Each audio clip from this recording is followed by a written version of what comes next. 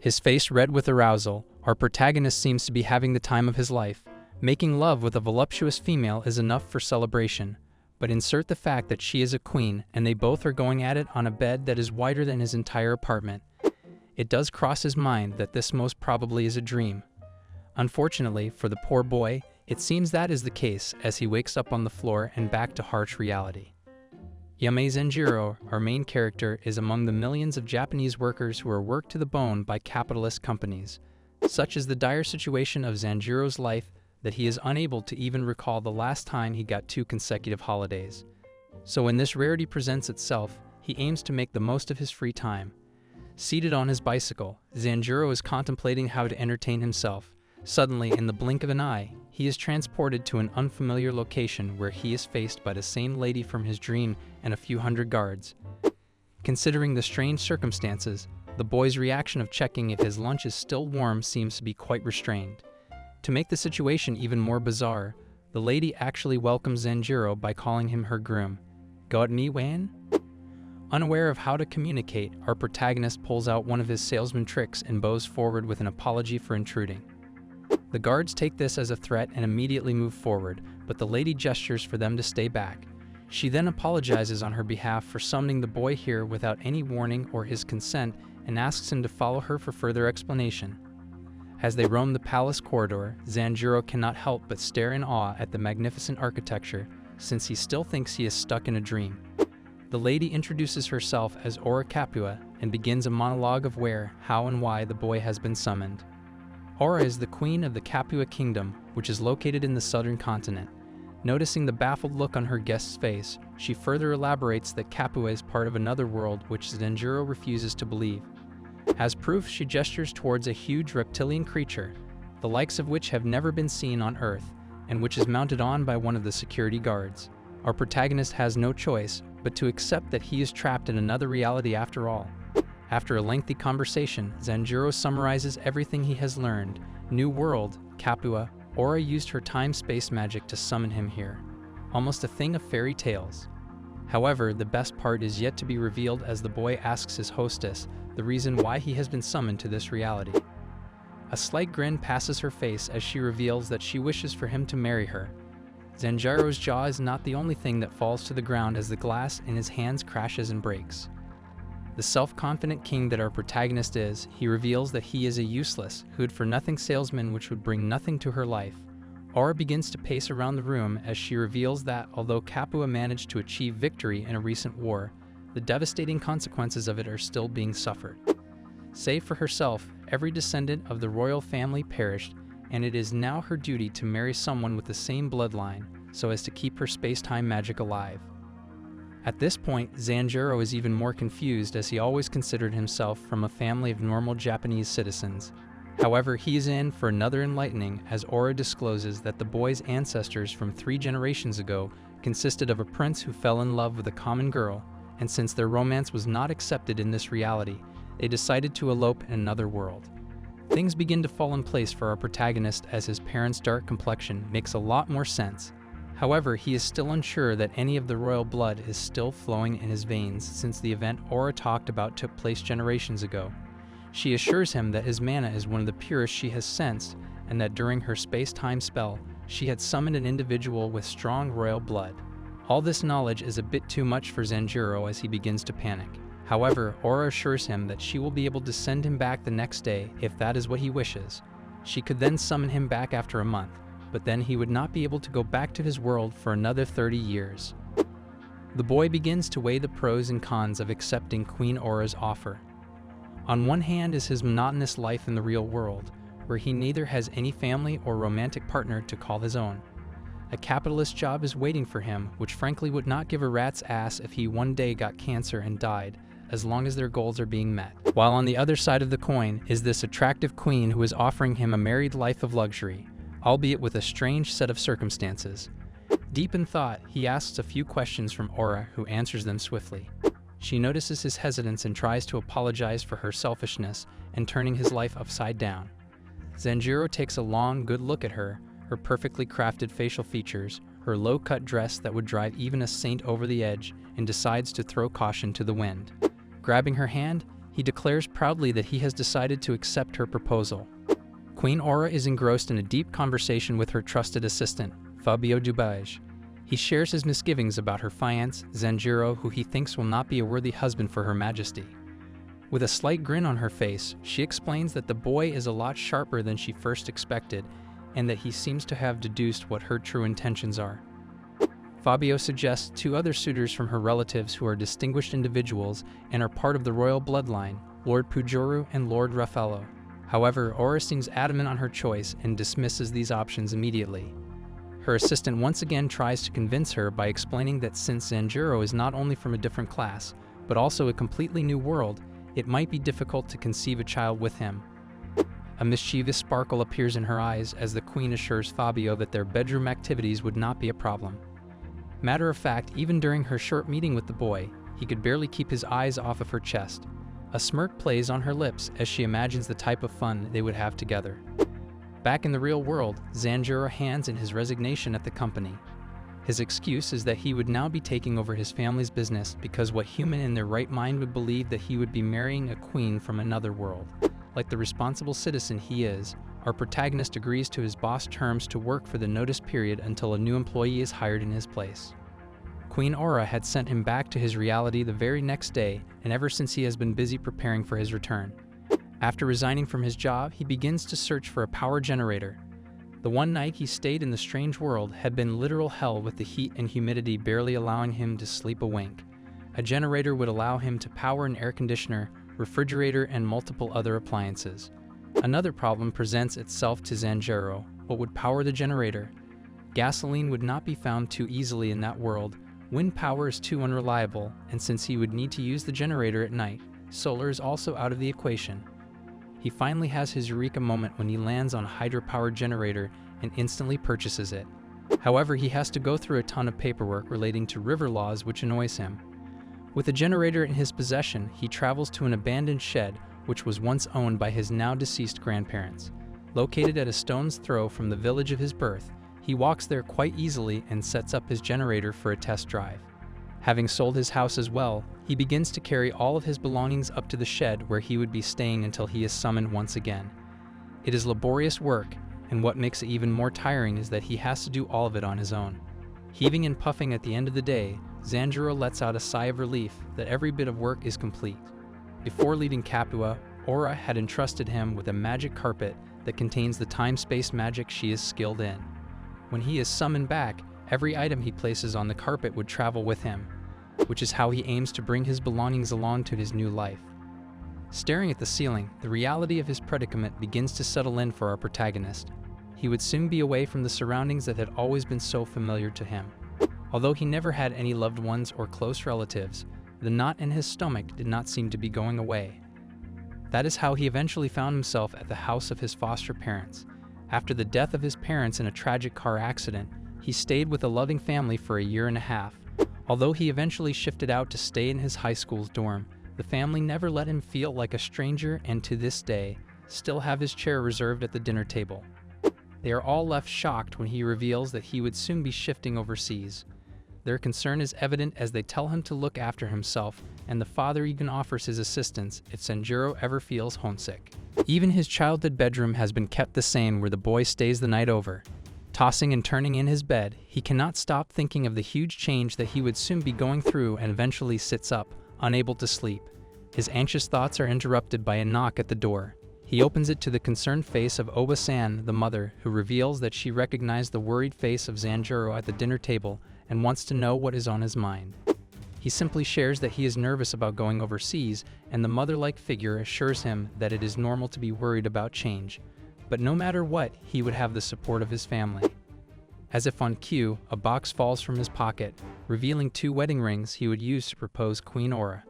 Oba-san does not notice, and our protagonist quickly hides the jewelry, but shows his gratitude by loudly thanking her for everything she and her family have done for him. The next day, a much more eager and resolved Zanjiro travels up to the shed. The trip to his foster parents seems to have done him a world of good, as he can barely keep the smile off of his face. Clutching a knife over his finger, he remembers how Queen Aura told him that his royal blood would be enough to activate the space-time magic in the carpet. The drop of blood has barely touched the cloth when it immediately begins to shine with a blinding light, and in a matter of seconds, Sanjuro is whisked away. He replays every memory of his time on Earth, from his parents' death to his high school graduation to his monotonous job. Suddenly, the silhouette of Aura is visible as she greets him by the title of her life partner. Truly the stuff dreams are made of. As amazing as Queen Aura seems to be, she is also cautious. The first bit of work she does, once Sanjuro arrives, is to have his belongings checked for any dangerous items. Her guards go through bottles of alcohol which are then stored in the cellar, a gaming console, and several other items they had never seen in their world. Examining a broken piece of glass, the queen is surprised that the beings in Sanjuro's reality are able to make their own crystals, and the wide gap between the two worlds is now even more prominent. She suddenly notices a guard who is attempting to hide something in the luggage and loudly calls him out. He tries to say that it is nothing, but Aura is worried that it might be poison and orders him to reveal it. Slowly, the guard takes out a female nitress that Sanjuro must have packed along with his clothes. Everyone begins to snigger, and even the queen is speechless for a second. Meanwhile, our protagonist is seated in an empty room with nothing for company except his own thoughts. He seems anxious that although he did not bring anything dangerous along, the guards might mistake a common item for something hazardous. A knock suddenly echoes across the room, and once Sanjuro gives permission, a young woman in a maid outfit introduces herself as Amanda, the head maid. She requests for a bit of his time so she could introduce the rest of the maids in the palace. With nothing else to do with his time, the boy agrees, but is left shocked when numerous girls in similar maid outfits start marching in. Each one proceeds to state her name and job, and soon enough Sanjuro is overwhelmed by all the introductions. His polite replies do not help either, as he feels that even the house help is surprised that he is talking to them as if they are on the same level as he is. When all is done, he decides to correct his words and in a haughty tone, informs them that he would be expecting perfect work from each and every one of the maids. He is glad that they seem satisfied with his reply as they walk out.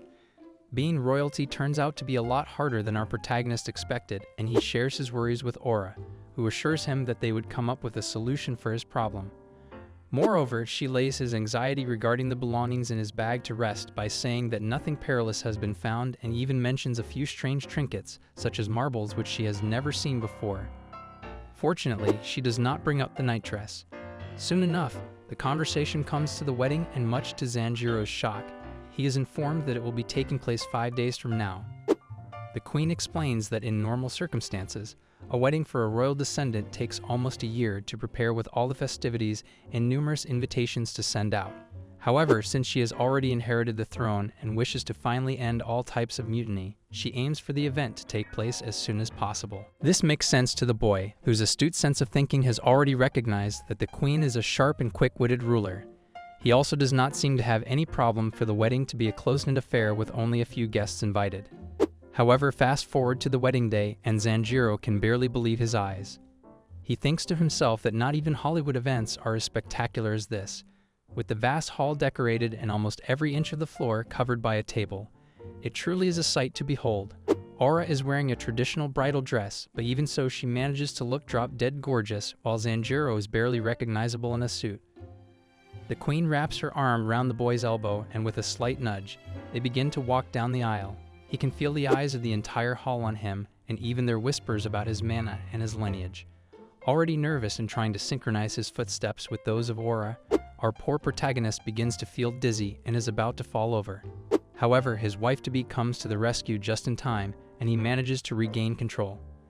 Once all the ceremonies are complete, the newlywed couple present themselves on the balcony where they wave to the onlooking citizens. This truly is the start of a new life for our boy, Sanjuro. The exhausting day eventually draws to a close, and the two let out a sigh of relief in their shared room. Although he is tired, the thought of what newlywed couples do on their first night together has already entered his mind.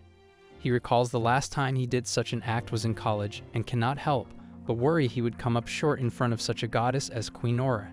She seems to have noticed his flushed face, and after he gets them both drinks, she gestures towards the space right next to her. With a flirtatious grin, she asks him to sit there and cue a bead of sweat that slowly travels down Sanjuro's forehead. Our protagonist's heart is racing 1,000,000,000 miles an hour as every possible scenario of what might happen passes through his mind. Bro's mouth is open so wide, It is actually a surprise that a fly has not flown in and made itself at home. Aura mentions that they are now husband and wife, and there would be no sin if they got closer together. With an audible gulp, our Riz King, Zanjiro, takes his place right next to his wife, who honestly is way out of his league, and he probably knows it too. Every inch of his leg that is in contact with Queen Aura is tingling, and such is his embarrassment that his face has turned beetroot red, and he has a death grip on his own knee. An awkward silence hangs heavy between the newlywed couple until Aura breaks it with some small talk. Gesturing towards the electrical appliances in the room, she compliments their use and mentions how similar they are to the gadgets set up in the kingdom of Shirowa and Jilbel. She suddenly pulls closer to Zanjiro and grabs his arm, much to the boy's horror, who can now feel her breast right up against his limb. Trying to ignore this blatant act of romance, he tries to continue the conversation by asking the queen about the two kingdoms she brought up. The disappointment is evident on her face as she explains how the Shirowa royal family is able to perform bestowal magic, while the Jilbel royal family specializes in healing magic. Rubbing his chin, the boy pretends to understand all this. Aura is finally sick of all the games, and grabbing her husband's face, she pulls closer to him and says that his formal way of talking to her has begun to become a bother. The fact that he adds the term of respect "san" at the end of her name is driving her crazy, since they are now married and way past formalities. Zanjiro retorts that he only does so as Aura speaks to him in the same manner, and after giving it some thought, the queen realizes her mistake as well. Drawing closer to each other, they say each other's name, and this seems to be the perfect icebreaker as soon enough. Their hands intertwine and finally their lips meet. They pull apart for a synchronized breath and then kiss again. By now, the mood is all set and Aura stands up, and with her signature twinkle in the eye, she informs him that she will be waiting in the bedchamber and that Zanjiro should join her after slowly counting to 100. Talk about the longest 100 seconds in the history of mankind. The boy's face is ash white as he watches her walk out. Soon as Queen Aura enters the bedchamber and closes the door, her calm demeanor is replaced by one of embarrassment. It seems that even she is anxious about the act that is about to take place. Looking down at her chest, she says to herself that she hopes Zanjiro did not notice anything off, but then again they had shared an embrace, so it seems that she has the situation under control. Taking off her silk night suit and getting into bed, Aura can already feel the adrenaline rush and likens it to one that a warrior gets before going to war. On cue, a knock on the door, and Zanjiro pokes his head in and asks if she is ready. What a new move. The queen has managed to compose herself and invites her husband for a passionate night they would spend together. Thus begins an intense session of lovemaking, during which the two of them become one. Zanjiro is surprisingly good in bed, and once it is over, Aura mentions the fact that she has been through numerous bloodbaths in wars and politics, but this might have been the very first time she considered surrendering. High praise. If I was him, I'd get those words engraved on my tombstone. The queen's mind wanders back to the busy day they have ahead of them and suggests that they call it a night. Our hero suddenly remembers something in getting out of bed. He returns with a tiny box almost as big as his fist. Going down on one knee, he reveals 2 rings and explains that it is a custom from his world that the newlyweds have to exchange rings as a sign of their loyalty to their partner. He makes Aura wear the ring, and she stares at it with wonder. She then proceeds to do the same for her husband. The queen wonders if this custom could be made common among the citizens of Capua, which actually makes Zanjiro happy, as they would have been the very first couple in this world to have started this tradition. After almost a perfect day, they both hit the hay. 10 days pass by in a flash, and Zanjiro has gotten himself used to a routine. Getting up early so that he is able to see Aura off, who has royal responsibilities to take care of. One day, the boy asks her if she will be able to accompany him for lunch, to which she replies that although she will be busy with work at the palace, he may come there and they would dine together. This sounds like too much trouble for our protagonist, who is worried that he would come face to face with some minister and say something embarrassing that may disrespect his wife. So he chooses the safe option of staying in his room and watching movies that he had not had time for in his previous reality. Meanwhile, Aura fulfills her duties by meeting all those who have set an appointment with her. Among these is the captain of the knights, General Puyol. He had been among the suitors for the queen, and she wonders if he still harbors ill feelings towards her after her rejection. However, he congratulates her and tries some small talk, but she only wants to speak business. Getting down to the point, he mentions his younger sister, who has a bit of royal blood flowing through her veins. He talks about how she has received an education and thus will not be an embarrassment. Ora gives him a quizzical look and asks him to elaborate. This brain-dead, sorry excuse of a man then suggests that his sister be presented to Zanjiro as a concubine so as to increase the royal bloodline. The queen is shocked and left speechless, as honestly we all are. A character sketch reveals that General Puyo Dylan had played a vital role in the previous war and was pivotal to Capua's victory. However, due to his over-eager ambition, Queen Ora tends to keep him at a safe distance and keeps her guard around him. So it is no surprise to her that the general wishes for his sister to become Zanjiro's prostitute, so as he may have some level of control over the king. She asks Puyo what his sister's opinion would be for this arrangement, to which he simply replies that he is the head of the family and makes all the decisions. And I thought my siblings were mean. Like the diplomat she is, Queen Ora does not let her true emotions show, and with a poker face replies that Zanjiro is still adjusting to this new reality and currently has his hands full with her, literally and figuratively, if you know what I mean. Puyo refuses to back down and inquires if this is what the king has said of his own accord. Without so much as a flinch, she asks him if he doubts her words, to which he has no choice but to take a step back and let go of the subject. He then takes his leave, but requests the queen to permit a meeting between himself and Zanjiro so that they could finally get to know each other. She lets out a silent sigh of discontent, but agrees to arrange something. She is now alone in the palace room with her assistant Fabio, who reveals that General Puyo is only one of several proposals that shall soon arrive to arrange a session with the new king, and if the queen continues to refuse all of them, rumors shall begin to spread about how Ora has trapped her husband in the castle. She tries to explain that her husband hardly comes out due to his own choice, but then realizes that the nobles will not believe her. Thus she realizes that there is no other choice now but to begin preparations for Zanjiro's inevitable public appearance for the first time since their wedding. The very first thing she must look for is a tutor who would sharpen his etiquettes and royal habits. Fabio reveals that there are several candidates, but most of them are just looking to perform indecent acts with Zanjiro so as to achieve some power in the kingdom. One of the applicants, Octavia-sama, wife of Count Marquez, is known for her nobility and has no faults whatsoever. However, Ora is doubtful of the Count's true intentions, but since she wishes for Zanjiro to receive the best training, she decides to employ Octavia. The queen breaks the news to her husband while they are enjoying a sauna together. As is expected, Zanjiro becomes a bit nervous, but then understands that this would help to bolster his wife's public image. Hearing that he would receive training relieves him, particularly when Ora reveals that she would begin by teaching him the basics of this world. Their very first lesson is regarding the behavior royalty should have around citizens of a lower status. Zanjiro unpacks his camera and begins to record Ora's lecture, but later when he tries to transfer it to his laptop, the words his wife is speaking are barely understandable. He realizes that ever since he had shifted to this world, he managed to adjust to the native language and never noticed that it is something different. However, the camera is unable to do so.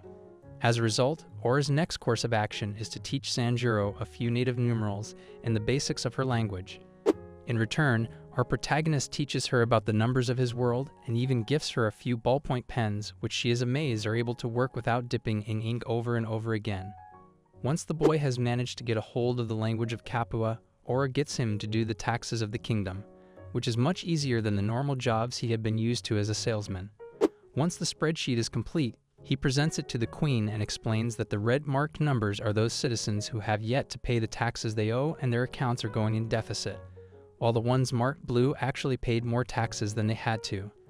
Ora then uses this spreadsheet in a meeting with Fabio and requests him to send a letter of inquiry to those citizens who have not yet paid their tax balance. Ironically, they mostly consisted of retired warriors, which meant that even the slightest bit of disrespect might result in a revolt. Fabio reassures the queen that he would be careful of the words he used so as not to hurt their honor and to also get the work done.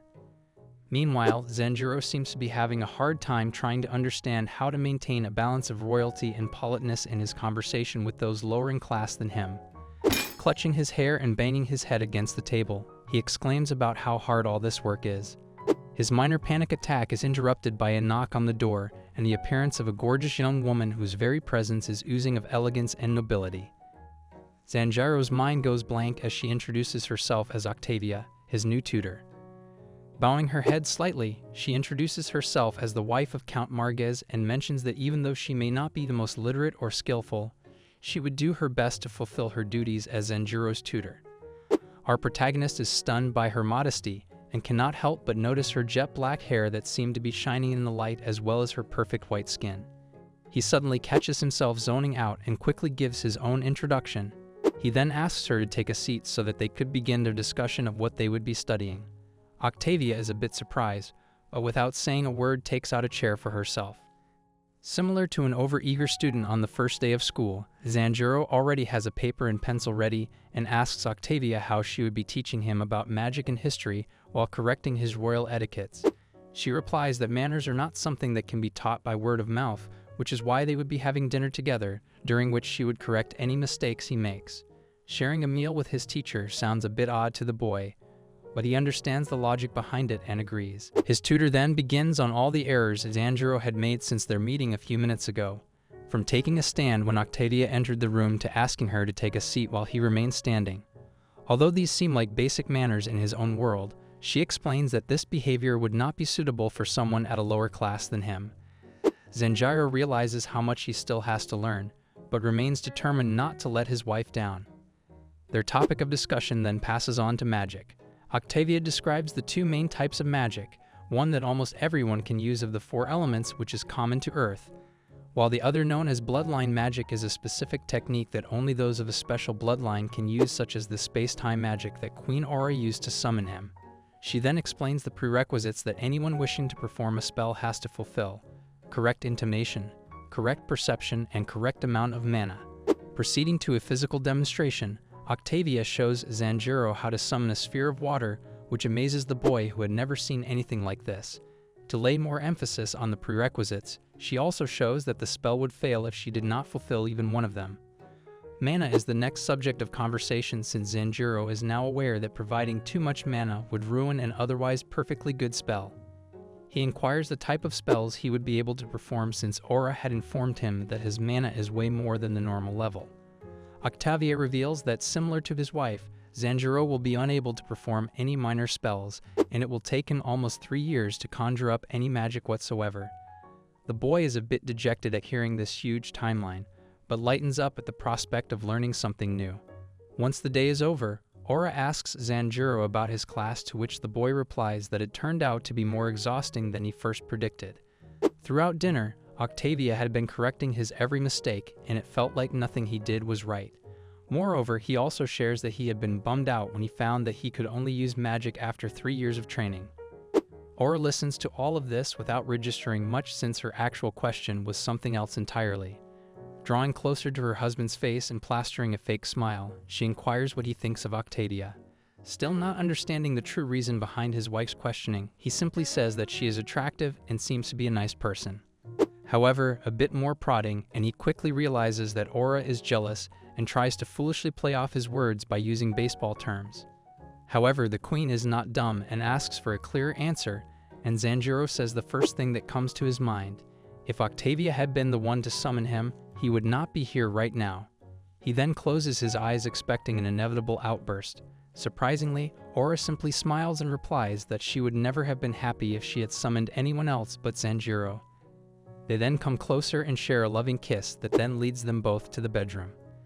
Later that night, once Zanjiro is asleep, Aura silently gets out of bed and tiptoes to her study, where one of the maids is waiting for her.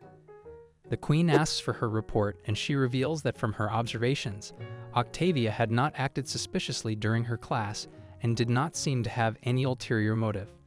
Satisfied, she then asks her about her husband and how he spends his time while she is gone, and if he is ogling at other women. The maid puts her fears to rest that Zanjiro actually shies away from the company of the opposite gender and does not like it when the cleaning ladies entered his room.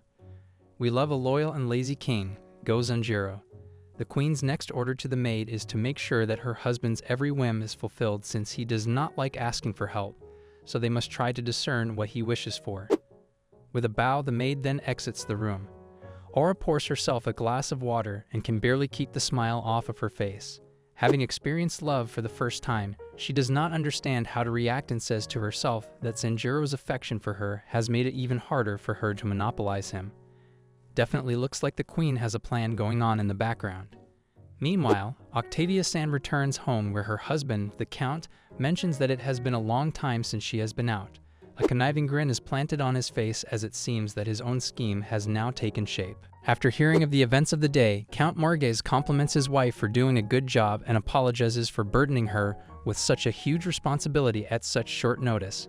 He now comes down to the details about Zanjiro, which is what he had been waiting for all this time. She reveals that he seems to be quite the introvert, without any lust for power, but with a sincere love for knowledge. Rubbing his chain, the Count then asks his wife what concubine should be sent to him to attract his attention. The girl is amazed at the boldness of the question, and even Marges realizes that what he suggested is really inappropriate and tries to take his words back. Octavia firmly informs her husband to not hatch any plots involving the royal couple since they are actually happy, and even from the reports of the maids of the palace, they share an intimate relationship that should not be ruined. Such is Zanjiro's love for Her Majesty, that he readily gave up a life in his own world to be together with her in Capua. The Count gives it a long thought and accepts that it would be in their best interests if they did not intervene, particularly since they seem to already be gaining such power in this regime. This reply satisfies Octavia as their conversation comes to an end. Back in the palace the next day, Aura is completing another one of her responsibilities as queen. She is examining the training grounds, accompanied by General Puel, where the troops are performing their practice laps along with their reptilian steeds. The queen is impressed by the general's training and appreciates his hard work. Despite such high praise, Puel barely shows any emotion and simply thanks His Highness. Their conversation passes on to the Dragonback Archery Knights, whose skill and expertise were one of the reasons Capua had been able to achieve victory in the war. However, casualties were so high that it seemed improbable that their ranks would be filled soon. Which is why Queen Aura is even more amazed that Puel had been able to train them and replenish the soldiers to 80% capacity in only 5 years since the war. The general does not take any credit and gives his compliments to the breeders at the dragon stables, who were able to heal and save a large number of the steeds. Regardless, Aura seems happy enough and reveals that the military budget would increase next year and that the general will be able to make new improvements with the added finances. As the queen is about to walk away, Puel brings up the banquet that is 2 days away where Zanjiro would be making his much-anticipated appearance. He reminds her that his sister would be there as well and is looking forward to meeting the king. These royal figures and their code words ****. Aura gives a curt reply and moves on. The day of the banquet soon arrives. A night event such as this takes great expense since Capua does not have its own electricity. The chandeliers are all made of silver and crystals. The carpets in the hall had been woven by master carpet makers, and even the tables on which any delicacy under the sun had been placed were crafted from a single tree. This truly has the image of a royal banquet. Such an event is the perfect time for figures of authority to show off their power and prestige. Aura introduces each of the guests at the party to Zanjiro, whose arm she is holding with affection. The poor boy seems out of place among such self-confident individuals. Most of his brain cells are being used up in maintaining the perfect posture, planting a smile on his face, and most of all, always choosing the right words. Introduction after introduction has started to simply go over our protagonist's head as he can barely keep track of any of the names he is being told. Fortunately, Aura assured him that after the initial formalities, she would take care of the small talk so that no complications would arise. However, they soon come face to face with Count Marges and his wife, Octavia. Aura gives Zanjiro a slight push, which is the signal for him to remember the name and face of the person he is about to be introduced to. He is quite struck by the age difference between the two and says to himself that it is as if his tutor had married her father. Zanjiro smartly handles his side of the conversation by praising Octavia's contribution in training him, and the rest of the talking is then done by his wife. Seems like he is getting the hang of it after all. Our protagonist finally gets to take a rest in the balcony where he enjoys a glass of champagne. Aura had advised that they not hold hands throughout the party, or it would only invite further rumors that the queen allows her husband no freedom. Scanning all the guests, he is relaxed that everything has gone smoothly so far and hopes it will continue to be so. Ironically, this is exactly when none other than General Puel makes an appearance. Noticing that the king is now alone, he swoops in with a greeting and goes down on one knee to show his respect. Zanjiro takes a second to recognize him, but soon as he does, he remembers Aura's warning to be cautious around him. He asks the general to get back to his feet, which he does so, thus revealing the extreme height difference between the two. Puel must have been at least 7 feet plus, as Zanjiro immediately notices. However, not wishing to be intimidated, he reiterates the words he had been taught by Octadia. However, he is not prepared when General Puel reveals that he has a gift for the king and summons a box on which a strange item is placed. From afar, Aura notices the commotion and almost screams to herself for her husband not to accept the seemingly harmless token. The confusion is evident on Zenjuru's face as he is unable to understand what the gift being presented to him actually is. He makes his query known to the general, who reveals that it is a fully functional dragon bow whose string has been removed so that it could fit in the box. A few oohs from the spectating guests makes it obvious that the object is valuable and that Zenjuru should be careful as to how he handles this situation. General Puel further explains that the bow has been formed from the rib and tendon of a raptorial dragon and symbolizes the dragonback archery knights. Under the use of an experienced archer, it becomes a precise weapon and would strike fear in the hearts of enemies who are able to recognize it. Moreover, the bow is also a rarity in the fact that the bones and tendons used are of the still-growing raptorial dragons, which are limited in number, so very few knights are able to get their hands on such a luxury. Zenjuru understands the complexity of accepting such a gift, but one of the things on his mind is if he would be able to operate such a precious weapon. He asks the general if anyone would be able to use the bow easily, to which Puel replies that most knights face difficulty in adjusting to it and require a great deal of training. Aura, still looking on from afar, now realizes what the general's plan is. If Zenjuru accepted his gift, he would be able to spend more time with the king under the excuse of training him and accompanying him on hunting expeditions. As a result, he would then begin to have more authority and his lust for power would be fulfilled. Aura wishes to intervene, but this would only feed the rumors that she is a controlling wife who has her husband under her thumb. So she relies on Zenjuru's training and hopes he handles this first obstacle on his royal journey well. Zenjuru thinks his words out thoroughly before silencing the rune with a slight cough and opening his arms out wide. Addressing General Puel, he thanks him for this token of appreciation, but explains that a physically weak man such as himself would not be of any help in a fight, and such a weapon would be more beneficial in the hands of a seasoned warrior who would put it to better use. He suggests that it be given to a loyal and skilled knight under the general instead. The entire room is silent and awaits Puel's reply. Bowing his head, he agrees to follow the king's command and bequeath the bow to someone deserving. Queen Aura is delighted by her husband's reply and how he tactfully handled the situation without rejecting the general's gift or bringing him disrespect in such a public gathering. Although his masculine image may have gone down, overall the guests will be viewing him with a newfound respect. Count Marges, who had been deep in conversation with the queen before their attention had diverted to the commotion, also appreciates Zenjuru's diplomacy. Just as they attempt to continue their talks, Aura's ears catch General Puel's introduction of his sister. Not wanting to give up this easily after finally managing a meeting with the king, Puel inquires if Zenjuru would ever consider keeping a concubine who would bear a child that would continue his lineage. He then talks about his sister with the blood of the royal family, and who would be more than happy to conceive the king's children. Bro thinks he's back in the 1800s and is restarting slave trade. Faced with such a bold request, Zenjuru is left speechless. No amount of training could have ever prepared him for an encounter like this. Aura realizes that, despite the ill repute, she now has no choice but to intervene. However, just as she is about to walk towards the group, Count Marges exclaims that he is yet to meet the general and excuses himself to go and make his acquaintance. The queen accompanies him, as she would then be able to enter the conversation without any awkwardness. General Puel's sister is definitely attractive enough to catch the eye of any guest at the event. The girl, named Fatima, shares similar height genes to her brother and is almost head and shoulders above our short king, literally and rhetorically. Similar to that one horny uncle at every family event, Count Marges begins to sing Fatima's praises, mentioning how she is known throughout the land for her beauty and intelligence, and how she become even more gorgeous since the last time they met. Talk about creepy. Puel quickly steps in and redirects the discussion back to his sister, and describes how she excels in singing and dancing, as well as having the serving skills of a waiting maid. Not wanting to be outdone, Aura retorts that she might consider employing her as the palace's chambermaid then. Go queen. The general then decides on a more direct approach and straight up asks Zenjuru what his ideal type of lady is, if he ever wishes for a change after his first wife.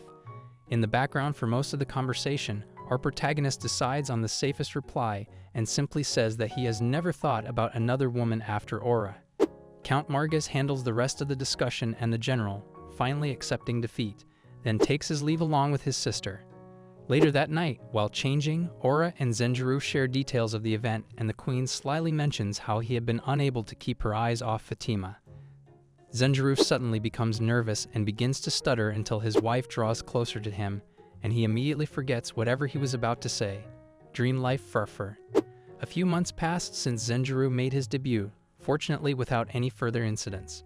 Although Capua had no properly discernible seasons, the obvious fall in temperature could be experienced by all. Changes in how the sunlight fell during noon and which birds chirped at dusk allowed everyone to conclude that the season has indeed changed. Back in the palace, Zenjiro has finally managed to teach Aura a video game, and the two now compete against each other in multiplayer mode. Surprisingly, the queen has managed to get a hang of it really swiftly, and even manages to defeat her dismayed husband a few times. She mentions how it is similar to the tactics a ruler has to implement during her regime, which is why she is so skilled at it.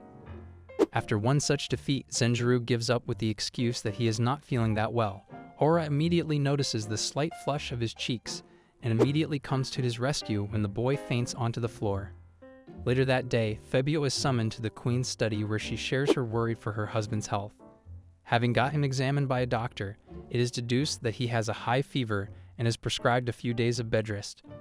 The queen suggests using a mystical item known as the imbued stone of cure, which would immediately heal Zenjiro of all his illness. Her assistant agrees with her point of view since losing the king to a deathly illness right about now would throw the kingdom into chaos. However, before bringing such a valuable item into use, it is important to understand the true extent of Zenjiro's ailment. Fabio reasons that, although Aura has been sleeping in the same bed as her husband, she has not shown any symptoms, which means that it is probably a disease that the queen has caught and recovered from before. She goes through a list of such illnesses and finally concludes that her husband is suffering from blessing of the forest. Similar to every human on Earth, Zenjiro also does not recognize the sickness when he is told about it by Aura. She explains that it is not fatal, and what is more, once a person has gone through it, they will never be infected ever again. Moreover, it also reduces the severity of future diseases, which is why it has been strangely termed as blessing. The queen assures her husband that a few days of bed rest and he would soon be as right as rain. She also brings up the fact that the maids of the castle need to clean up his room since he has not been granting them permission. The weakness is evident on our protagonist's face as he replies that he does not wish for the company of any outside person as of now, lest he vents out his frustration and fatigue upon them. Aura tries to convince him, but Zenjiro simply turns to the other side of the bed which faces the wall. Realizing that her husband is in no mood to talk, she gets up and asks him what he would prefer for dinner. His reply of porridge with dry plums, egg and soy sauce is the strangest choice of cuisine that the queen had ever heard of.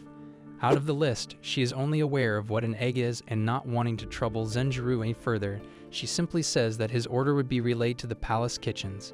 When his wife has left the room, Zenjiro feels extremely upset and embarrassed about acting like a selfish child. He had been aware that porridge would not be available in this world and still requested it. Pulling the blanket way over his head, he hopes that he will recover soon before he becomes a burden on anyone further. Meanwhile, the queen is deep in thought about her husband when she is interrupted by Fabio, who has brought her a message containing important news.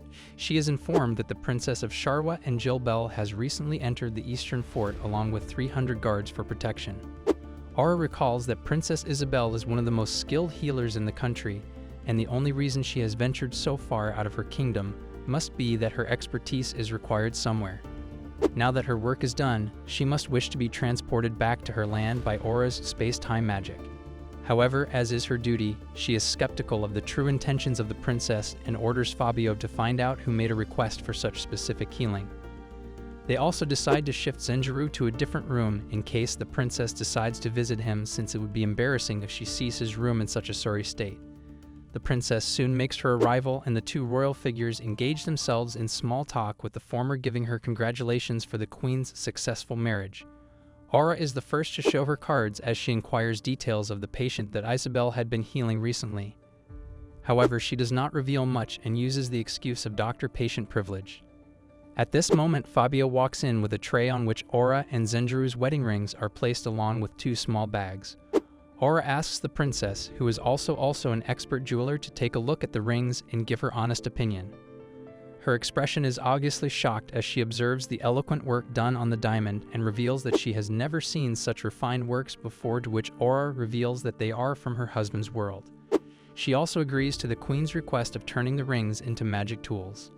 Isabel's jaw almost hits the floor when the queen then opens the bags to show the marbles inside. Such an object had never been seen by her or anyone in her kingdom, and she fixes a price of 30 gold coins for a single marble, which is 10 times more than Aura had imagined. Even I could be a millionaire if I traveled with a shitload of glass to Capua. I definitely know my next vacation spot. A character sketch of Princess Isabel reveals that she has not magically made her appearance similar to that of a kindergarten, but has been born in such a way. Foolproof way to never grow old. Am I right? To put into comparison, Capua's gold coin is worth about 100 silver coins. Even more strange is the fact that a raptorial dragon costs 3 gold coins while training it would cost 10. And here the princess is estimating a price of 30 gold coins for something as simple as a marble, no matter how beautiful. Aura shares her doubts of the coin being worth such an amount of money. However, Isabel mistakes the queen's words and thinks that she has quoted too low of a price. Her next offer of 50 gold coins is even more ludicrous. Aura tries to deduce if she is even being serious or just playing a strange game to mess with her head. To test the princess' knowledge, she brings out some plastic beads from Zenjuru's world, but thankfully the princess gives them the same price of 10 silver coins. However, this confuses the queen even more since her guest seems to be overly frank with her opinions. As a matter of courtesy, Aura then offers the princess a choice from the trinkets before her as a gift. After a long think, she lands upon a transparent marble which to any onlooker would not hold much importance, but she seems to be delighted with her choice. Princess Papel then inquires if she may take a look at the king, who she has heard so much about.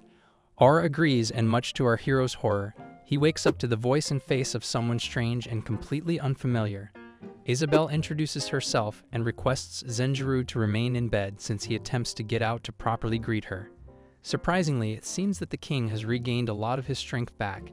Isabel reveals that she used her abilities of stamina recovery and mental fatigue relief to make the boy's recovery all that quicker.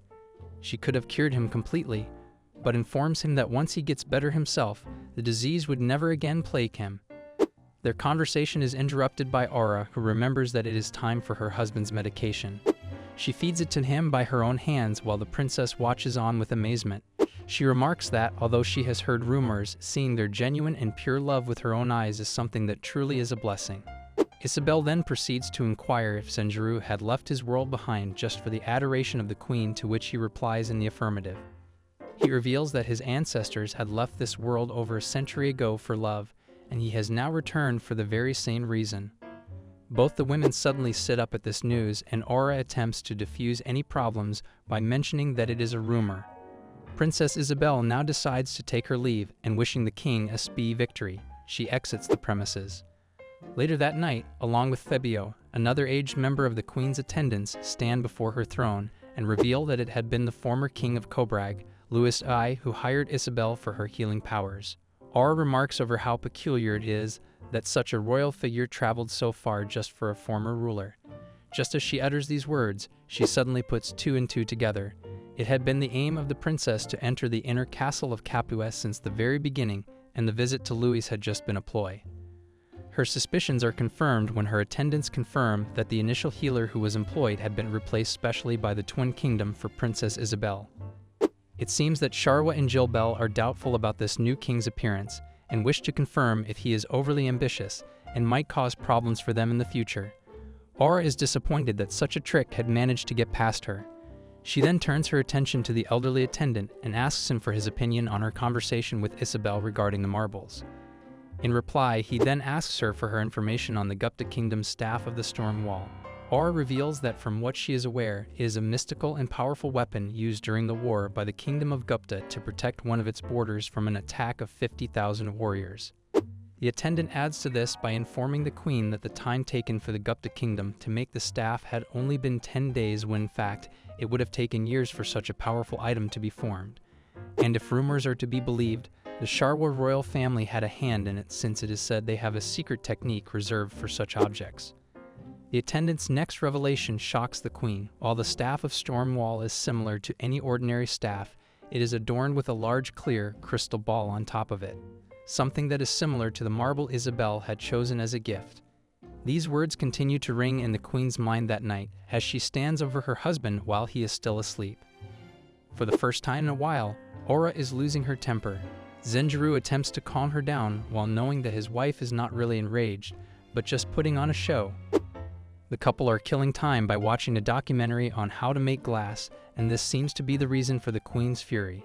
Zenjiro is informing her that he would require a temperature hot enough to melt iron as well as a furnace made of fire bricks if she wishes for him to make even more marbles.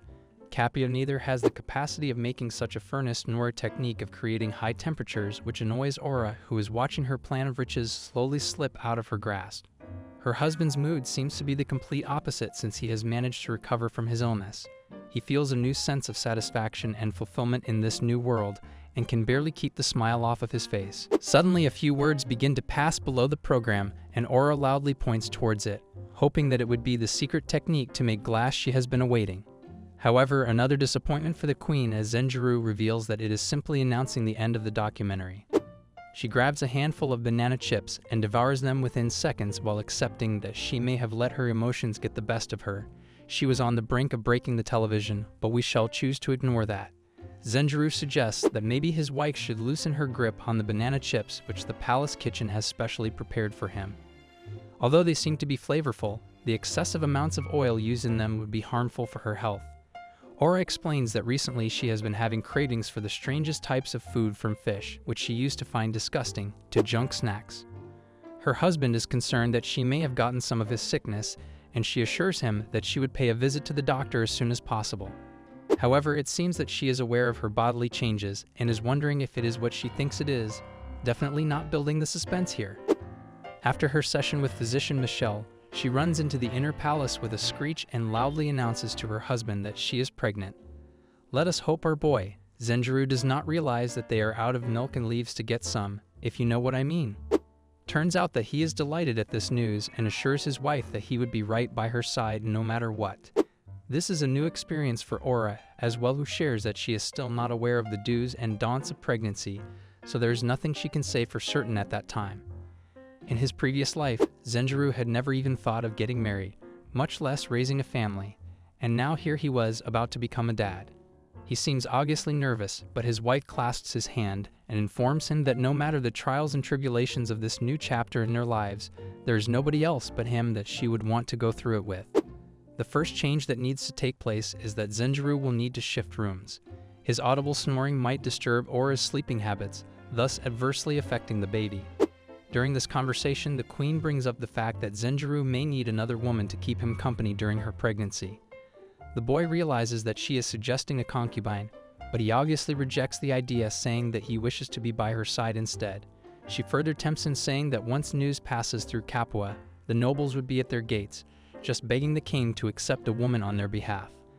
Looking deep into his wife's eyes, he declines her request for the last time. Although he has never rejected his wife's wishes, he informs her that this time he wants to be selfish and keep his own choice as his priority. She reluctantly accepts this, and after the two share a loving embrace, she leaves the room with her husband still calling out reminders for her to fulfill before sleeping. Once at a safe distance, Aura bangs her fist on the wall and shows her annoyance at her husband's supposed selfish request.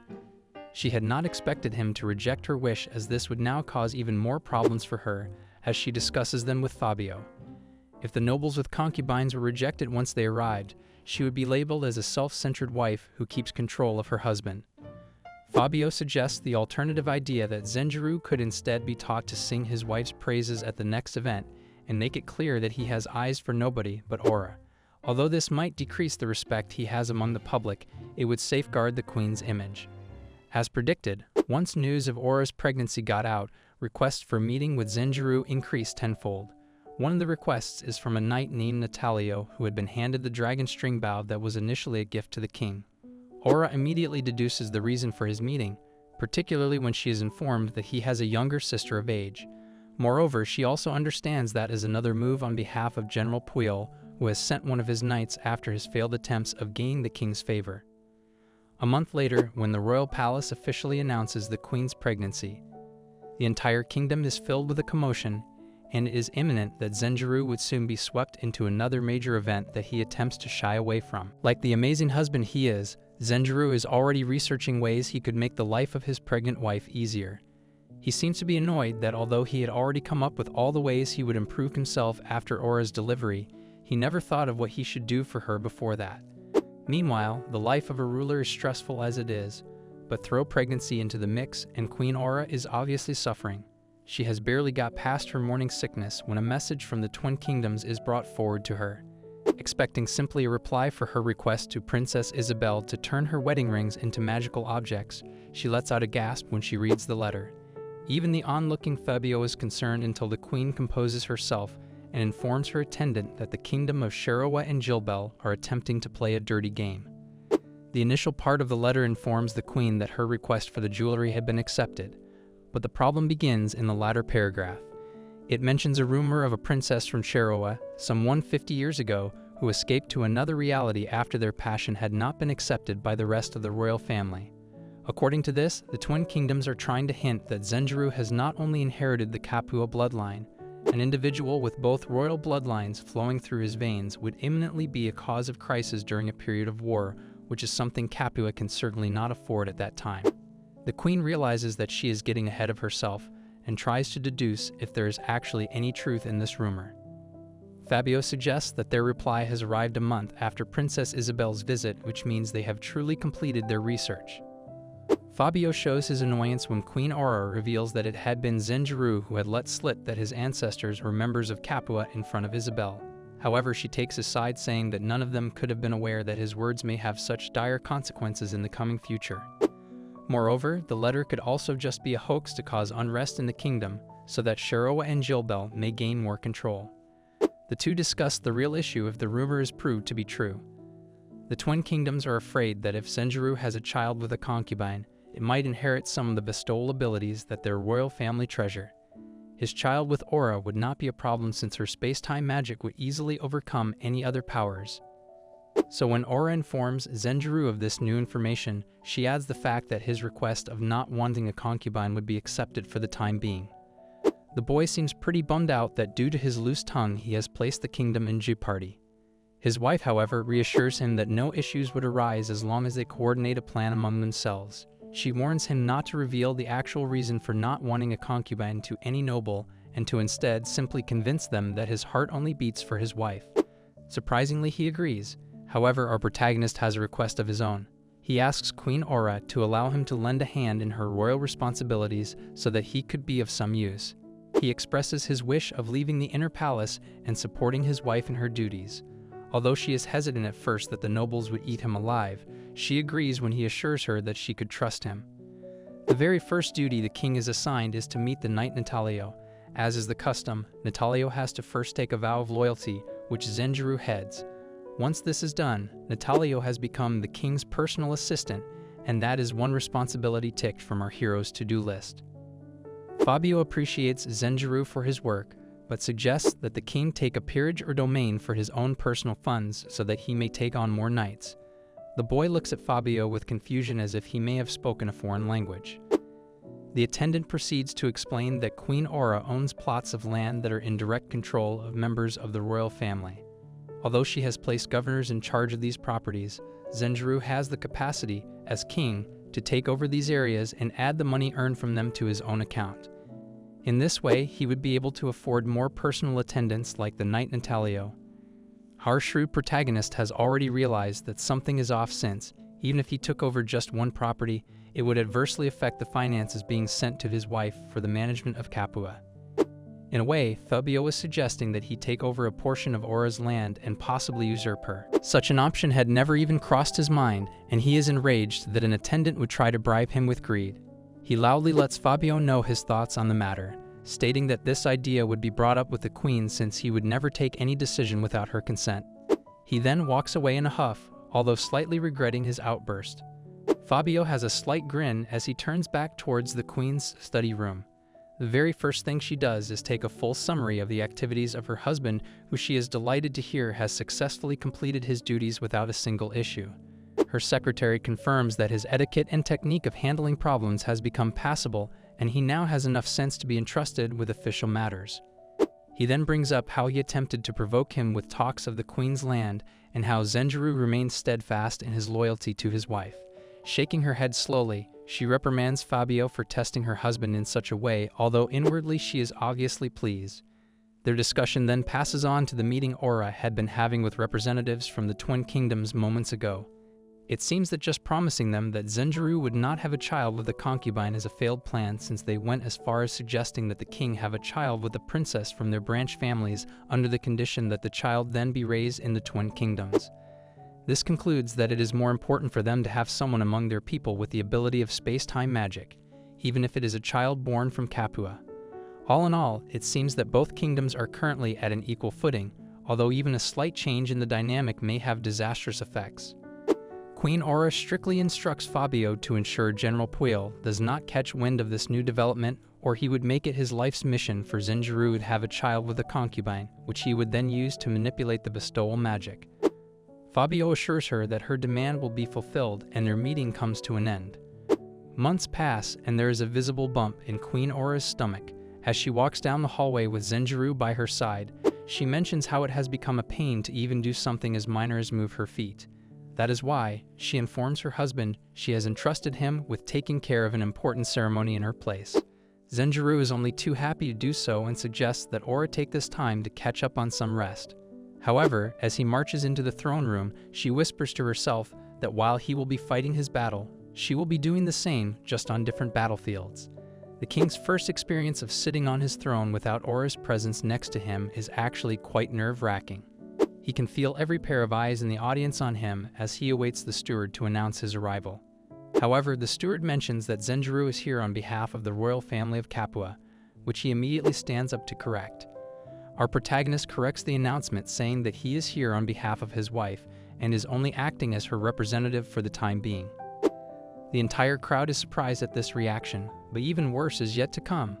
Once his introduction is done, he begins to mingle with the guests, out of which one asks him if he wishes to ever try something different than Queen Aura, the Avde Saiti. However, Zenjiro goes on a long tirade on how his one and only love is his wife, and he can never imagine himself with another woman, how he is nothing without Aura, and how he is so head over heels that nothing even makes sense without her. By now, all the guests are throwing strange glances his way, which is exactly his mission. Meanwhile, Queen Aura is now in attendance with a strange person who is obviously one of loyalty. She excuses herself for her loose attire, explaining that she is pregnant. It is revealed that the man is a representative on behalf of the Twin Kingdoms. Queen Aura opens the discussion by asking if the blessings that had been sent on her wedding had genuinely been sincere. When the reply is affirmative, she inquires that why the country had been making such issues of her having a child with the man she has married then. The representative attempts to defend his side, explaining that if Zenjiro ever decided that he wishes to conceive a child with a concubine, this would put their bestowal magic at risk. Although Aura once again assures him that her husband would not do, he expounds his doubts by giving the fact that the Capua royal family only has 2 descendants, and it would be human nature to have more children to keep the bloodline alive. Queen Aura understands his point of view, then asks what would happen if news of her husband's lineage got out and if the Twin Kingdoms would act harshly. This has the representative at a loss of words, and he requests a meeting at a future date so that they could go over these details again. Once alone, the queen is stressed that the meetings have gone on for long enough and hopes that nobody has noticed how frequent they are, otherwise word may get out and cause even further chaos. After a month of brainstorming, Aura finally finalizes a contract to be presented to Shiroa and Jilbel, in which both their interests would be validly communicated. According to the different clauses, Zenjiro would not have a child with another person except Aura, and if he does so, this child would be examined for bestowal magic, and if it is found, it would be sent for study to the Twin Kingdoms for 3 years, starting at the age of 15. Aura recites these conditions to her husband, who accepts their validity. However, his years as a salesman have taught him how to find loopholes in contract, and he shares his concern with Aura that one of the clauses may override another and requires more explanation for interpretation. The queen listens to his concern but does not pay heed to it. However, the next day, when the couple are seated before the representative and the conditions of the contract are being read out, Zenjiro is delighted that Aura has added the specification he mentioned. As a result, even if one clause overrides another, Capua will not be at a disadvantage. To make the occasion even more celebratory, the two are presented with their wedding rings, now filled with the magic aura requested.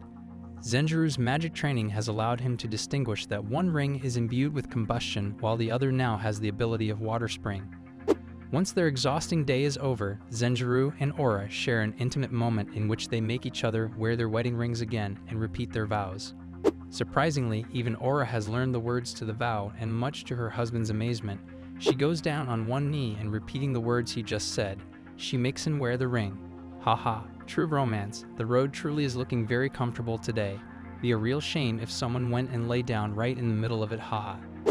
Zenjuru is having flashbacks of his previous life. He can vividly recall the night when his parents passed away in that tragic accident, how he had been embraced by family members in the hospital, and how it finally kicked in at the funeral that he is truly alone in this world. Ever since then, he had promised himself that he would live a normal life without causing unneeded stress or problems to anyone. He had been reminded of his morality at such a young age that not achieving his goals or failing did not mean much to him. Not that he did not have fun with coworkers on their nights out, but at the end of the day, when he was alone at home, staring at his ceiling in the dark, he realized that he lacked an aim that everyone should have in their life, which is why he did not mind spending countless hours of illegal labor at his capitalist company. He knew he had to die one day, so he preferred that it would happen without even a reminder that he had once existed in that reality. Going back to the present time, a huge commotion is evident in the palace wherever Zenjuru looks. Even the help is not their usual calm self. The reason for this hubbub is that Queen Aura is currently in the labor room and everybody is hoping for the best. Her husband is not allowed inside, and he is told to have trust in the experienced hands of royal physicist Michelle. He cannot help but harbor negative thoughts while waiting. He keeps berating himself for not mastering space-time magic. Otherwise, if something goes wrong, he could easily summon a skilled healer such as Princess Isabelle. However, he has no choice but to just agonizingly wait. When one of the maids bringing him water accidentally spills it, he realizes that he is not the only one who is worried about the queen's health. All the help is also anxious, and it is now his job to cheer them up. He reminds himself that he is no longer the crying child in the hospital being told the bad news. He is now about to be a father, and he better act it. So he gets up to his feet and lightens up the mood. The anxiety is not entirely gone, particularly when the aura's screams are audible through the door. However, their patience is well deserved as the doctor soon exits the labor room and announces that the queen has safely given birth to the first prince. The entire room exhales a huge sigh of relief, and after gaining the doctor's permission, Zenjuru enters the room. An exhausted and worn-out looking Aura is laying down, but as soon as she spots her husband, she manages to weakly call out his name. He rushes to her side where the nurse is holding the baby in her arms. Our protagonist's first impression of the baby is one of shock and can barely believe that he has brought a living, breathing human into the world. Even more so is the crazy amount of mana surrounding the child. Zenjuru deduces that it may be even more than Aura's. However, all his nervousness is turned to joy when the baby clutches his finger with his tiny hand. Slowly taking the tiny bundle of joy into his arms, he delicately holds his son for some time, almost as if he is protecting him from the world and refuses to keep him down. Even Aura has managed to sit up in bed now, and her husband reminds her that they have finally managed it, that they are finally parents. Although she is exhausted, she stares at the baby and mentions how her initial plan was to have a child simply for the betterment of the kingdom and to fulfill her duty as queen. However, now that she can touch him with her own hands, her duty is the last thing on her mind. The two begin to discuss what the child should be named, and Zenjuru explains that in his world, if a child is born from parents of different nationalities, its name is also chosen as a mixture of both, so it would take some thinking before they come up with one. Staring at his family, Zenjuru cannot help but thank every single person in his life who had helped him get to this moment. From his parents, foster parents, and especially his wife. For the first time in an eternity, he felt thankful and at ease. He is now no longer alone in this world. Happiness seems to be infectious in the kingdom of Capua. Not only are the royal members celebrating, but even the citizens seem to be commemorating this huge day when the first prince is welcomed to the world. It seems that nothing can bring down the mood, and they will party well into the night. Thanks for watching. Don't forget to like and subscribe to the channel. See you in the next one. It has been a month since the birth of Prince Carlos, and the capital, Capua, is still in a state of joy and celebration. From dawn to dusk, the NPCs of the city celebrate. It seems like the city doesn't sleep at all. Zenjiro, trying to amuse baby Carlos, makes weird faces and sounds because he adores him but gets lectured by Aura as if she finds it ridiculous and disturbing. She tells Zenjiro to use the baby's name instead, which Zenjiro likes to call him Zenkichi like a nickname. Later on, the usual morning council was being postponed due to the fact that Margrave Gajiel hadn't arrived. He was the main highlight since he knew of the matter. In the meantime, Aura was occupied with caring for Carlos as he had started to cry out in hunger, which made the inexperienced Zenjiro confused as he doesn't know the baby's lingo. Margrave, with her busy routine, made the council a bit more extended because she wouldn't have found any more time to give to her baby. So she breastfed him till he was full and jokingly made Zenjiro awkward by saying to the baby Carlos that the rest of the milk is for his father. Shortly afterward, the council began, and they started to discuss the issues the capital was facing, one of them being the salt not reaching the capital 7 days past its expected due date. Margrave Gajiel, upon receiving a letter from his son, was informed that the salt reserves of the capital would most probably last another 3 months. He requests a convoy of knights to be sent to investigate the matter, on which Margrave agreed upon. However, there was resentment from Puyol Gullion, the military knight, as he didn't want Margrave's personal army to be sent out. He expressed that the royal knights should be sent instead as jurisdiction already falls under the knights. Assuming the problems might be caused by the carnivorous dragons, Margrave thinks it's better to send soldiers on both sides of the forest, and stating this caused terror amongst the council members. A lord suspiciously blamed that Puyol wants the achievement for himself and capture the spotlight. But Margrave, on the other hand, lost both of his well-renowned sons in the previous war, and he wants to send his last living son to this dangerous mission if the dragons really are the cause of this issue. He would be rewarded accordingly if the mission were to succeed. Maybe his lifelong dream of becoming a field marshal would come true, so he left with high hopes. However, there were some mixed opinions, especially from Fabio's side, if the queen had made the right decision letting Margrave lead. Queen Aura had thought this strategically and thoroughly. If giving them a reason to station their knights in Margrave's territory also gives a good reputation to their knights. Considering this a golden opportunity, Her Highness thought to take advantage of the politics and enhance her power by changing Margrave's border guards with her own. But it's a risk since she doesn't want the kingdom to become vulnerable. Fabio and Her Majesty discussed the possibilities at hand. If Margrave's son was to fail, then would Puyol move, or under whose banner or command should they lead their army? Scared that General Puyol might make a move with his army, the Majesty ordered to station troops and patrol the borders to prevent him. With these orders passed, the Queen later on went to do some light exercise with her husband, which was to train him using a spear, burning him out. Striving to become a better husband and be useful for his wife, Her Majesty told Zenjiro to do research on the upcoming glass manufacturing project, which is running on a very limited budget and old retired blacksmiths. They both discussed the importance of the active blacksmiths, and they are to be considered as treasures. Stone mortar, water wheel, and more staff. Those are the requirements to build a glass factory, and Zenjiro was quick to grasp this. He also pointed out where this kingdom lacked in terms of technology, such as co-primers. The Majesty herself mentioned that the water wheels they have are very short-lived. As it was Aura's time to go back to the castle, Zenjiro, in a jokingly manner, taunted her to go a little easy on him in the next practice, indicating that she is a bit heavy on him, and so were her attacks, which pissed Aura off, and she ended up hitting him on the head, but not seriously, in a taunting manner. On the other side, the convoy led by Margrave Gajiel. They almost are near the dangerous territory, but as pointed out by his third son, Tagir Gajiel, that they should take some rest because otherwise, the soldiers would be tired out, and they'll be needing every bit of energy. As they approached the field, some broken carriages and salt merchants lay on the floor. Zenjiro was shocked to see this and was speechless. It seemed like they were the merchants that Zenjiro and his team were looking for. The people lying on the floor were badly injured, and they thought it was just too much. The people with Zenjiro felt disgusted, looking at the people bleeding like that. Joseph asked Zenjiro for his orders on what they should do. He asked all inspectors to inspect the corpses in full detail, determine the cause of that incident, and report back to him. He asked everyone else to disperse and secure that area.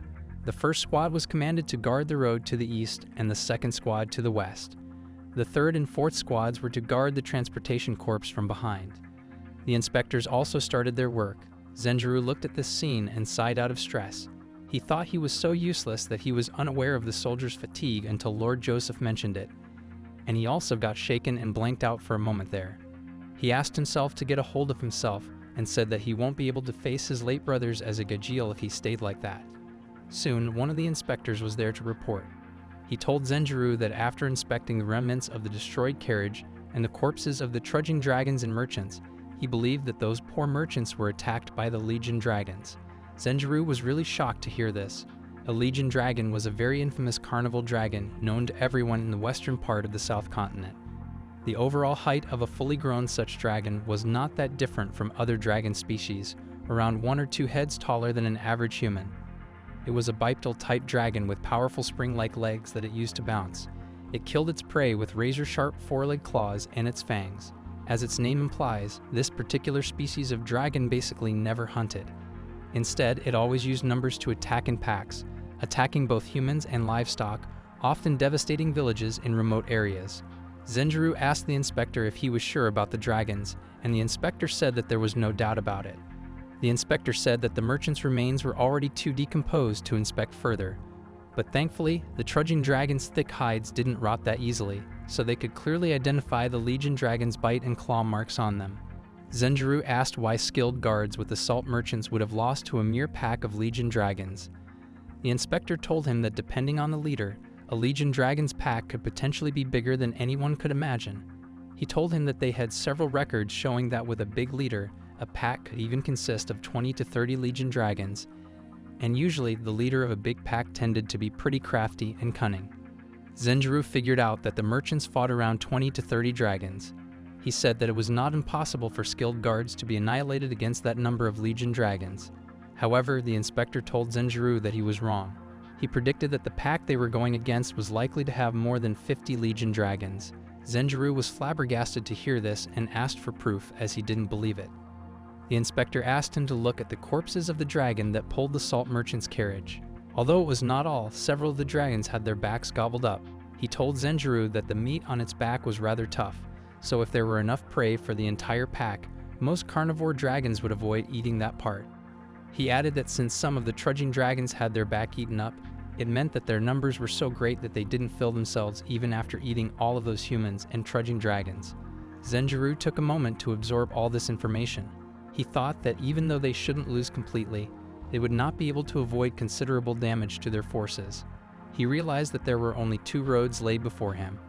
Either he prioritized his achievement at the cost of letting valuable soldiers die, or save soldiers' lives by completely casting aside the achievement and requesting the reinforcement of the royal guards. He knew that the lives of the soldiers who swore their allegiance to the Gajeel family were really important. However, if Zenjiro couldn't get any recognition as the Gajeel family's successor, it might impact him badly when he managed the territory in the future. He was uncertain about choosing his achievements or saving the soldiers' lives. Soon after that, one of his men told him that the broken wheels of the carriages were not a coincidence, but were broken in the battle. He said that they could have intentionally cut the merchants' legs. Everyone started making their comments on how the merchants couldn't fight the dragons and how smart the dragons were. Suddenly, one of the inspectors came in and said that there was a flying dragon. Joseph asked everyone to get ready for an attack and wait for his command. It was still uncertain why the dragon appeared near such a dense forest. Everyone looked at the dragon very closely, and suddenly they were shocked to see that there were a lot of them. These were all Legion dragons. They started planning how they should fight the dragons. As soon as they got the command, the army attacked the dragons. Zenjiro suggested entering the forest, but Joseph denied. They kept attacking the dragons, but there was no progress. Joseph was really confident that his army would win those dragons. Suddenly, they got one dragon down. Soon after that, the dragons retreated. Dorm decided to depart as soon as all of the wounded were treated. Zenjiro thought that his campaign had badly failed. Back at the royal capital, Capua, Fatima was having dinner with the count and was talking about the dragons. There she got the offer to turn her magic into a magic tool, but she declined. Moreno told her that Prince Francesco and Princess Bona had shown interest in that kingdom and asked if he could have both of them visit the kingdom. Zenjiro couldn't comprehend it and wondered if it was genuinely that unusual for the royal family to leave their kingdom like that. Everyone knew that in Shirawa, Jilbel Twin Kingdom, foreign visits were generally made by Jilbel papal family. They didn't often visit other kingdoms. Keeping this in mind, they probably had another agenda for that visit. Aura also told him that their aim was his marbles. She also said that she got some letters showing interest in buying the marbles using Princess Isabella after the meeting. She added that those marbles were essential for the bestowal magic. Zenjiro left the negotiations for those in her hands. Zenjiro asked her if she knew anything about the Shuro royalties and what kind of people they were. However, she also didn't know, as they didn't leave their kingdom often, so there was relatively less information about them. All she knew was their lineage, age, and some sketchy rumors about them. She said that the prince was 24 and the princess was 16 years old. Prince Francesco was the direct grandson of the king and was likely to be the next king. Zenjiro was shocked and asked if he was the next king of the Twin Kingdom. However, Aura said that he still didn't have any right to officially inherit the throne. It was rather odd when you think about it. Zenjiro could understand if Prince Francesco couldn't use bloodline magic, but he was still one of their most talented people, and hence he could scratch a line of reasoning. Aura added that his behavior was also one of the reasons he couldn't succeed the throne. She added that Princess Bona was 25th or 26th in the line of succession. She said that the princess didn't have a high standing in the royal family as she was not a direct descendant. However, she could still use bloodline magic. This was the reason she was troublesome, and they hadn't given up on Zenjiro. Aura warned him that they could do anything. Zenjiro had finished the soap and shampoo he had brought with him and couldn't even make more of it. Zenjiro realized that they were using a lot of shampoo and it may not even last until next year. Suddenly, his glass fell down and shattered. It was really bad as they were still not able to recreate glass in that world. Aura said she would show him the Capua family's hidden magic as she was also a member. However, she asked Zenjiro to promise her to never let anyone know about that magic's existence. She used a spell on the shattered glass, and suddenly a bright light shone out of it. As the light settled, the glass was in one piece again. Zenjiro couldn't believe what he just saw. She told him it was the hidden magic, time reversal.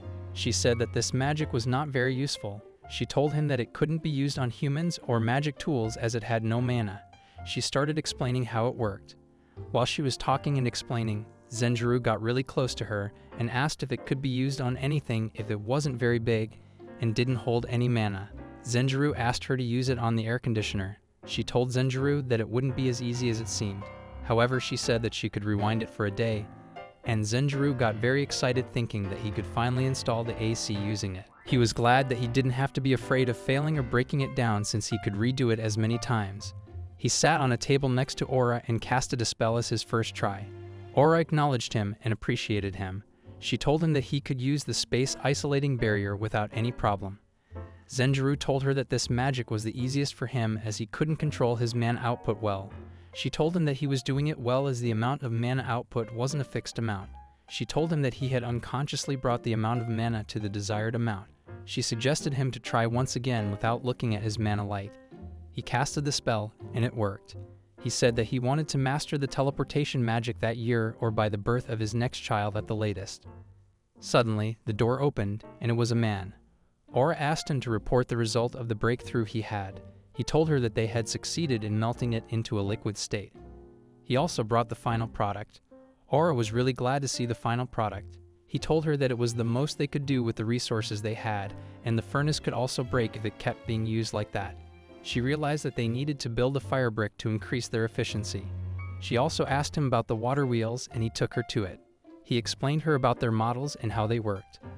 Later, Zenjiro tried to explain to Aura what co-prime numbers were, but she couldn't really understand it well. He concluded himself by telling her that she would find a great difference in gear durability, depending on whether the wheel blades were co-prime numbers or not. Because of all the knowledge Zenjiro had, Aura realized that there was a high chance that his knowledge might have an unfathomable impact on that kingdom in the future. He also had both space-time and bestowal magic. Later, when Aura was thinking of the prince's visit, a soldier came in and told her that a flying dragon courier had arrived from the southern border fortress. While Zenjiro went to the general, he misunderstood that Zenjiro wanted his help and to keep all the credit to himself. He tried to explain himself that he just wanted to ask for reinforcements from the royal knights. He told him that he wanted to ask for permission to allow him to accompany his army in the subjugation as volunteer soldiers. The general was shocked to hear this. The chapter starts as a fight erupts between the dragons. Zenjiro sees Christian and thinks about how it is amazing and that this is the power of the Dragonvac archery knights. He steps towards Christian. Christian tells him that he had heard that Legion Dragon would become bigger and smarter over time, and if that were the case, then there is a higher chance that this would turn into a battle of attrition. And if it really comes to that, then their main problem would be how long the border town's salt reserves would last. Zenjiro asks if Christian is absolutely sure, and says that he is right. It probably could last for 6 months if they were to trim and ration it bit by bit. But he is afraid that it would inflate the price, making his people more uneasy. Christian tells him that he has a proposal, that his original plan was to deliver the salt after they had dealt with the Legion dragons.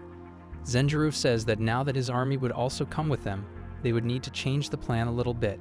He tells him that he will need his army to put all of their focus on guarding the salt carriage, and his plan would be to force his way through the salt highway.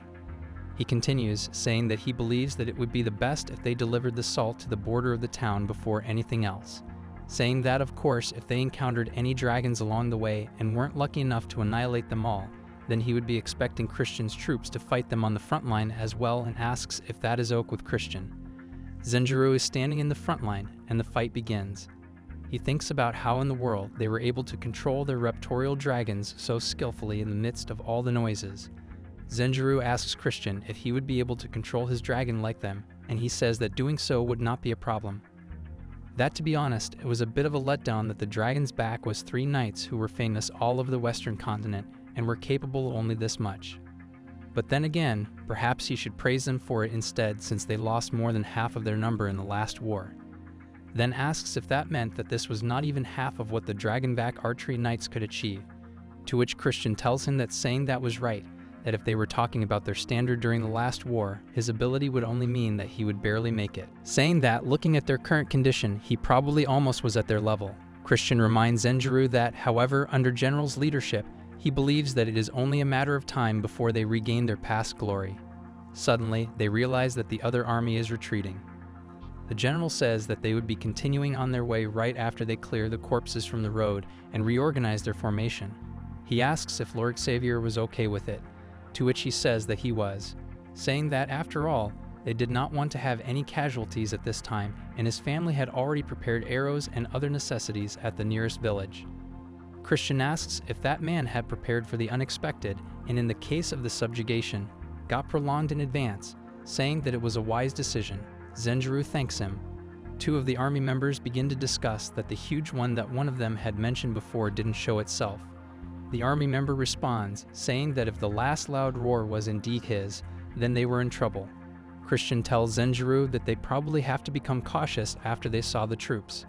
Zenjiro says that more than likely at this point, they had barely made it, saying that this was going to be troublesome. Krishna thinks about how they will have to wait and see for the time being. However, they were going to move in small detached platoons from their other trip, but that they should slide that so they don't stray too far and miss the horn signal. Zenjiro asks if he was going to use it as bait, and he says that he wasn't going to, that he was going to use the whole army as bait.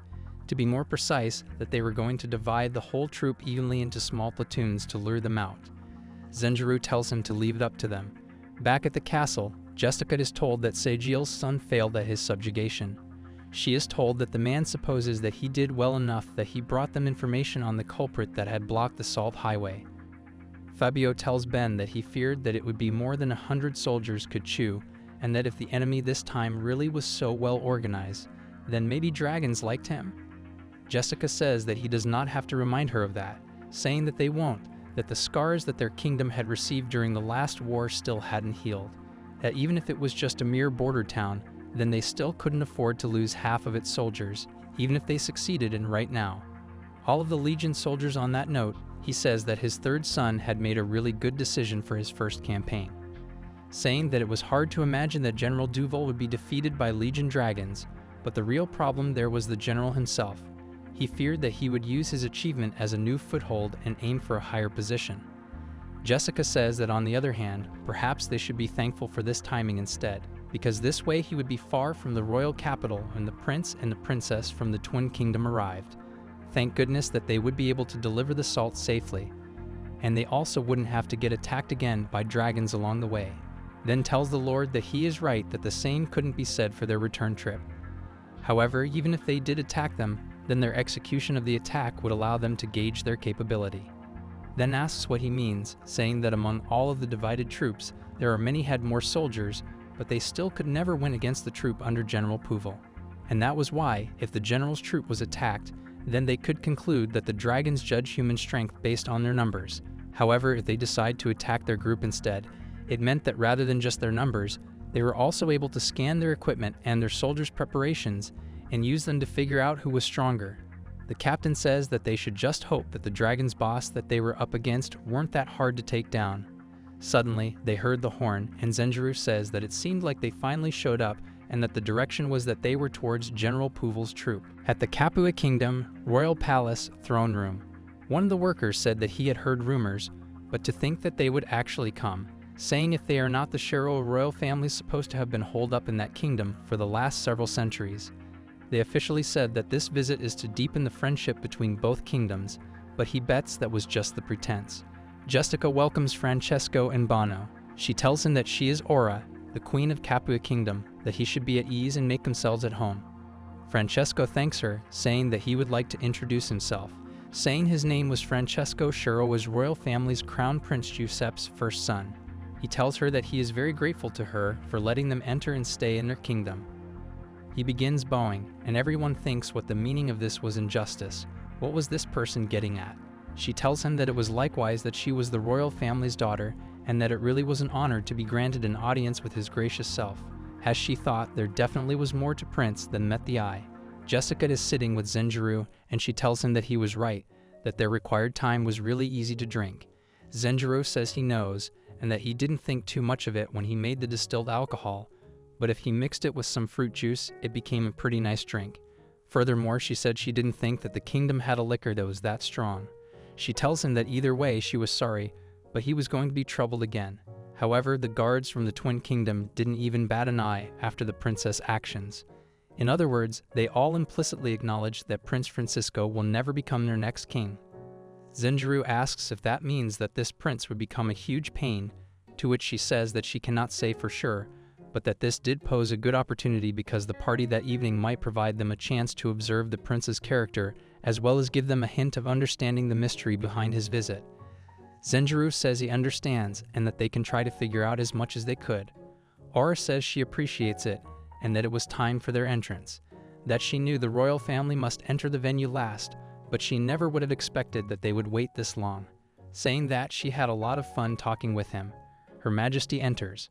After doing this several times now, she guessed that she could say that they had gotten very used to this, but she should remember to never let her guard down. After all, her opponents tonight were there. Francesco says good evening to her and says that he wants to express his gratitude for holding such a luxurious party for welcoming both of them. The girl by his side says that it was a great honor for them to be treated like that. Aura says that that was very good and both of them should enjoy the party. Zenjiro says that it's good to see their guests enjoy the party that they have prepared for them. Maybe this was good and there was no greater joy for them. Friends have courses that they were enjoying it very much. The girl besides himself says that it was a bit embarrassing to admit, but this was her first time in another country. Zenjiro wonders if this party was really filled with things that she had never seen or touched before. He thinks about how if he were to put it positively, then Francesco was pretty sociable, but on the other hand, he guessed that they could say that he was also rather frivolous. Jessica says that both Francesco and Bono were the ones who asked for the chance to visit the kingdom. Francesco says that, as she might know it herself, the royal family rarely got a chance to go outside their country, so they decided to jump at the golden chance that it was a real constant for them. Bono says that he should select his words more carefully, saying that he was in front of the Majesty. She apologizes to Aura, saying that what His Highness said that they really did wish for this visit and really looked forward to it. Francesco says that that was right, that besides meeting the Prince concert, they had no other reason. They should forgive his rudeness, but he couldn't but help feel a great sense of kinship with His Highness. Zenjiro says that him and his wife were also glad to have a chance to talk with him. Zenjiro wonders what he had meant by that, and wonders if he was holding back that frivolous mask of his. Suddenly, Francesco begins to sing. It looked like Zenjiro had done something irreparable, and he should have warned him not to drink too much of the spirit since it was a very strong liquor. Bono apologizes to His Highness, saying that she didn't mean anything bad by this, to which he says that it did not bother anyone and that the man should enjoy himself. He wonders if the music coming from behind Francesco was the court musicians. With this, there shouldn't have been any problem with him singing since the queen herself practically had allowed him. Zenjiro tells Bano that Prince Francesco really was a lively person, to which she says that he was. Bano sees his ring, and Zenjiro tells him that it's as she thought, that this was the ring that he had requested the royal family to make into a music tool. She says that if she remembers correctly, then it was Prince Francesco who had made it, and that he was one of the best in the family after all. She said that to tell him the truth, she had also volunteered at Bristol, but she just didn't have what it took, that she was actually pretty confident with her skill in crafting. But it was just simply impossible to beat Prince Francesco at Bristol Magic with her manner. He thinks about how certainly Princess Bano was rather low in manner, even lower than hers, that she was just barely over the bare minimum for royalty.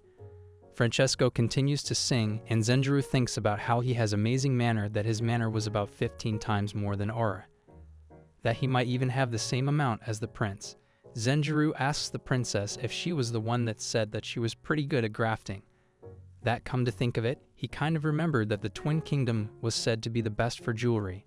She says that that was right, that she still had a lot to learn, but at least she was better than she was at magic. She says that once Lady Isabella had showed it to her, but the ring was something that he had brought from his home country. Zenjiro says that it was that there was a tradition for a man to give to the woman that he propositions to in his home country. What do you think, that not only one, but there were? Pieces of diamonds were cut so evenly into polyhedron shapes, so it must be really hard to see the difference, that this kind of ring was rather common in His Highness' home. He says that it was quite expensive. Bano asks if it could be that His Highness also knew about how the metal brackets on the ring were made. That certainly processing gold might not really be a hard thing, but she had never heard about how someone could carve such detailed patterns without leaving any Zenjiro marks whatsoever. This was nothing less than a godlike feat, that His Highness was literally the secret domain that every craftsman aimed for. That if by chance His Highness happens to know something about it, then she begged him for him to impart his knowledge on her. Zenjiro apologizes, saying that he had to show her something really embarrassing, to which she says that she did not mind.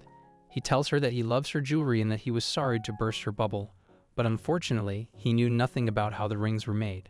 She asks if he knew nothing, to which he said he definitely didn't, that he was an amateur. She tells him anything would be a help at this point, and he says that he did not know, and maybe when they have time, he will tell her. She thanks him. After the party is over, Zenjiro and Aura are sitting together. Zenjiro says that that was really tiring, and here he had thought that he could get an idea of who Francesco was. Aura says that it could not be helped, that he will bother the nurses if he insisted on seeing him at this hour. Zenjiro says that tomorrow they would have to get up early, so they should not waste any time.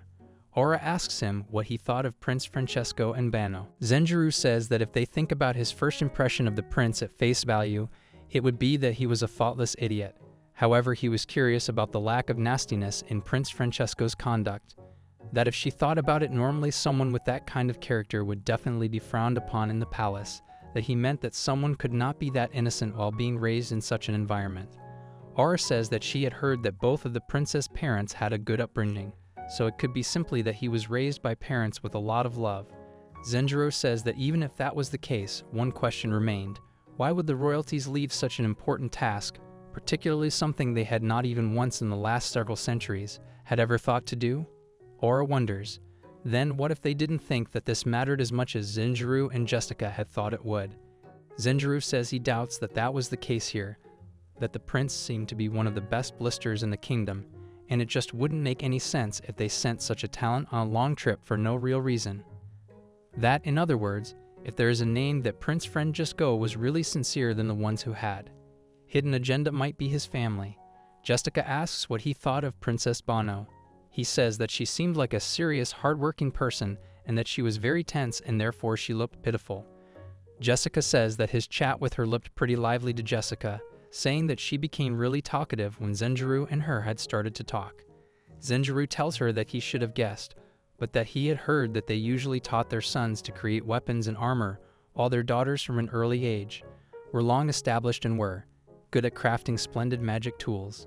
Zenjiro says he understands, and Aura tells him that she didn't think it was because of her work and that it looked more like her passion. Zenjiro says he'd have promised to talk about the ring to her when they had the time. She tells him to refrain from giving his word so carelessly in the future.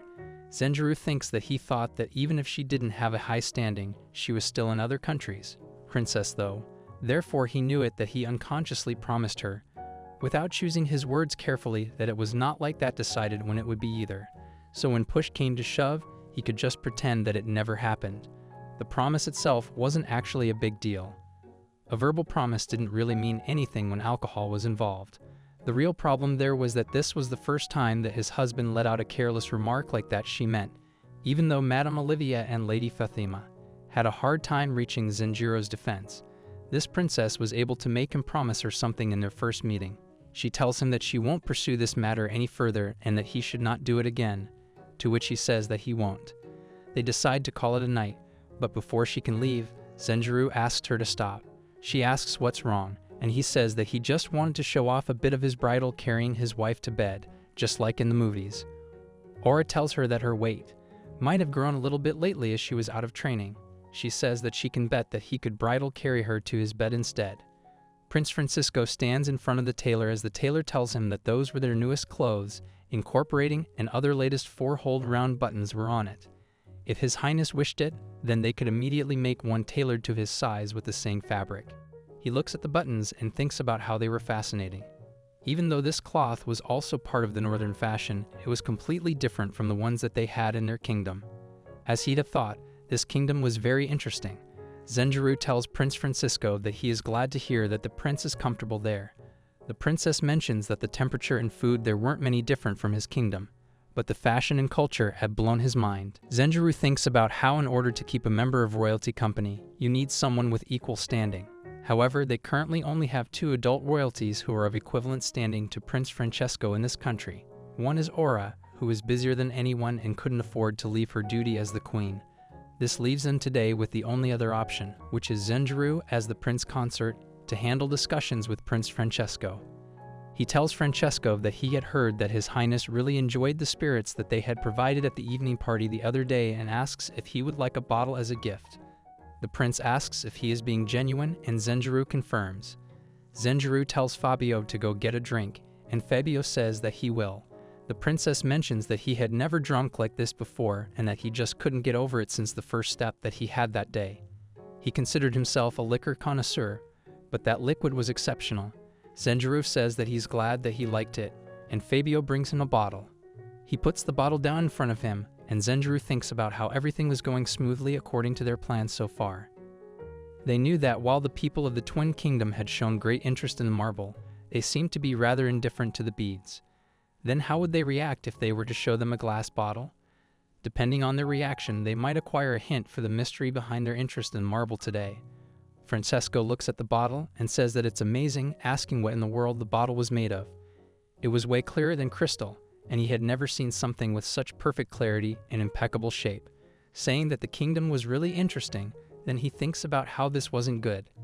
His reaction was so innocent that Zenjiro couldn't tell whether he was happy for seeing the beautiful artwork or if he was just delighted because he had found something that could be great for magic tool manufacturing. He meant he was about to part with a very precious bottle after all, so he wanted to get a result no matter how small it was.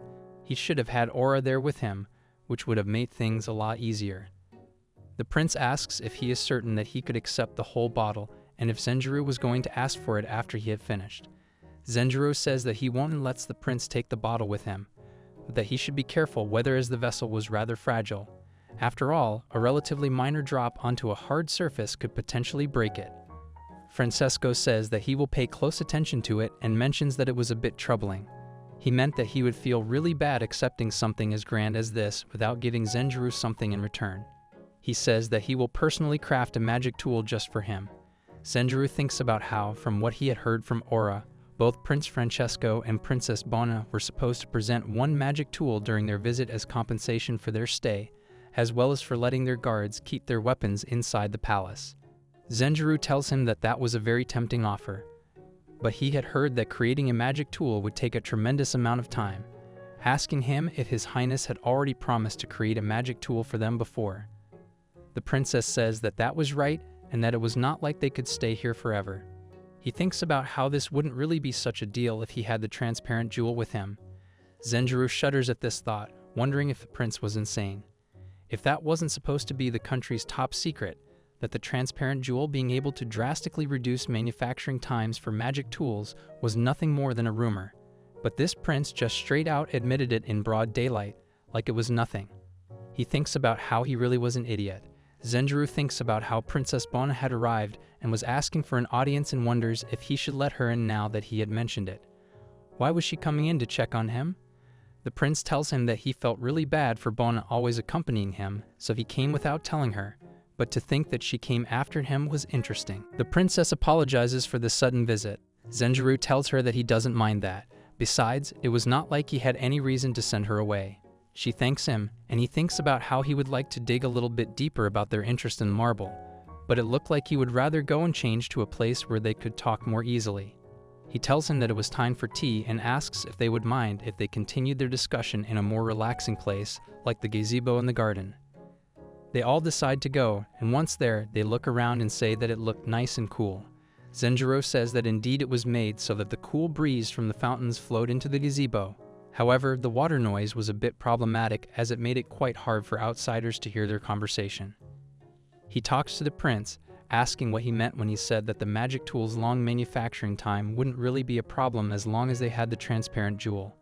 As soon as he says this, Bona begins coughing, and he asks her if she is okay. Fabio thinks about how he really didn't want to offend them by poking around too much, and because of the princess position, he couldn't afford to achieve much either. He thinks about how this was very troublesome and he should ask about it directly. Bon asks Prince Francisco if he had really told the prince about the jewel, and he says that he had let it slip. She says that this wasn't funny and that this was the biggest secret of the royal family. He says that it was a secret and that they should keep the matter just between them. He asks Zenjiro if he can keep it between them, and he does not respond. Bona begins getting angry, saying just what good will the prince concert do, keeping it a secret that it was particularly over the moment that His Highness had mentioned it. Zenjiro thinks about how she was so young, and I have that. If that claim of his was nothing but a bluff and Princess might have been the one who disclosed the vital information herself. She apologizes to Bono, and Zenjiro says that now that it had come time, there was no use to cry over spilt milk. The prince asks him if he can hand over the jewel, saying that he believed that they could considerably reduce the time that was needed to make a magic tool just for him. Zenjiro thinks about how he thought as much, that this princess was not just a mindless idiot. Zenjiro tells him that he understands his situation, saying that why does he need that specific jewelry? The princess mentions that he had heard that the Twin Kingdom had the most advanced technology on jewel polishing in the south, so it would be easier for him to simply create a similar thing. He says that he's afraid that His Highness had greatly overestimated their country's jewel manufacturing skills, that even with their country's polishing techniques, he doubted it was possible to polish a transparent material into such a perfectly round shape. Bona says that that was right and that, to be exact, there wasn't anyone who was capable of such a feat in the Twin Kingdom, saying that he had heard that there were some craftsmen who were skillful enough to create a similar round-shaped crystal in the past. But not only were their success rates very low, it also took a tremendous amount of time to finish only one, so they could make 3, maybe 4 in their lifetimes. Zenjiro understands that those were precious things and asks out of curiosity how much faster they would be manufacturing if he did hand them over the jewel. The prince sees that it would be like night and day, and that, for example, with the jewel the real lady had received before, he believed that he could finish a basic pistol of 4 elemental magic in less than a day. Thereafter, all what most important was the color and the shape of the jewel. Bona says that the more transparent the jewel was, the easier it would be for the mana to be transferred through during the Bristol process, that this was actually the reason why jewels were considered the best material for Bristol magic because of the shape. She apologizes to Zenjiro, saying that she had got focused on her explanation, but that was the process. Zenjiro realizes that that was how she was. He thinks about how he was pretty sure that if he went along with that, they would be able to twist the fact from Prince Francesco, saying that he had blacked out on his own into something along the lines of he told the secret because the prince showed his interest. Since Zenjiro had noticed her intentions, he would just back out now rather than get himself into trouble, thinking about how he shouldn't corner them too much and turn this into a diplomatic problem either. Zenjiro tells them that he can't say that he can do that, although it did appear to be a very interesting topic. It was rather embarrassing to admit. But he was not very well versed in magic and was only able to awaken his sense of mana very recently. The prince says that he feared that if they continue this conversation, then he would make a fool out of himself. Zenjiro says that it might be a completely different story if the queen was there, that for now they should end this conversation under the cause of, even if they disclose any more information to him, He could not guarantee any rewards to them in his position, so they should discuss it with the queen later. Zenjiro says that that was right and that he would be glad to talk to her about this.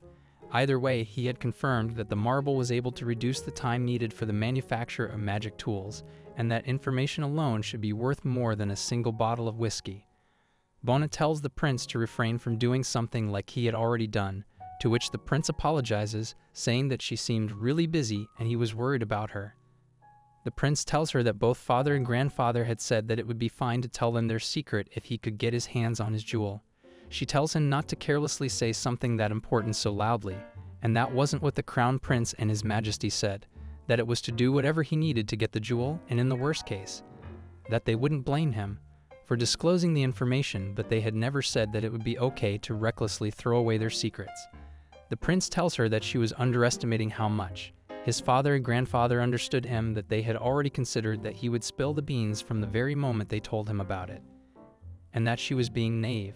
That after all, both grandfather and his father knew him very well and knew that he was not smart enough to remember all of the trivial details.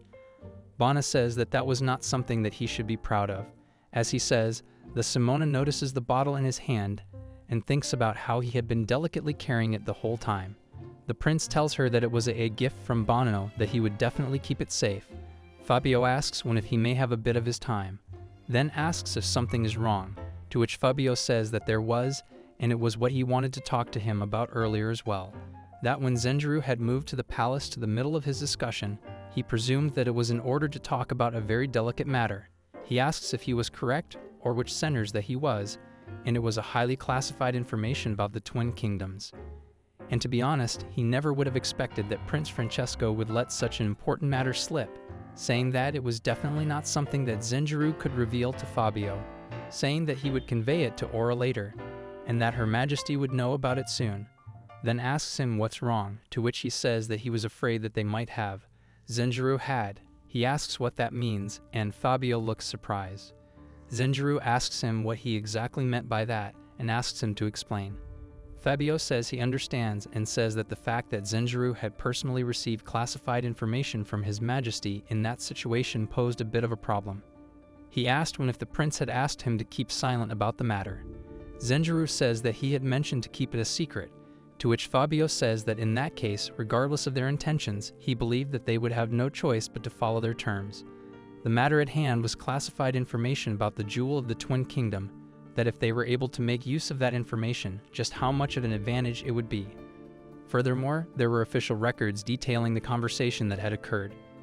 Fabio says that this would be an outstanding achievement of diplomacy.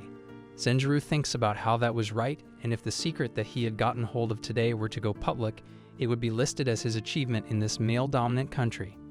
That alone would be a huge blow to Aura. Zenjiro asks if what Fabio was trying to say was that they still had the lead in this, that it would seem that there was a need to keep this matter to himself if there were to avoid throwing the country's affairs into chaos. Zenjiro says that he couldn't believe that he would have to be the one to watch out when he was the one to hear the secret, and that this felt a bit unfair, saying that it would get him into a lot of trouble. He wonders what the prince was doing, and Fabio says that he could say that it was too natural to be a coincidence, saying that he did not think it was possible for them to have precisely aimed for this situation where His Majesty, a typical royal, would take any achievements that he could get. This would not have happened, that they could not write this off as a simple coincidence by an idiot. Nor could they assume that this was the plot of a devious man who wore the guise of an idiot. Fabio says that he does not know. If it was neither coincidence nor planned, then there might be a goal great enough that they would not mind classified information being leaked. Then think about how that was quite the troublesome slip of the tongue that he would have to deal with. He tells Aura that regardless of the circumstances, confirming the effect on the marbles was a great accomplishment that Zenjiro had achieved. Zenjiro thanks her for saying so, and she says that this was certainly a troublesome situation, but she was really glad that he was her husband, and if anyone else were in his place, she was sure that they would use this chance to deal her a serious blow. She says that for now, their information was limited, and they could not make any conclusions. In that case, they would also have the option of giving them the marble to try to create a tool, saying that they couldn't rule out the possibility of what the prince said being a trap. She says that regardless if they could truly shorten the time it took to create a magic tool, that honestly would help her, saying that he understood too how effective having a space-time magic as a magic tool would be. but she couldn't spare the mana, and it would take a lot of time that if the magic tool happened to be finished. Quite quickly then, that would also be a problem because if someone were to find the source of the leak, it likely would be discovered that it was Zenjuru's achievement. Aura thinks about how that's true, that she did not have any reservations when it came to it when she came to think of her future, even if it was a little risky, and she believed that it was his step that they must take. Zenjuru says he understands and that he will leave those kinds of decisions to her, and asks if she had already thought about what kind of magic tool she wanted. She tells him that she was having a lot of trouble deciding that bloodline magic was the backbone of the royal family, and to prevent other countries from using it, she would want the tool to be disposable. That would mean that their hidden magic time reversal would be out of the question. Zenjuru asks about the future compensation that she had told him about before, saying that she did say that there was no such thing as past compensation, which allowed them to use unused mana from the past. But what if she could get a magic tool that did something similar? That she said it was magic that allowed her to borrow mana from the future? She says that that could be a good idea, that they would just have to ask Prince Francesco about the details, saying that they should leave it for tonight, and they should go to sleep as they had to get up early tomorrow. Zenjuru says that that was right and that they will talk about it later. Several days later at the kingdom, Zenjuru is sitting down thinking about how she was really making headway, that he already knew that they were pretty slack about time compared to Japan. But this was odd. A schedule had already been put in place for the development of the first magic tool using the marble and Prince Francesco's skill. And so Princess Bona was freed from the heavy responsibility of playing his chaperone for a while. To show appreciation for her hard work, they thought they might help her refresh a little while the prince was away, or suggested bringing her jewelry that she might like and going over to the building that she was staying in. Bono told that Her Majesty Bona had finished her preparations and would be coming in soon. Zenjuru is rattled that she would be there so quickly. She walks in and apologizes for the wait, and he asks if she can give him some details. He asks if she had finished her preparations to meet him early and started waiting. She says that she had. He says that he wouldn't be arriving until later. Then she expected, so she began engraving approach and she was in the middle of working on it. She says that she was. He asks if during that she didn't have a ribbon nearby, so she decided to tie her hair using the string that she had used to hold her tools and got so engrossed in engraving it as she continued well past his arrival. She says that she had and apologizes again. He asks if then she had tried to invite the hamstrings in a hurry, but it got tangled so she couldn't untie it, and she decided that she couldn't make him wait any longer, and that was why she had gotten there in that condition. She says that she had no excuses for her actions. Zenjuru thinks about how he knew it and that this girl, a few like her in the science and engineering department, that she was the kind of girl that got too engrossed in her hobbies. He says that he won't tell her to forget about it and says that he accepts her apology if she makes sure it never happens again. He tells her that he was supposed to be there for work, but before it could get any more awkward, he decided he would tell her. He tells her that he was certainly that the items would be to his liking. He hands Bona a small bead, and she looks at it, saying that it was amazing that the transparent beads were almost identical in size and shape, that they even had a hole in the middle. Zenjuru tells her that it was the same with the coin and that they were all identical, saying that he was worried that his wizard wouldn't only make her feel anxious, but it looks like she was actually enjoying herself. Bona stands up, saying that he should give her details about how they were made. Zenjuru says that he could only tell her what he knew, but like he said before, he was not very well versed in accessories, so he was not sure that he would be able to meet her expectations. He asked if she only lived with her parents, towards she says that she was only taken in as royalty when she was 10 years old. Before that, she lived a normal life as the second daughter of lower-ranked nobles. He understands, and therefore she must have been really surprised when she got accepted as a royal. She says that she really took several days to accept her fate. Zenjuru thinks about how that was it, that he didn't think that she was rather easy to talk to, but the sense of kinship he felt from her was because they both shared the troubles of being suddenly put in a much higher position. Then asks if that means that she had been studying pistol magic for 6 years so far. She says that yes, that was true, and that she had so much trouble with that, but learning the manners and wording required was so much difficult that that ticket required of a lower-ranked noble and royalty was very different. Zenjuru thinks about how he knows how it feels, that that was exactly right and that he could relate to all those troubles, that he was sure that she worked as hard as no one ever worked. Thinking about how after all the branch royal family over there started their training and training their children in magic and craftsmanship from the movement then. legend awareness, and that it might have been hard trying to catch up with those people. He says that that was probably also the case with Prince Francesco. She said that that was true and that he was accepted as a fully pleased pistol magic practitioner at the age of 12, and he could also work with both accessories and weapons. There was no doubt that his talent was top class. That meant even though Prince Francesco was a direct descendant, his bringing started with the Branch family. Unlike the Branch family directors only had their bloodline magic that was Bristol magic drilled into them. They wouldn't teach them about crafting accessories or wall tools since they serve as the central figures of the country. They wouldn't have time for that. In other words, Prince Francesco was already removed from the line of succession from the moment his training had started.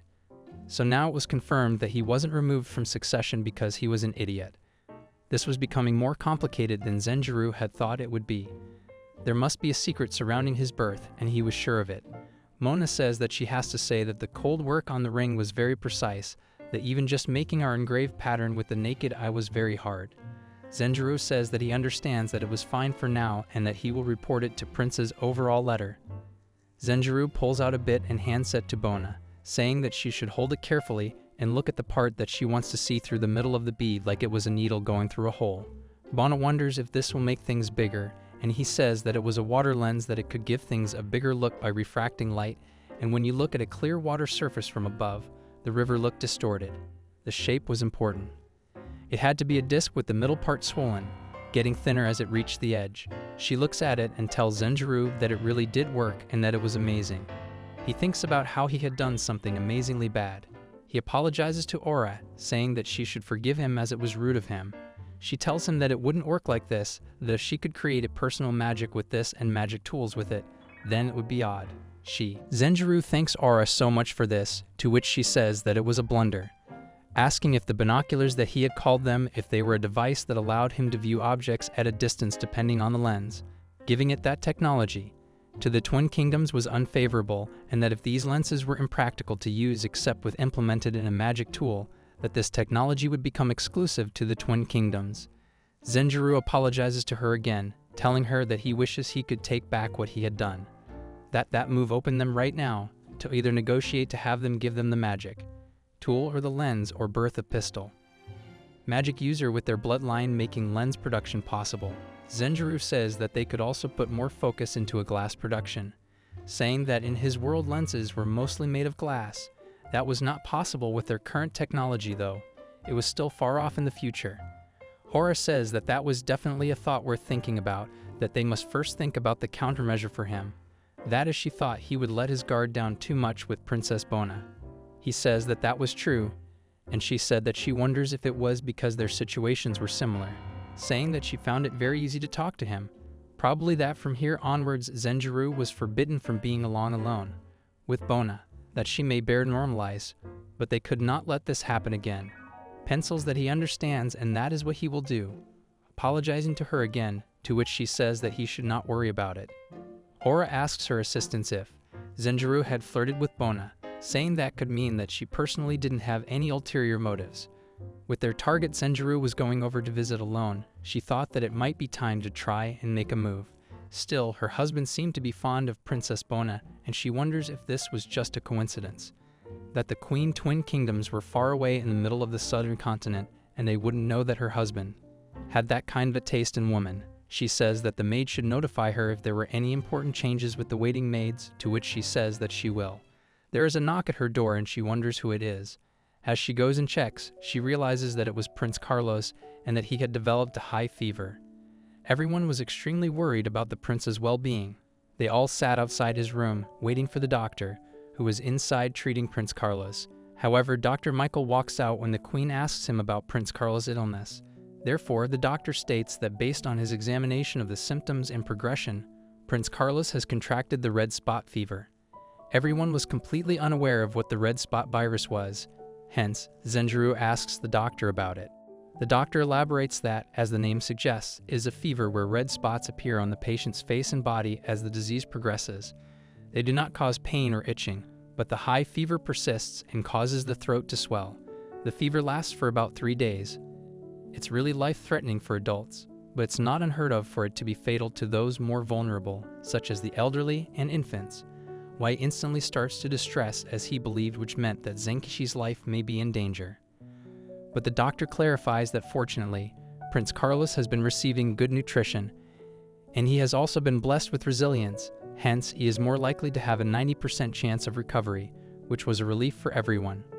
Moreover, Zenjuru's Dr. Michael's words were exactly as they heard them, and if they were to translate in other ways, there were 10 people in exactly Carlos's situation, which meant that one of those 10 would lose their life. Therefore, a death rate of 10% is not an optimistic situation, and if something were to happen, they can use the Recovery Magic Stone. It is a magic tool that instantly lets one recover from any wound or illness. Thus, this is the exact time for them to use it. It is a stone shaped like an octagon, which at the current time their country holds 3 of them. But they did not know the conditions in which they will be able to acquire the 4th one. Still, if there are 3, just one of them can be of great use. However, the queen realizes that currently they are on thin ice, so they cannot use the stone, because if they were to use the precious recovery stone on a child who has a 90% chance to recover, it would instigate a revolt from the nobles. Her statement makes Wai extremely angry, as he believed that Zenkichi is the country's first prince. According to the queen's statement, she was suggesting that a recovery stone is more valuable than Zenkichi's life. Nonetheless, the queen does understand from where Wai is coming from, as currently Carlos is the only rightful successor to the throne, and that makes him the most important individual in this country right now. But he is not a person who would cause an immediate effect on their current political situation if he was to pass away. This caused more rage inside Wai, but Dr. Michael suggests that this may sound harsh, but in this country, even among royalty and nobles, it is common to contract an illness of this level an average of 4 to 5 times until the age of 10. This confused Wai, hence the doctor suggested that it is not feasible to use recovery for each time Prince Carlos contracts an illness. As Wai heard everybody's stance and instantly realized that he might have jumped to conclusions early since he lost his cool. Anyhow, the queen shared the same feelings, and she was not ready to neglect her duties and obligations as a queen. Hence, she leaves Carlos and Dr. Michael's hands, as she had to leave for a meeting she was already late for. Dr. Michael promises to do his best to take care of the prince, and she asks Zenjuru that it would be best for him not to brood over this too much. Zenjuru was very miserable as the queen walks out. Queen, on the other hand, was very miserable herself, as she asked for Zenjuru's forgiveness in her heart, as she might have used the recovery stone. But in the Capio family, the royal family bloodline was strongly expressed in a woman, that children would be scarce. There's a limit to how many children women can bear in a lifetime, but in a man's case, they can beget many children, and if it was Zenjuru who would have caught a similar life-threatening illness, then she would have no objection to using the recovery stone. As if she considers the national interest, the weight of Zenjuru's life heavily outweighs Carlos' life. On the contrary, Zenjuru was trying to use the recovery, but he is unsuccessful as the stone gives out a shock, and his finger swells. The stone was not working even though the queen asked him not to think about it, but if he could do that, he would not be struggling this much. Moreover, suddenly he was interrupted by the maid who came to tell him that a messenger from the royal palace sent by Master Fabio had just arrived. Zenjuru was surprised to find out about Fabio's messenger, as it was sudden, but then he remembers that Prince Francesco said he would like to give Carlos a sick visit. But this news caught him off guard and worried him, as well as he thought that males were not allowed to enter the palace to begin with. Therefore, another thought crossed his mind, that Fabio might have allowed such an outrageous request to make his way to him. Zenjuru was also told that in preparation for Prince Francesco's visit, he received a number of recovery stones from the Gilbo papal royal family. Regardless of what the circumstances are, if he were to allow the requisite, there may be a chance that he will be able to use them. So he asks the maid that he will meet him right away, so she shall make preparations for him to leave the inner palace. Prince Francesco thanks Zenjuru for meeting him, and he apologized for calling him out so suddenly. So Zenjuru asks him about Princess Bana, as he did not see her around. So Prince Francesco tells him that he kept this meeting a secret from her because she is earnest, so if he would have told her that he was going to give Prince Carlo a recovery stone, she would have made quite a fuss about it. Moreover, the queen wanted to be sure, so she asks him again if he really had the recovery stone, to which he replies that he does, and he brought one with him. As he puts it on the table, he was not offering the stone directly to them. It is meant to be exclusively used on Prince Carlos, so he requested to be allowed to visit him. But this caught both king and queen by surprise as they ask him why he wants that and why was offering to use a precious recovery stone on Prince Carlos in the first place. They wanted to know the reason, to which Prince Francesco replied that he feels a sense of kinship with Prince Carlos. Hereby, as a resident of the Twin Kingdom, it is much easier for him to obtain recovery stones. Using only one wouldn't be a problem for him.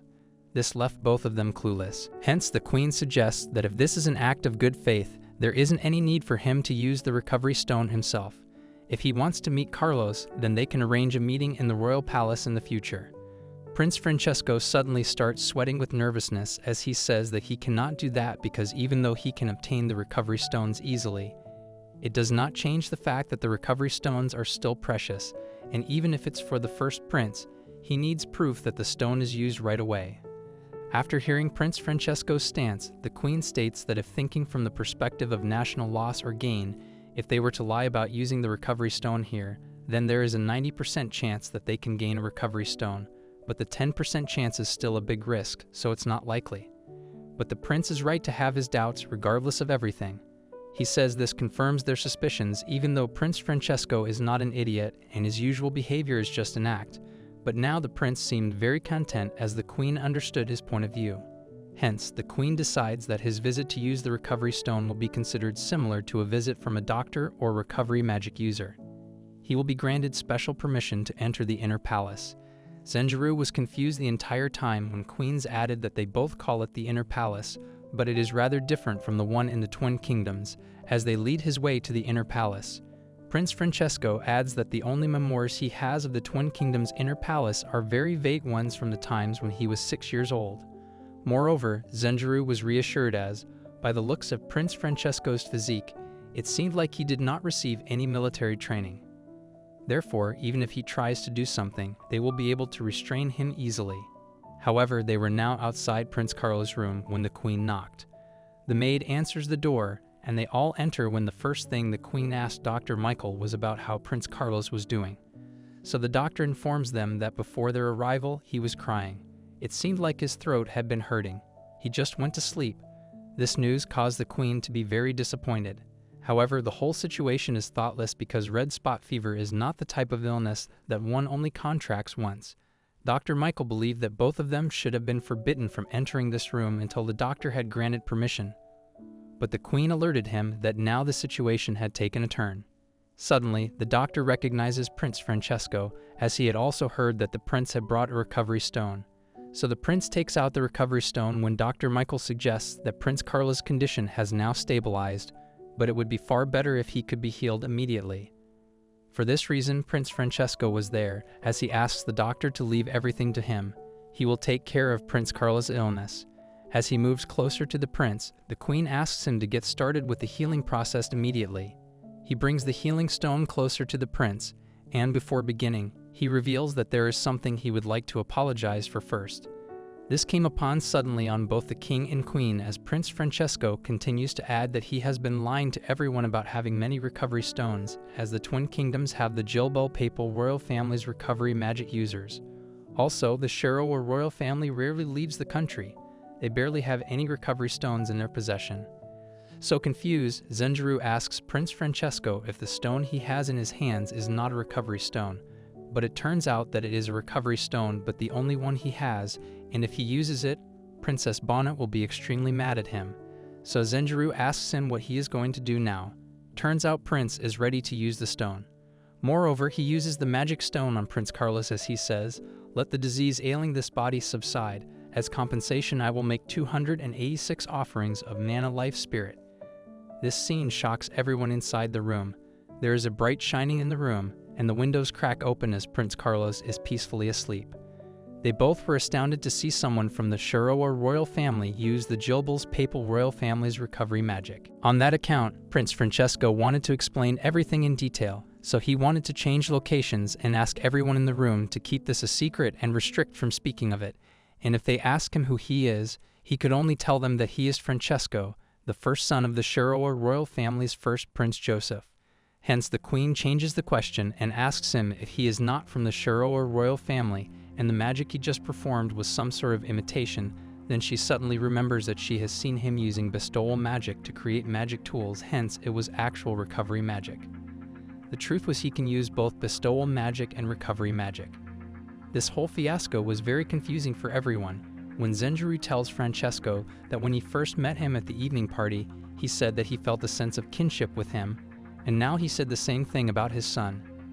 And if the sense of kinship he was talking about meant having the blood of two royal families, Francesco was glad that Zenjiro remembered that, so he interpreted to him that just like Zenjiro and Prince Carlos have both the Caplia and Shirowa royal family blood in them, he has the blood of both the Shirowa and the Jilbo papal royal family.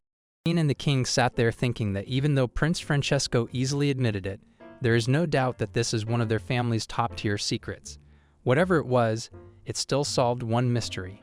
In accordance with the theories proposed by Stages, if someone possesses the blood of two royal families and has double the magic capacity of an average royal, then there is a possibility that they may be able to use both bloodline magics at the same time.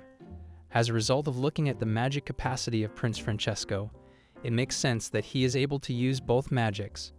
Therefore, Zenjiro was then unsure about who Prince Francesco's parents were, so he tells him that he is definitely the son of the first Prince Joseph and his princess consort Tosuka, which meant that the Twin Kingdoms' royal families have been together for many centuries now. During the course of that long history, the lineage might have intertwined.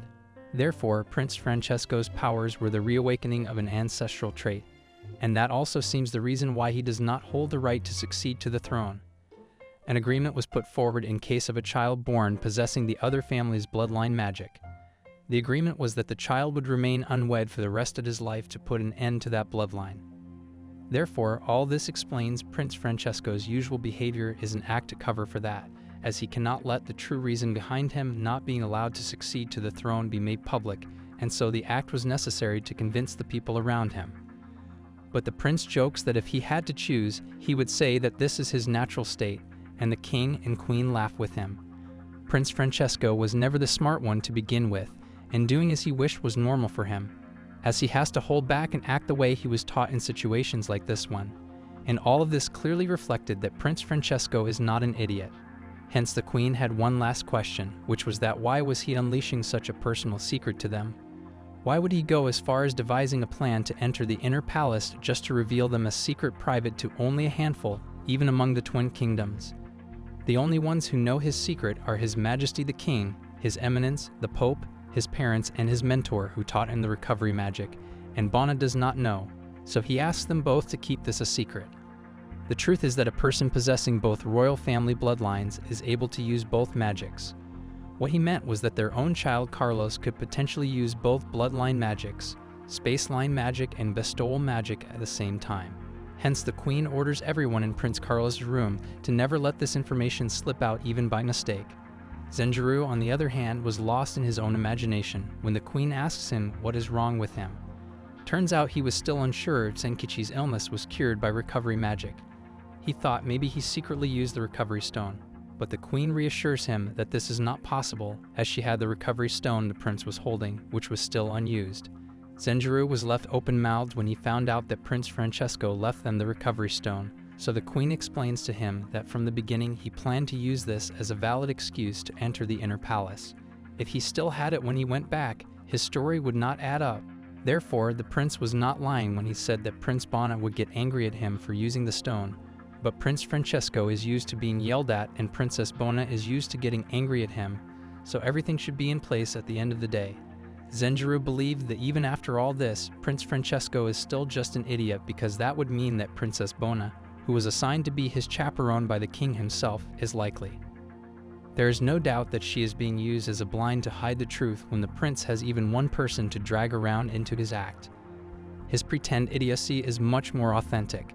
The queen felt bad for Princess Bona. On the contrary, Zenjiro was still stuck on the part where why would Prince Francesco go this far to tell them about his bloodline magics.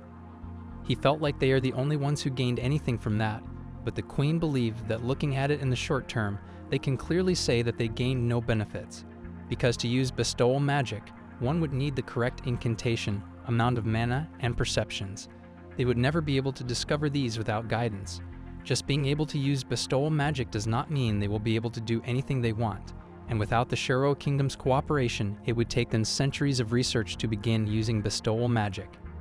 Which meant that Prince Francesco will eventually come back saying that Zenkichi is able to use bestowal magic, and they definitely require someone to teach him how to use it, and will end up grabbing a deal with them. There is a very high chance of that happening. However, it is very unbelievable that all of this was just the prince's doing alone. There is much more to the information the prince revealed. If the Shiro royal family's first prince and king are pulling the strings behind the scenes, their aim might be a change on much bigger scale, which was that even if Carlos ends up being able to use bestowal magic, there is no direct gain for the Shiro royal family. But if this information goes public, some people's positions may stand to change from that, including Prince Francesco's. However, Zenjiro believed that putting the politics aside and looking at him as an individual, the prince is a genuine genius. His ability to use both magics at the same time and wanting to pass on that massive amount of magic power to the next generation makes him more extraordinary. Magic power seemed to be hereditary after all, and if Prince Carlos sets the precedent, it would invalidate the agreement that the lineage of a person who can use two magic must be eliminated could be their goal. When the queen replies that she believes that they can't make any moves openly or it could cause an uprising. Hence the problem now is the chance of Carlos's secret becoming open to everyone both inside and outside the country is much higher. And as it starts making rounds, it will only be a matter of time before it is revealed that Zenjiro is the Shiro royal family's blood. And if that happens, General Puyo will be the first one on the list of factions to be pushing harder than ever for him to take a concubine. Therefore, just imagining this was making Zenjiro's head spin. Hence, after thinking all of this, the queen apologizes to Zenjiro, as for up until now she kept on breaking her promise to him, that he would not have to do anything when he has not broken even one of his promises to her.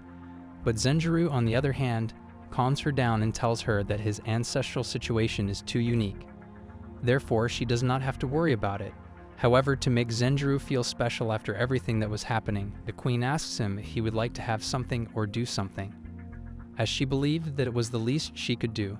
Hence, Zenjiro emphasizes that there is one thing that he wants to ask her, which was that he wanted to drop everything for now and hold his son, which caught the queen off guard as she starts laughing. And now even Dr. Michael would not have any complaints because now Carlos is fine. Conversely, in the Twin Kingdoms, Princess Bona finds Prince Francesco and starts yelling at him for making such an unreasonable request, like going into another country's inner palace, and how thoughtless he can be as one misstep could have caused a huge scandal. The prince replies that he just felt bad for Prince Carlos since he is not even 2 years old and is ill with an endemic disease that might have killed him. Which is true, but the red spot disease is not a type of illness from which a person easily dies. She further scolds him for using the recovery stone for that, and what he was planning to do if something were to happen to him. The queen was drenched in rage as she continues to yell at Prince Francesco that this is not their home country, and there is not a recovery magic user right here when Prince Francesco brags that there is one sitting right in front of her. However, Prince Francesco told her that she has nothing to worry about as he just reported back to their father in the capital using their Link scorch paper, and they will soon send a replacement stone immediately. This left Princess Bona blank. Link scorch paper is a magic tool where if one paper is burnt, the other burns the same way. They are a pair of sheets made from dragon sebum, and if one wants to contact someone immediately, they can burn words on it. The queen was baffled as the recovery stone was precious. They were only given one to use when they really needed it. They were told to immediately inform them if they used their recovery stone. This suddenly plants an idea inside Prince Francesco's head that while they are at it, they can ask for other stuff they are missing too, like stone settings, or that jewelry holder she needs for engraving, as she was bummed for not finding any good holders in this country. Suddenly, Princess Bona's mood shifted. She got really excited after she heard about a new jewelry holder, as her current one is very unstable, so it has been bothering her. She was glad that he also noticed that since every time she tries to shave some parts off an accessory, it ends up uneven, but the craftsmen here are all fine with that, so it was hard to bring it up. When suddenly Princess Bona was bottled up with distress as what she said was not right, and Prince Francesco makes fun of her as he says mission failed. Moreover, Princess Bona has some urgent business to attend to, so she leaves. As she was closing the door, she begs Prince Francesco to remain quiet, so the prince agrees.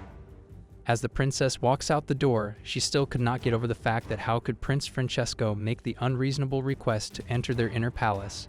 Now she has to make it up to Her Majesty Aura somehow. but she is always busy, so she decides to talk to Zenjiro. On the other hand, as Prince Francesco lays on the couch, he thinks to himself that Princess Bona is cute, and just seeing her puts him at ease.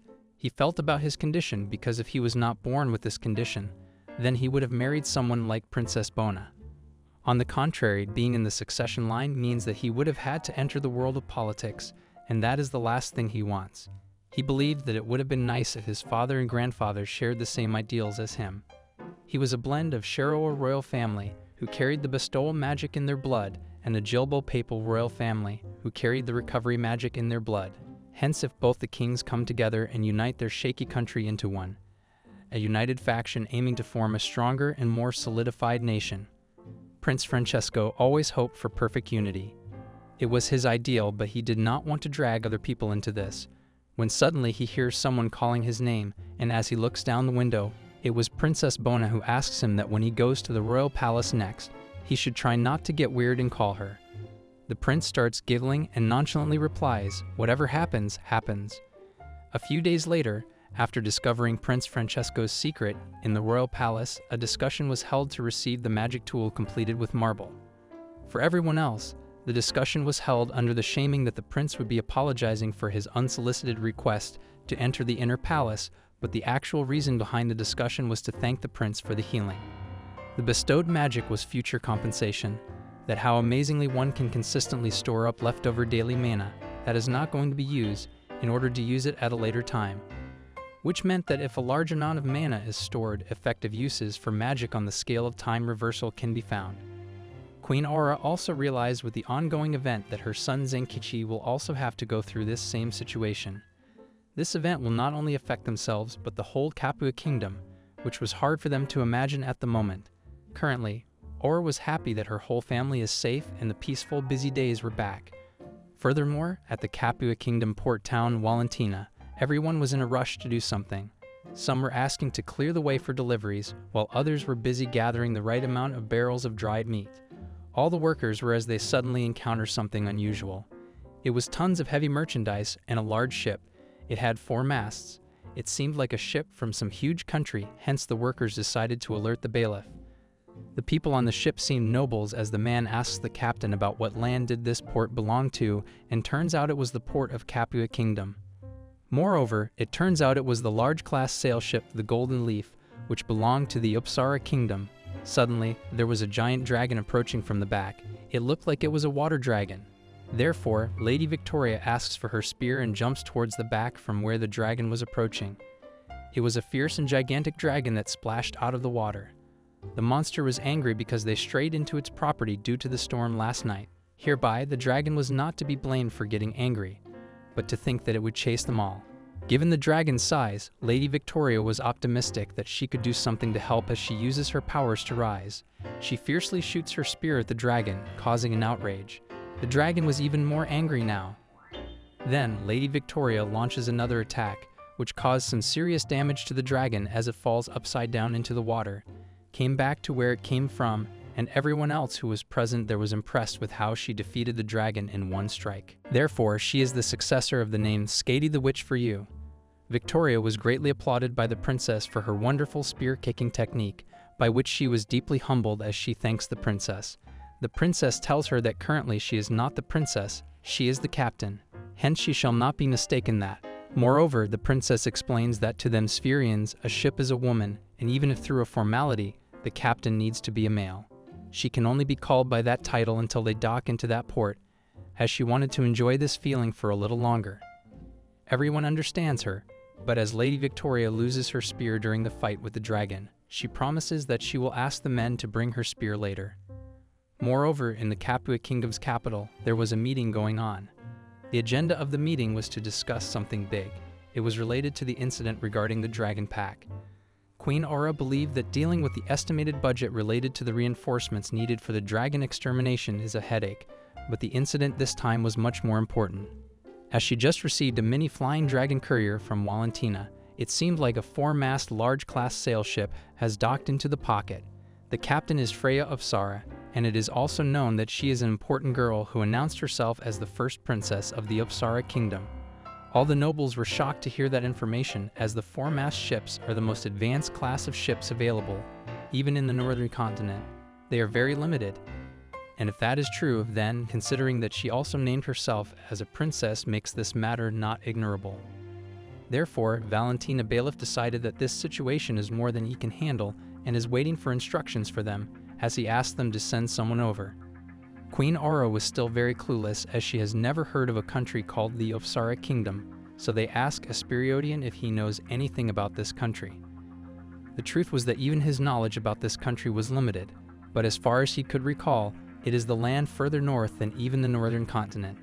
No Queen Aura understood why she had never heard of this land because it was further than the northern continent. The question that everyone wondered about was why would that northern country make a trip all the way? However, regardless of everything, they wanted to establish direct trade with the northern continent, which is one of Capua Kingdom's greatest goals. Hence, if the chance comes up, they can let it go, but they must also have their own goals, so the queen understands that the negotiations would be a little difficult. Hence, the first thing she would like to do is confirm their claims. If there is a chance that her claim of royalty is a lie, therefore seeing her use her magic should be enough proof for now, but according to everybody else, it is a hefty job. On that account, Asperiodian explains the logic that as the saying goes by the southern magic, northern technique, the southern continents are magically advanced countries, while the northern continents are known as technologically advanced countries. So possessing a bloodline magic is an absolute condition in the southern continent. But it is not so in the north. Consequently, that would make it difficult to use bloodline magic as proof, thereby just confirming their identities, as royalty is going to prove to be troublesome. So this negotiation calls for someone who has great ability. As Asperiodian asks Queen Aura if she has anyone in mind. Therefore, the queen suggests that if no one has any objections, she was thinking about letting Raffaello Marques handle this mission. It seemed like everyone else was not happy with this decision, but the queen was adamant about her decision and expects everyone to not complain about his abilities, as he is one of the feudal nobles of the Marques dukedom. As Valentina is an area under the direct control of the royal family, and all governmental affairs are left to the bailiff, Asperiodian believes that as the bailiffs and the like who serve as the king, slim in official positions, and do not own a territory restricted to being administrative nobles, with the exception of generals and ministers serving in the royal palace, it could forcibly recommend him. But if Raffaello, a feudal noble, were to be appointed to this case, they can expect strong opposition from the administrative nobles. Therefore, Queen Aura adds that this is why she will not appoint Raffaello to be in charge of this case. Rather, he will be assigned a temporary role of advisor to the person in charge, which seemed like a reasonable proposition to everyone. As Asperiodian agreed as well that it's true that if the person in charge were to hire him at their own expense, then that would ease the pressure from the administrative nobles. Therefore, still, even if just in name, the person in charge needs to have enough weight behind their title to control Lord Raffaello. However, now Lord Raffaello realized why he was brought to the ongoing unofficial meeting. However, he will be doing the heavy lifting in the negotiations, but as an advisor, he will act as something like a secretary to the person in charge, which is why having a high-ranking noble like Lord Raffaello be a secretary to the person in charge needs to be of appropriate status. Moreover, Zenjiro also agreed that the only ones able to appoint Lord Raffaello as an advisor without any complaints are royalty. And on top of that, they have to be relatively free enough to move around. Instantly, an idea runs into Queen Aura's mind that Zenjiro matches all these qualities. Zenjiro considers what Aura said and instantly states that he is ready to do the job if it is what Queen Aura desires. He has no complaints. Moreover, currently, he is swamped by the role of receiving Prince Francesco and Princess Bona, and now he was wondering what would become of that. Hence, the queen adds that he will have to do them a little disservice, as she will look through this matter.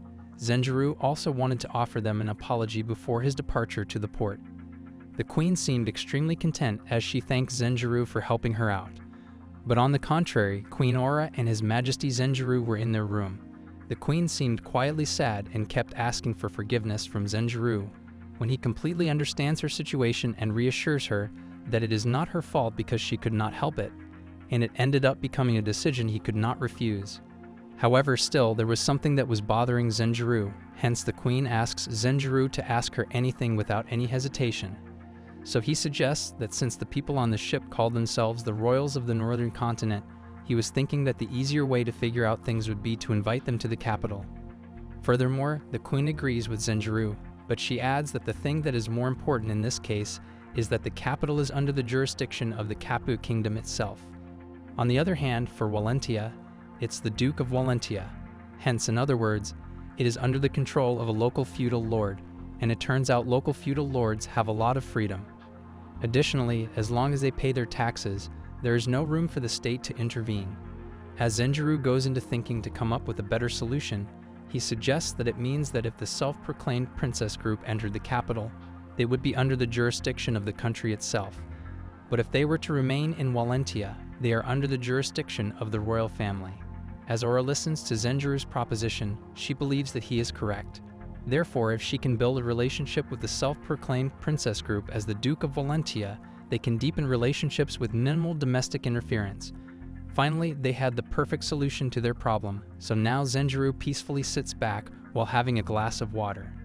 Moreover, Aura believed that a king looking to gain an advantage for the royal family over his country isn't a commendable act, but they must always be on top of the power balance between the royal family and the local feudal lords. Otherwise, the palace would be inviting them to cause a commotion. So Zenjiro instantly asks Aura if the situation has a lot of merit for her. Moreover, as the ship arrived without any notice, the possibility of it drifting ashore after an accident is high. Hence, this was another reason why the ball was in the palace's court, because they can send out their own shipwrights, allowing them to extract information on the latest technology from the north. Hence, Zenjiro's task is to discover the technology behind that large-class ship, which is Queen Aura's priority. Looking ahead, they can use that to send a trading fleet and establish direct trade with the north. As a result, they can mass-produce iron and even build things like a large furnace using the far more advanced techniques of the north. Queen Aura was so excited for this plan to be successful, as she hoped that if all this worked, they can also see some progress in glass making after that. They can also advance their weapon and armor forging. But suddenly Aura stops with all the enchanting and displays a very regretful expression on her face. After seeing that, Zenjiro asks what happened, what is wrong? So she asks Zenjiro to forgive her, as she believed that she is bothering him with another task for a national matter. Now Zenjiro has accepted his fate, as he says that it can't be helped now.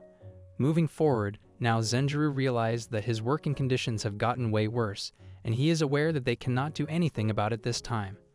But before he realized it, he could not afford it anymore, so he was taken by surprise.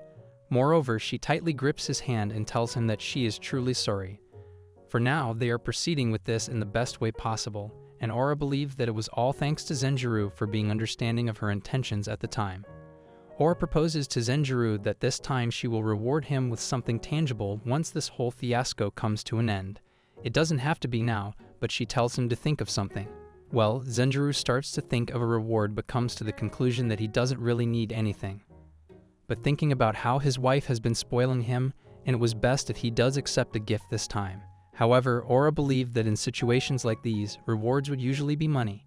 But in his position, it might not be the best idea to have money freely at his disposal. So Aura suggests that maybe he could use a keeled bone pen or counting stones. But on the contrary, Zenjiro already has a ballpoint and his PC. As Zenjiro would not agree to any gift, she grants him permission for a second marriage. But he certainly refuses that as well. At the end, he agrees to a keeled bone pen or counting stones. However, so Aura asks him if the counting stones and keeled bone pen pique his interest, to which he replies that they did not. It just seemed like the safest choice to him. Well, after hearing that, Aura believes that in that case it is not a reward. But Zenjiro contradicts that as long as it does not cause discord, anything is fine. However, the wind seemed like it was very strong today. However, Zenjiro gets up to close the window when Aura tells him that he does not have to worry about any discord caused by him receiving a reward. She tells him that any problem that comes their way she will deal with. He just needs to be more honest about his desires. Suddenly, the wind started feeling like a tornado, and that is when it hit Zenjiro that he has never been out of the palace ever since he came to this world. The world's cities, mountains, oceans, and the sounds and smells and scenery, he is unaware of all these bounties. Therefore, Zenjiro does not want to get involved in any of these troublesome things. But on the other hand, this might be his chance to know about this world, and therefore he asks Aura to put a hold on the reward for a while. As this will be the first time he steps outside of the capital, he will find something he wants over there or something he wants to do. but he was to do everything within boundaries that would cause no trouble. Hence, he will make a priority list of what he can do over there. He will write down a memo of things he can do, and he certainly believed that this was a good change of pace, as he will be stepping out into a world he does not know anything about. Moreover, Aura gives pointers to Zenjiro that the sun over there is pretty strong, but the ocean breeze makes it cooler than the capital, and the seafood is also very scrumptious there. Hence, Valentia is a good place. Ains was the person in charge of cleaning the inner palace. She was one of Zenjiro's most trusted attendants, as she was also the previous king's, Carlos, the second closest subordinate.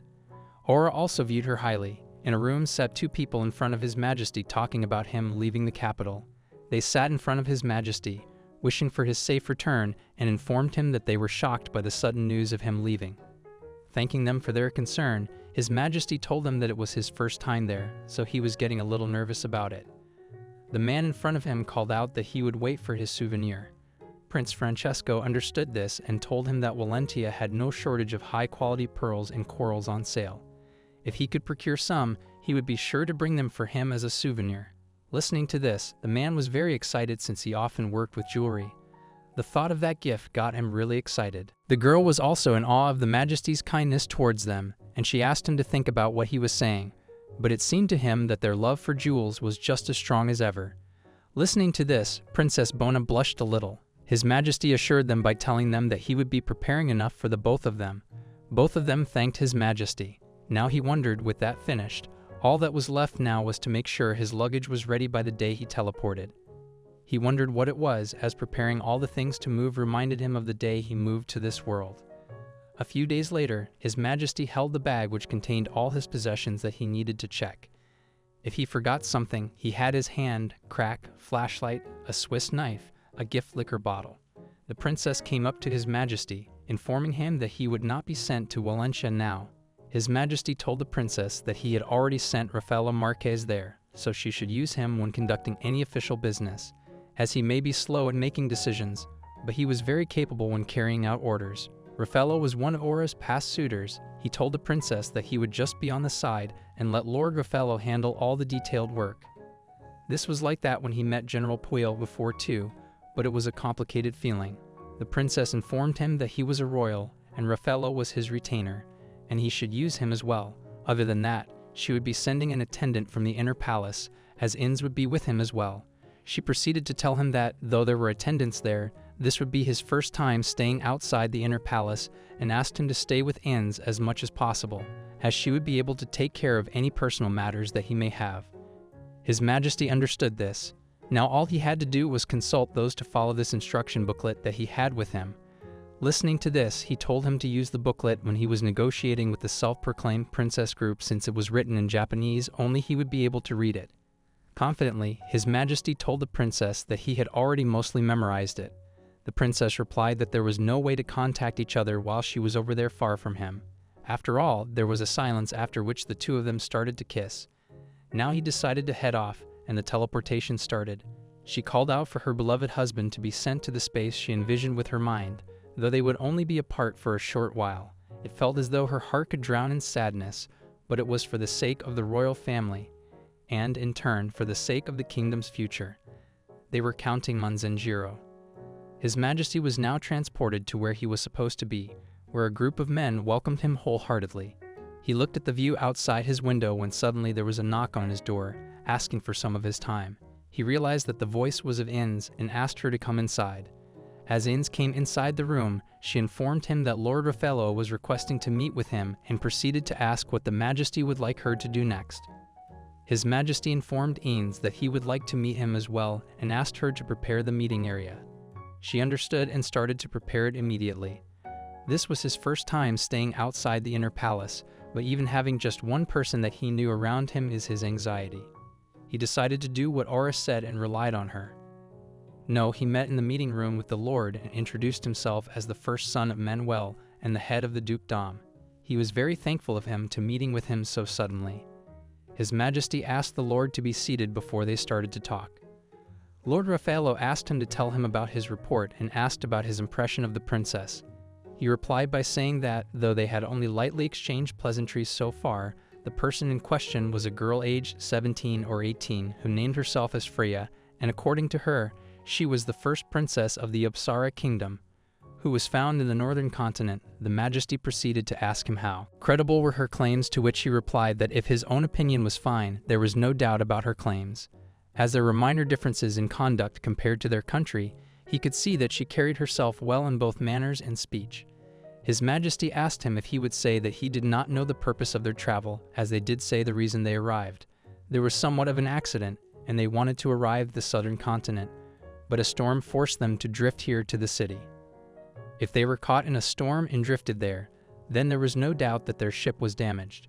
That would mean even without offering a bargaining chip from their side as a gesture of goodwill, they could still have their craftsmen repair their ship and gain information on the build of their large-class sailboard. His Majesty told the Lord that they could prepare their craftsmen and have them help with the repairs, as this was also the wish of Her Majesty Aura. The Lord understood this and decided to make the necessary preparations at once. His Majesty wondered that the Lord gave off the feeling of a highly competent official who was helplessly passive in his nature. Lord Raffaello wanted to add a suggestion of his own, which was that the craftsmen all had their own daily work to see to. There might be a chance they did not have the manpower necessary to repair the large glass ship. With His Majesty's permission, he could call in craftsmen from outside to help. With the outside help, and if it was from the Marques's dukedom, the Lord agreed to this, as it was embarrassing to say, but he spent most of his time within his domain. As such, his connections outside of it were weak. Fortunately, this city and Marquez territory were relatively close. In His Majesty's opinion, it was still an issue within the Valentina territory. They would need permission from Her Majesty to involve people from the outside. The Lord informed him that there was no need to be worried about that matter, as Her Majesty and his father had already talked about it. Now he pulled out a letter from his pocket and showed it to His Majesty, the letter that noted those talks. Ains came over to the table to read the letter. His Majesty realized that it meant that the dukedom was also participating in that manner. In return, Raffaello would act as his loyal servant for the time being, and the dukedom would also cover some of the financial burden. His Majesty would have preferred if the princess had told this to him earlier. Since he was just an add-on in the eyes of the family, she probably allowed this to show that the Lord was going to be doing all the real work. He would just leave these kinds of decisions to Aura, as she had much of a better grip on the situation than he ever would. So he understood this as if Her Majesty had approved of this matter, then he had no complaints. He told the Lord to do as he may. His Majesty had been told about this before, but now he understood it as he could not let his guard down with the dukedom. The next day at the Duke of Valentia estate, His Majesty sat on the throne as the self-proclaimed princess walked up to him. He wondered if short hairstyles were common in the northern continent, but what was more intriguing was her clothes. He wondered if it was cross-dressing, but then he wondered why she would clearly say that she was Princess Freya. He could see what the Lord was talking about, as she definitely gave off the princess feeling, not comparing them to royalty like Prince Francesco, but it looked to be around the same as their god-man. She was stopped as they had to perform a body check before moving further, to which she had gotten infuriated, screaming at the guard about what there was to know about the princess. He apologized as he accepted that it was most rude, but even if there was a mere silver of a chance, they could not allow him to fall. His Majesty, the princess told him that they could have done the body check while they were staying in the other room and asked if any other princesses went through such embarrassment in this palace. The guard assured her that if they did that before, they could not be truly sure of his safety. Looking at this, His Majesty thought that it was bad and wondered that it should have been done in the other room. He thought about the fact if they were possibly trying to establish hierarchy by having the body check done there in front of him. He felt that they were going overboard with it, but the Lord did not look like he was preparing to intervene. That meant that, as he was not supposed to say anything as well, the guard's duty was to eliminate only. At Kupua Kingdom, capital Capua, the princess sat in her throne when one of the guards came up to her, informing her that no matter how much she glared at the numbers on the document, they would not change. But she already knew that and decided to come back to the topic, as it seemed that the army would be hunting the dragons in the mountains. The cost of this legion dragon extermination was becoming ridiculously expensive. Rations aside, she thought that the prices of military supplies were still low due to the surplus from the Grade 4, but that did not seem to be the case. She was informed that it seemed that the suppliers had already reeled back the prices, and the speed at which the merchants reacted exceeded their expectations.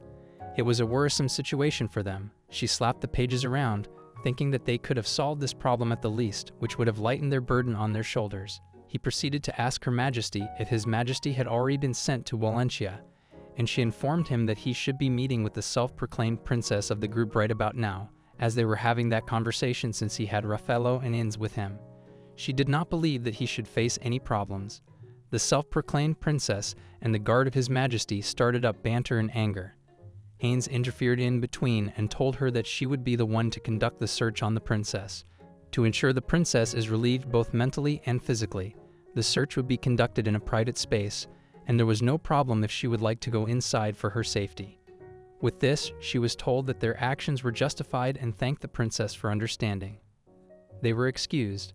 Now, while His Majesty was worried for a moment, he completely did not notice Ains coming in between to interfere. He wondered if it was because he was too focused on the woman's aura. Now checking was completed, there were no problems, and the princess was told to proceed. They apologized for the rudeness, came forward to His Majesty. He introduced himself as the husband of Her Majesty Aura, who was the kingdom queen, and informed her that normally this kind of matter would fall under the jurisdiction of the Duke, who was also Her Majesty Aura. However, as she was currently busy, he would be acting as her delegate for the time being and welcomed the princess. The captain of the Upsara Kingdom's 8th Navy Division, the Golden Leaf, asked him to call her Freya. She was most delighted to be able to meet His Majesty like this. She sincerely hoped that this meeting would serve as a bridge between their two countries. His Majesty hoped so as well. Rather than a princess, Freya introduced herself as a captain first. He wondered if this meant that she felt that rather than royalty, her title as captain was more advantageous in this position. Freya started to introduce Victoria as one of the country's proud warriors and her own bodyguard. Listening to this, His Majesty interfered by asking about the different name. Princess Freya called her by just now. He was informed that she called her by her title, as there was a custom in their country to name distinguished warriors after heroes of the past. Skadi was one of the names of the ancient female warrior who, alongside being of which, was famed for her military prowess. His Majesty thought that she was indeed very brave and thought about the fact that they were not wrong, that she was a top-class warrior from their kingdom. He welcomed them to their party as visitors in the kingdom dukedom and told them that he had arranged lodging for them at one of the buildings at the Duke estate, and they may use it starting today. If there were any details that they wished to know, they could ask their aide Raffaello for further information. Freya hoped to get along with them. A change of clothes was prepared for His Majesty by the staff, after which he asked to be excused as he needed to speak with Ans. He was told that if he needed anything, he should feel free to call on them any time, and the door was shut. Now His Majesty dropped on the and asked Inns if Princess Freya and her group moved into the Duke estate, yet he was told that they had moved in without any problem. Then he proceeded to ask if they found anything unpleasant, to which she replied that they did. He asked what it was, and she told him that it was the weather that was too hot to bear. He understood it, as he also underestimated how hard it was to live there. He could not use his AC or a fan, so it was too hot to sleep easily. He also had to keep up a front with the maids there and could not catch a break. And if this trip seemed like it was going to be longer, it may be a good idea to ask Her Majesty or to send some attendants from the inner palace, commented Inns. His Majesty agreed, as it may cause trouble for everyone, but that would also help them. Later proceeded to ask her what was to be done after this, to which she was told that there was a small discussion on the practical costs of repair and requests to be made. The Lord would be heading the discussion, so she did not believe that His Majesty would have a chance to see Princess Freya. He understood this and told her to make sure that the water was there to their liking. At the Valentia Duke estate, Princess Freya was taking a hot bath, but the temperature in that country made it feel like she was in a sauna. As she changed her clothes, she commented on the culture of wearing slippers inside and thought that it was quite agreeable. Her bodyguard told her that she could not praise herself with that type of material. It was easy for her toes to be crushed, leaving her incapacitated. She informed Freya that she could not bring herself to them to Princess. Freya told her that she could not be like that, as when they should do as the land dwellers do, and when on sea, they should do as the seagoers do. She understood this. Despite being made of cloth, the shoes did have a skin on the bottom to prevent slipping, and she might be able to work with them. Moreover, the chances of the battle occurring were low, but just in case, they decided not to let their guard down. Other than that, the most important thing for them right now was the matter of their ship. There was no avoiding the fact that their ship technology would be leaked. Her bodyguard informed her that the damage they received from the storm was severe, and it was possible to repair, but they would need a considerable amount of manpower. Listening to this, she thought that they had no room to negotiate this point. At the discussion, they would provide full support in repairing the golden leaf free of charge, as it was what the Lord had said. She thought of it as a good thing. It was quite a bent way to put it, as by helping repair their golden leaf, they obtained knowledge to build large-class sail ships, and as long as their ship remained damaged, they could not return to their country. Even knowing their intentions, they really did not have a choice in this matter. In that case, Princess Freya decided that they might as well just work with them to the point of establishing a large-class sail ship manufacturing site right here. They had no intention of suggesting that herself, but what was growing scarce in their country? The charcoal was used as fuel to cast iron and wood candle used to endure the cold. The most important component in the ship was made by wood. Their country's forestation project was moving along, but at some point, they would be unable to maintain their current navy scale. In that case, her bodyguard suggested if it would be better to mass import wood directly, to which she was informed that it was not possible as the population of water dragons were beyond their expectations. If they were to carry out the large kind of wood necessary to build large-class ships, it would considerably slow ship movement, and they would not be able to get through the dragon-infested waters. For the time being, they could buy from their neighboring countries, and their top priority was to establish their own intercontinental trade route and gather profitable material. Fortunately, their cargo was still intact. Sugar, spices, dragon skin, and dragon bones were all precious in the northern continent, and that is what they should aim for.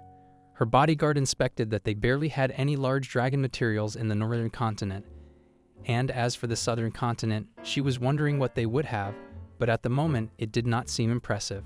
She was told not to let her guard down and have little information on the southern continent. If the time came, Priya was relying on her. Her bodyguard assured her that she would not allow even a scratch on the princess. The dragons were attacking the army. The commander told them to sound the whistle until they meet with the other units. They should not attack and focus on defending. The Lord came before the general, and he warned him to look behind him as there was a dragon. He suddenly caught sight of it and slashed his neck with his sword, after which he told them to take them down however they wished, and they should not let them escape. If they retreated, they should chase them with their spears and arrows, and they understood this. They managed to reach the halfway point of the mountain hunting plan. Using the fisherman input, they were able to position their troops to encircle the giant legion dragon's base and narrow in on them. The general told them that they had all done well despite being in this unfamiliar jungle. It was true that the mountain hunt was proceeding smoothly, but there was an uneasy feeling amongst them. The chapter starts off in Kapu Kingdom in the military encampment where Antonio, the hunter, expresses his concerns related to the giant legion dragon that he believes is no longer nested on this mountain. He provides no guarantee to this fact. He states that as the army marches forward, instead of finding more dragons, they're encountering fewer and fewer of them. Judging from the amount of food droppings discovered, there should be about 100 legion dragons. Lord Pinto finds it strange that in 3 days, they hadn't encountered a single legion dragon. To support this claim, Savior Gajiel also gives his input about how there's barely any location that would support this many legion dragons. They were forced to leave this territory, hence they retreated. All this could also mean that there might be another dragon of that scale that frightens these legion dragons. For example, if an imperial dragon or a Marilighter dragon were to come to contest, then the legions would run away as they don't fight if they are at a disadvantage. It's in their nature, as mentioned by the hunter. But that was not the case over here. Instead, the dragons found humans to be a formidable force which they cannot face. So they went away finding a new territory. Quite commendable is their quick-wittedness and decision-making skills. Lord Christian Pinto stated if they were his troops, they would receive a passing mark on their decision-making skills. Trying to close the Salt Road case, Lord Pinto thought it was safe to assume that the road had been saved. But little did he know, as the hunter then told him about a chain reaction concept that the dragons do out of their nature. This means in a battle amongst two dragons, the loser, if it escapes on its last leg, will start another dispute in another territory. And if it somehow still doesn't die there, it goes elsewhere, hence leading to a paradox like a chain reaction which never ends. Christian Pinto gives the orders to Lord Savior to go to the capital along with the hunter to deliver this news to the queen. He found it better to send him in person rather than sending a courier message because of the sensitivity and complexity of the matter and the danger of the message being distorted. There would be a courier message sent via a dragon to the capital once the mountain hunt ends. He tells Savior, and then he immediately leaves with the hunter. Cussing and shouting at the not-to-be-seen servants, Princess Freya waits at the dining table, conversating with Zenjuru. He commends her bravery and decision-making skills because she had traveled, which is considered to be dangerously full of fraud. And even so, if the trade agreements turn out to be successful, then it would be a win-win for both countries. These conversations are not well suited for Zenjiro, or as he thinks, they don't. So it was a good thing Raffaello had dealt with the actual negotiations. The plan of repairing their ship was already there, but in the meantime, His Majesty thought it would be best if they could do something with all the shipments the ship was carrying. And as it turns out, in both of their favors, they traded amongst themselves. Princess Freya wanted some dragon hide, bones, sugar, and spices because her shipment mostly comprised metals or hand-woven fabrics. However, it made Raffaello suspicious of Freya as to why she would want these items since they aren't even popular in the northern continent. Due to the suspicion, they found it would be better to wait out till they find the real reason behind it and proceeded to agree on sugar and spices trade only, which to Freya were valuable products, and she thanked them for it. A heavily spiced shellfish dish was presented, which is not to be found in the north, as Freya mentioned, and is a rare treat. As the conversation about shellfish continues, Zenjiro mentions the slaked lime and silica sand they use to make glass, which Freya replies to that it could be found in Valentia, and makes His Majesty couldn't help but wonder if that may help them in glass production as they have been sourcing it from a freshwater lake nearby. Breaking the ice, Freya confusingly asked if there was something wrong, but Zenjiro dismissed her by telling that he was just glad that their dishes were to Freya's liking. But doesn't she miss her homeland's flavors, to which she told him that they had enough livestock on their ship, unscathed luckily with the cook too, meaning she can enjoy the flavors of her homeland anytime she wants to. Still stuck on her previous sentence, Zenjiro was shocked to know she has livestock on board with her. The reason why he was surprised was that he wanted goat's milk, which is not considered a normal norm in the south, as they do not drink any livestock's milk. However, in the north, they do find it as an important source of nutrition and do drink it just like in Zenjiro's world. The exchange and trade seem to be going well as Zenjiro thinks it would be beneficial to get the goat's milk to make dairy products, and slaked lime from shells would help in the glass-making process. He was glad to have come to Valentia. They both could advance now. Zenjiro asks them if he could pay them in silver coins, as Her Majesty had told him to do personal trades with this currency only, which they agreed upon. Vittoria asks about the baby Prince Carlos, and if he is a year old yet. He was only born half a year ago, still at his cutest, Zenjiro replied, to which Princess Freya presented him a goat as a gift on this celebration as a gesture of goodwill and a custom in her country to give livestock as a gift on the celebration of birth. But as it is not common elsewhere, the princess offered to present him with something else like a sword, but Zenjiro isn't suited for battle, so he accepted the goat. Espiriton was telling Zenjiro that in winters, many warriors pick knitting or fishing as a hobby. Do they do this because the port freezes over, asked Zenjiro, but due to the harsh winters which become life-threatening, hence they pick up these hobbies. The glory and news of southern battles had even reached north, meaning it would have orphaned a lot of children and devastated their homes. So Freya indirectly was asking if she could help Capua in that manner too by adopting these kids. Zenjiro in a very humble manner refused, as these orphans were under Her Majesty's protection, and she doesn't leave her people alone, describing her nobility. Due to church customs, Valentia isn't allowed to keep dragon materials, which Victoria and Freya are aiming for. Even though the trade of this was left hanging by Capua's side, the ship was rebuilt, and the trade route established anyways.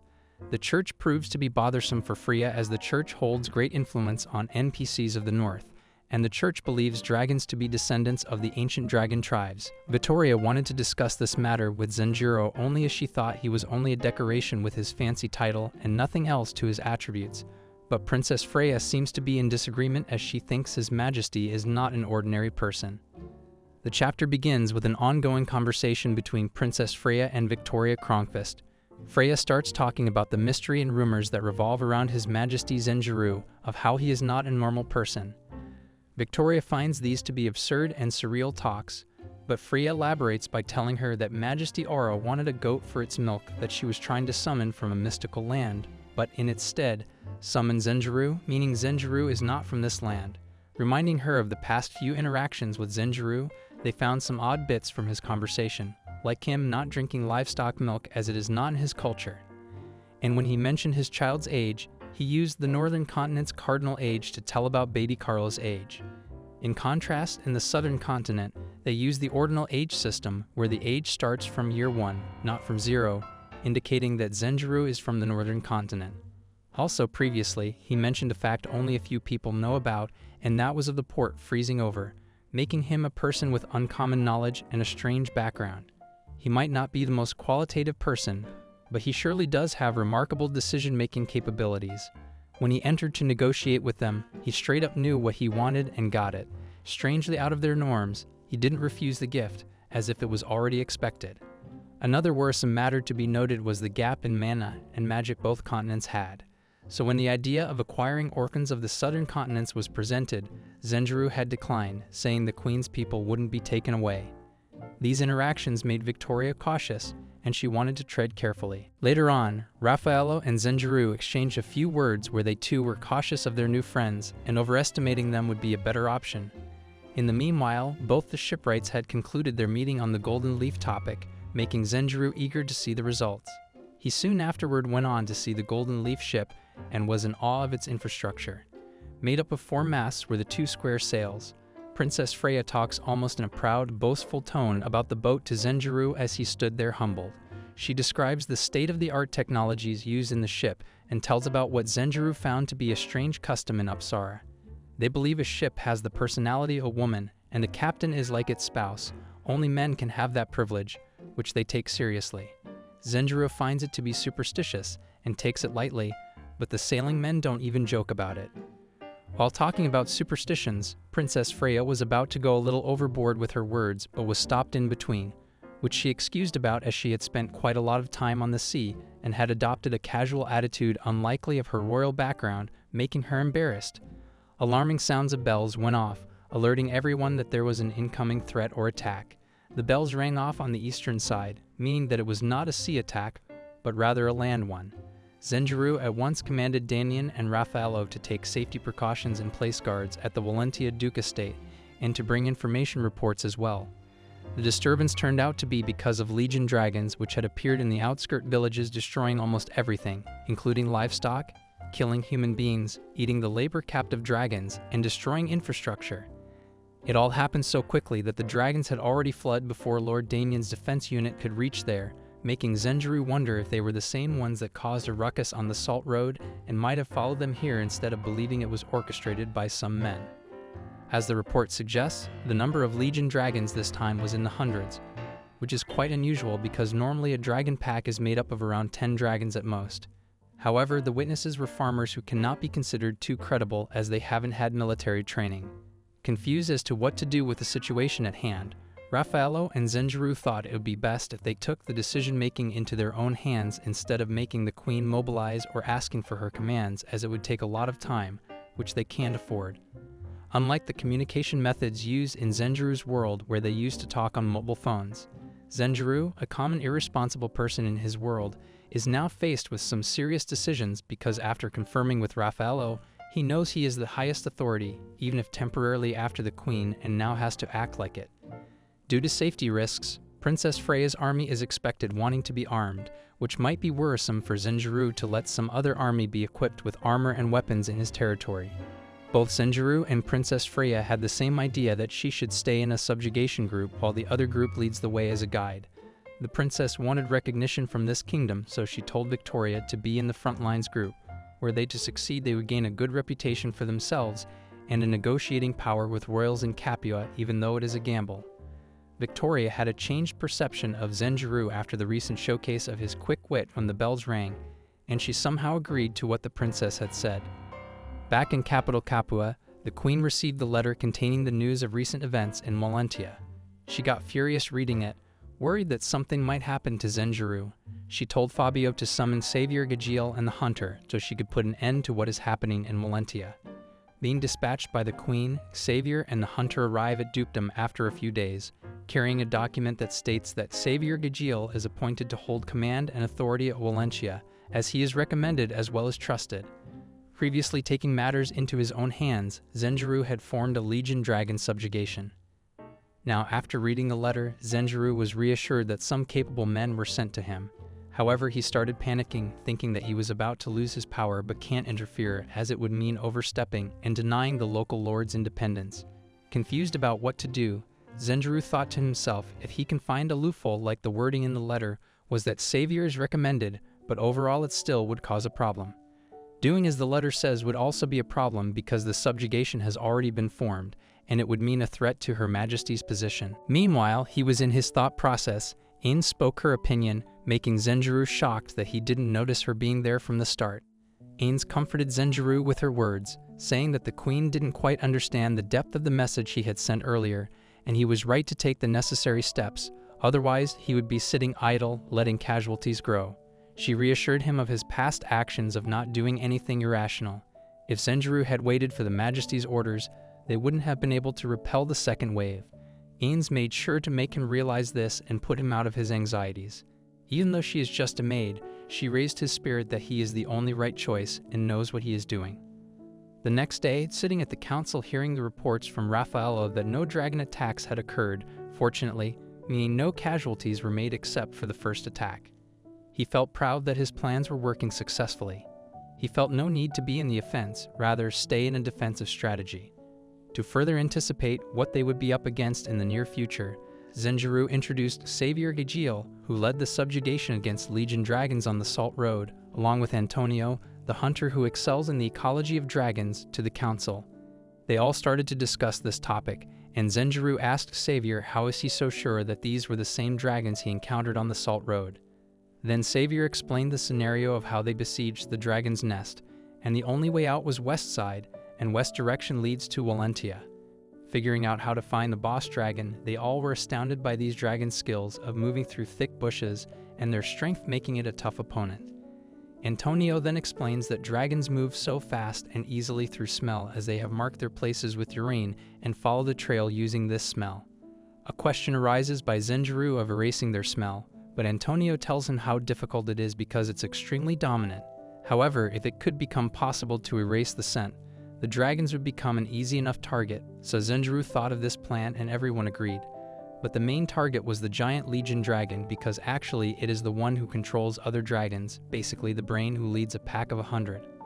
Upon hearing that the pack consists of 100 dragons, Antonio was shook because according to him they should be decreasing, not the opposite, as this pack consisted of around 50 at the Salt Road, meaning that there must be more around 400 to 500 dragons in reserve, which would replace the fallen.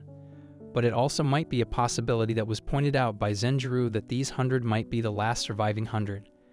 They all began formulating a plan, despite having no battle experience or exposure to Legion dragons, decided to join the battle himself in high spirits. Even though Damien practically shouted and begged His Majesty not to go, as it seems extremely dangerous and unsafe, but Zenjiro would not listen to him but tell him not to convince him to change his mind. His Majesty is to be in the back with the reserve squad if things went unfortunate. According to Zenjiro, this was the perfect plan, as it would only add up to his reputation while him being safe out there. On the other hand, staying back would mean giving Lord Savior full authority, which would ruin the Queen's image. With Zenjiro on the field, it would seem like he is the highest authority and put Savior and Raffaello on the same level. Worried about His Majesty's safety, Damon gave all the possible arguments for him to stay. One of them being Princess Freya, a foreign power staying in a headless dukedom to which Damon was told even Princess Freya was going alongside them. Hearing all of this, Damon was left flabbergasted. On the front lines, Lord Savior was commanding the soldiers to do the task. One of them was throwing a powder-like substance on trees and bushes, while thinking in envy that he still has no real power, only of the front lines, but Zenjiro is the supreme commander. Almost as if he was comparing himself with His Majesty, he wondered on who does the success rely on more. His thoughts were interrupted by Antonio's boasting and praises of Zenjiro and how intellectual he is to use deodorizing powder along with Legion dragon skin to kill the scent of urine to confuse the dragons. In the meanwhile, Lord Raffaello was tasked with repairing the village. Soon enough, the dragons came, all hundreds of them, with their astonishing speed. But all missiled to the village square, seemingly the plan had worked, and the troops started shooting arrows at them from the hills while picking them off one at a time. Savior and Hunter had their eyes on finding the real prize, which was the giant dragon, but it had not appeared even in this situation. For what it's worth, the dragons had been weakened and split. Looks like the giant dragon is way smarter than the rest of its kind, as it won't show itself if it finds itself in a disadvantage. The council discussed. Victoria came up with a plan of deceiving the dragon by showing it an advantage, so it comes out to take advantage. In reality, the detached force will be there, and she all alone was ready to face it. Standing alone in the shadow of the towering dragon, Victoria faced the colossal creature with a fearless gaze. The dragon, with scales as tough as armor, loomed before her, emitting screeching noises that echoed through the air. Undeterred by its imposing size, Victoria stood her ground, her composure unshaken. With a swift and calculated strike, she aimed a blow at the dragon, a move that might have been lethal for a common dragon, but only left a mere scratch on this formidable opponent. It became evident to Victoria that this dragon, unlike others of its kind, possessed not only size but also tougher skin and unparalleled agility. The ensuing battle unfolded with a ferocity matching the dragon's own. In a surprising turn, the dragon lashed out with its tail, delivering a powerful blow that sent Victoria sprawling through the air. Overwhelmed, she realized she was no match for this beast, and as she descended, the odds seemed stacked against her. Meanwhile, on the hills in another location, the army strategically engaged the normal dragons. The soldiers, positioned to trap the dragons in an alleyway, unleashed a barrage of arrows. The sheer quantity of arrows created a formidable obstacle for the dragons, and it appeared the plan was working. The concentrated assault, if sustained, could potentially obliterate 100 Legion dragons, marking a significant step towards victory. Driven by the desire to uphold his family name, Savior took charge of the battle. Brandishing his sword, he led his comrades with strategic prowess. Commanding them to seize the higher ground, Savior orchestrated a plan to drive the dragons off the cliff. Eager for glory but cautious about preventing unnecessary casualties, Savior strategically blocked off exit points.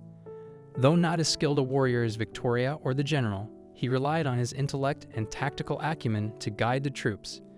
Meanwhile, Victoria, having learned from her previous encounter, focused on not underestimating the dragon's tail. The dragon, recognizing her as a formidable adversary, displayed an agility and resilience that set it apart from its counterparts. In the midst of the chaos, the dragon recalled tales of Skadi the Witch, a legendary female warrior who had single-handedly defeated an evil black dragon. The giant dragon, cautious and intrigued, wondered if Victoria might be the one spoken of in those tales. In a daring move, Skadi identified a weakness in the dragon, an impaired right eye. Exploiting this vulnerability, she slashed at the dragon's tail, deftly taking the center of balance away from the beast. Emboldened, she taunted the dragon, challenging its strength. Seizing the opportunity, Victoria delivered a final blow, piercing the dragon's skull with her spear, bringing an end to its formidable life. As the chaos subsided and victory seemed within reach, a messenger from the front lines arrived to deliver news to His Majesty Zenjiro. The message brought relief and joy, signaling a turning point in the battle.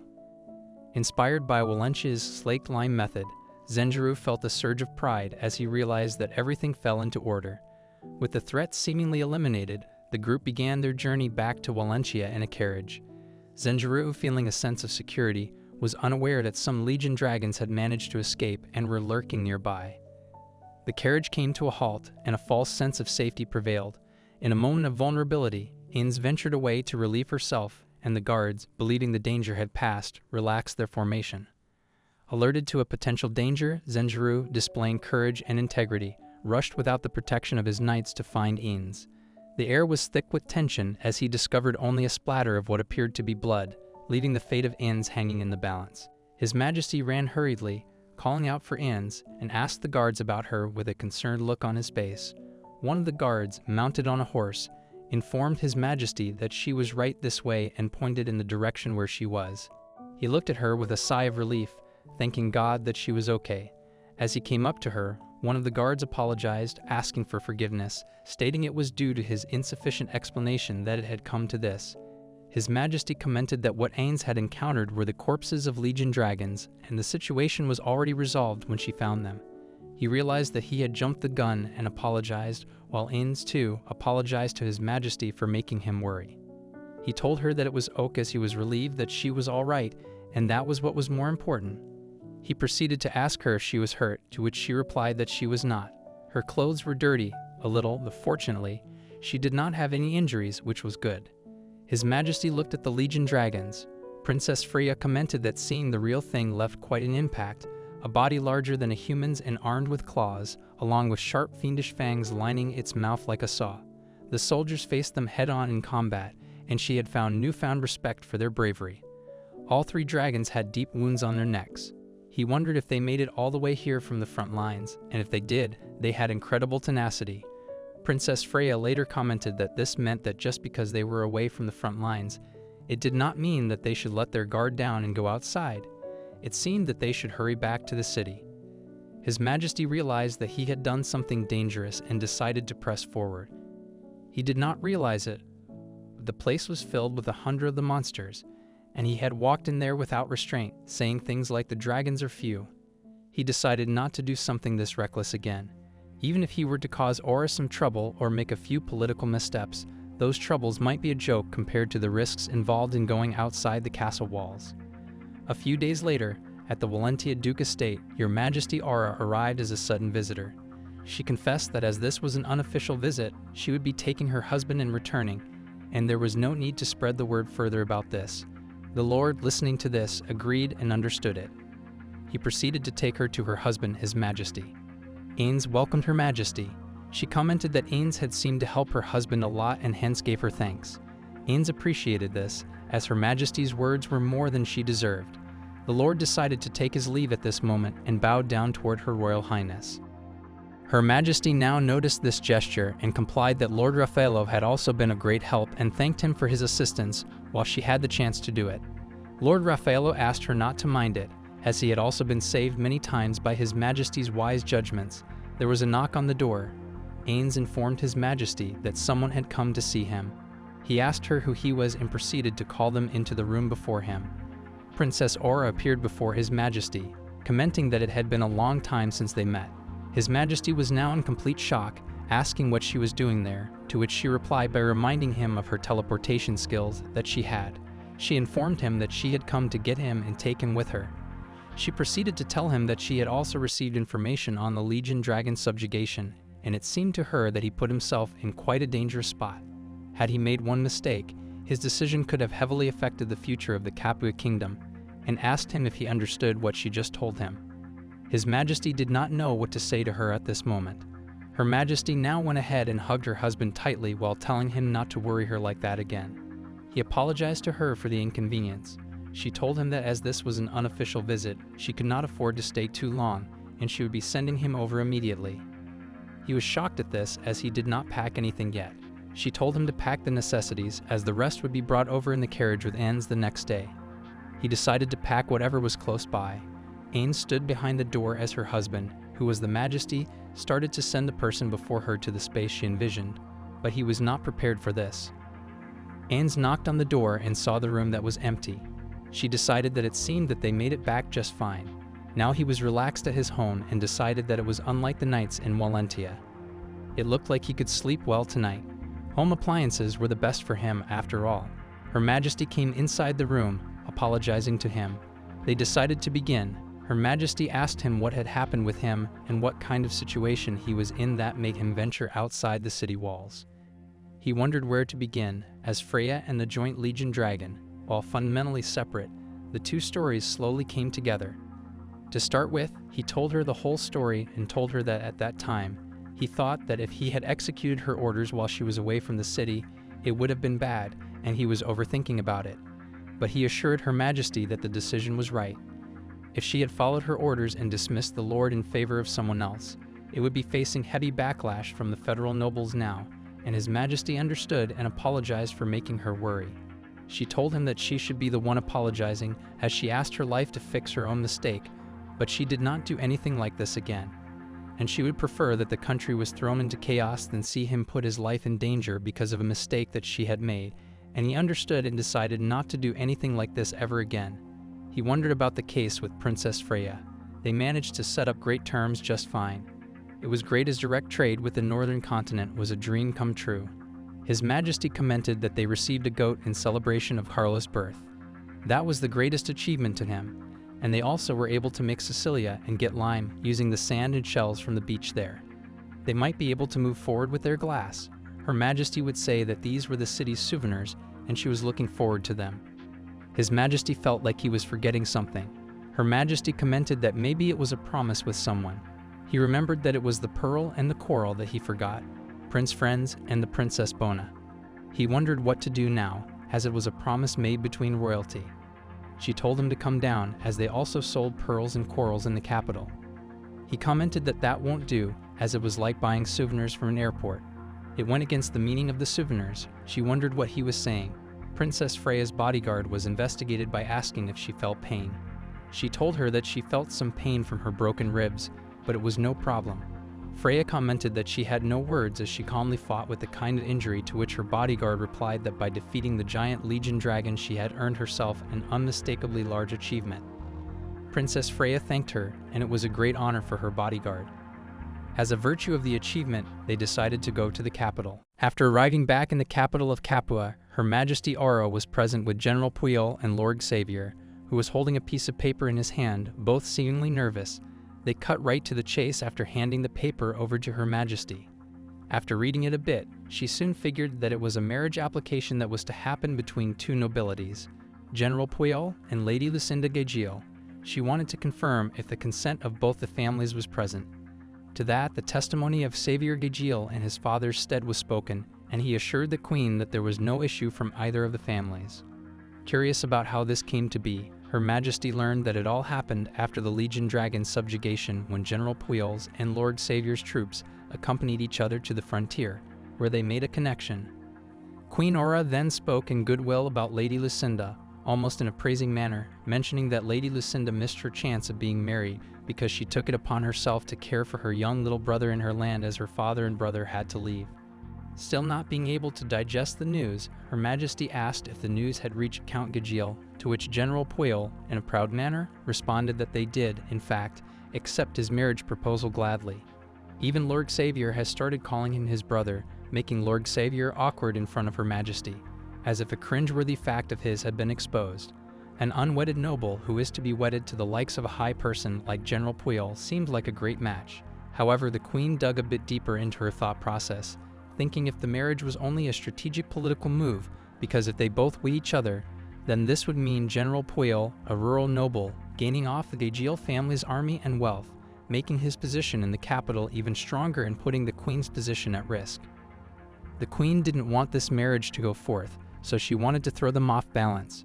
She started asking questions that would make anyone rethink their decisions, like Lady Lucinda would not be able to adjust in the capital.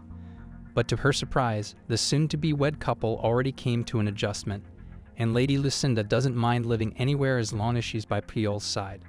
Almost wanting to make them fall off, the Queen says that it's the General's sweet talk that has got them wrapped around, but Xavier was content with his words. After trying her best, the Queen simply stated that she could not let a vital part of the military go soft. Even though it might seem harsh, it is necessary. Lord Xavier rushed to offer his military achievement in the recent battle in exchange for Her Majesty's permission to resolve the matter, meaning he would be giving up on all the rewards he was to receive for that achievement. His words and actions displayed how desperate the Count is for Lady Lucinda's marriage. Even though the Queen didn't want this marriage to happen, she had no other choice. It was her up against a wall. If she forcibly didn't allow it to happen, then she would become a disliked and disfavored figure in the eyes of both Gagile hometown and General Puyol. Hence she agreed to it, telling Xavier that it is a favor from her side, acting pious. General Puyol extended an invitation to the Queen, stating that it was to be held at the Gagile hometown. Even though the capital might be a better option for the ceremony, even the Gagile family had no issues holding the ceremony in the capital. But Puyol had insisted it should be in the hometown, showcasing his noble character, making the Gagile family even happier, as Lady Lucinda would be spending her last day in her home place. It would be seen as rude if the royal family doesn't attend the wedding. But she has a lot of work left undone, and if the next budget meeting was to be settled earlier, it would ease her off. General agreed to help her and then left her presence. She has no way of not attending the wedding, as it would set off some weird rumors, so either she herself has to go or someone of an equivalent status has to go as the representative. Fabio, being a witness to all of the conversation, was asked to give his honest opinion on the matter. His thoughts were that the deal struck was fair, as now the royal family doesn't have to pay the Gagiles for their achievements along with finishing the liability of unwedded royals. Fabio also recommended sending Zenjiro as her representative to the wedding, as he won't deny while being the perfect faithful pawn. Hearing Fabio's words, the Queen was enraged that people assumed Her Majesty uses her husband like a pawn, and there was no other way to describe it. But he also told her that it's just her own guilty consciousness that is getting under her own skin because Zenjiro harbors no negative thoughts about her. Upon agreeing with Fabio, she decided to send Zenjiro to the wedding. But there seemed to be another problem that, in order to attend a wedding, he would need a partner as a common etiquette, and no one other than Pascala-sama came to her mind, since the partner should be seen as a potential concubine. When the queen came into conversation about this matter with His Majesty, he seemed to agree to it right away, having no problems. The queen told that she has been told by Fabio His Majesty is a pawn to Her Majesty Aura, as the queen's original promise was to have Zenjiro help her birth children, and she will ask nothing in return. But now it has come to it that she keeps on asking him favors, a reply to which Zenjiro said he never expected her to keep any promises, making them both flabbergasted. But he intended to mean that it is a difficult task keeping a promise as a royal being completely shut in. They both went on talking about how there is a need to have honest conversations and be understanding of each other's needs. Zenjiro talked about his needs, which were spending more time with his wife Aura, anyone other than his family entering the inner palace, all three of them sleeping together. He wants to play soccer, eat food from his homeland. He went on to ramble, which made the queen giggle a bit, as Zenjiro might seem patient, but he sure does get frustrated too. These requests came out to be a bunch of selfish requests, but that was the aim, having an honest conversation. Agreeing to his requests, Aura told him that she is his wife, but also needs to be taken as his queen, so he should obey her commands as a faithful servant, like she wants glass making to be established because she wants to mass-produce magic tools with the help of glass balls. Ending the honest conversation, the queen told him some heartfelt words, such as a queen, she trusts him more than anyone, and as his wife, she loves him more than anyone.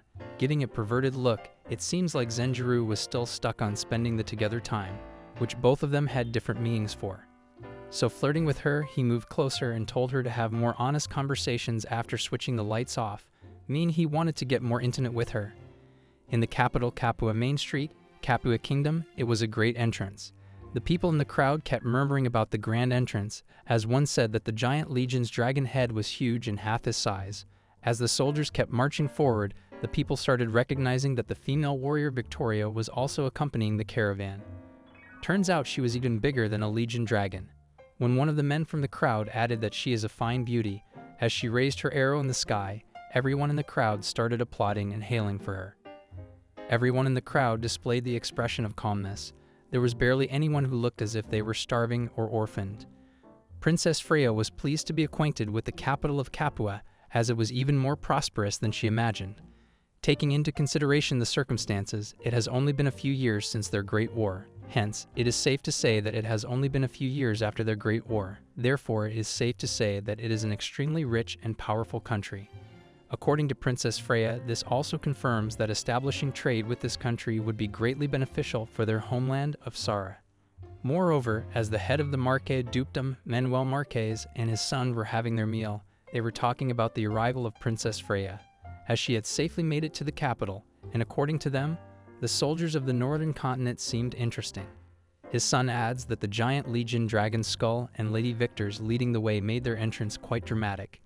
Moreover, the rumors of the Legion Dragon subjugation have made their way to the capital. Turns out the masses are enamored with them. Moreover, Manuel Marques brings up the question about the negotiations with Princess Freya. Even though he had already peeked through the documents, he wanted to hear it directly from him. So he tells him that Zenjiro-sama and Princess Freya had a promising discussion on the intercontinental trade between both countries.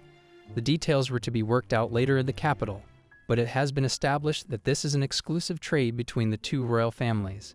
Hence it seems like things have worked out exactly as Manuel Marques expected them to be.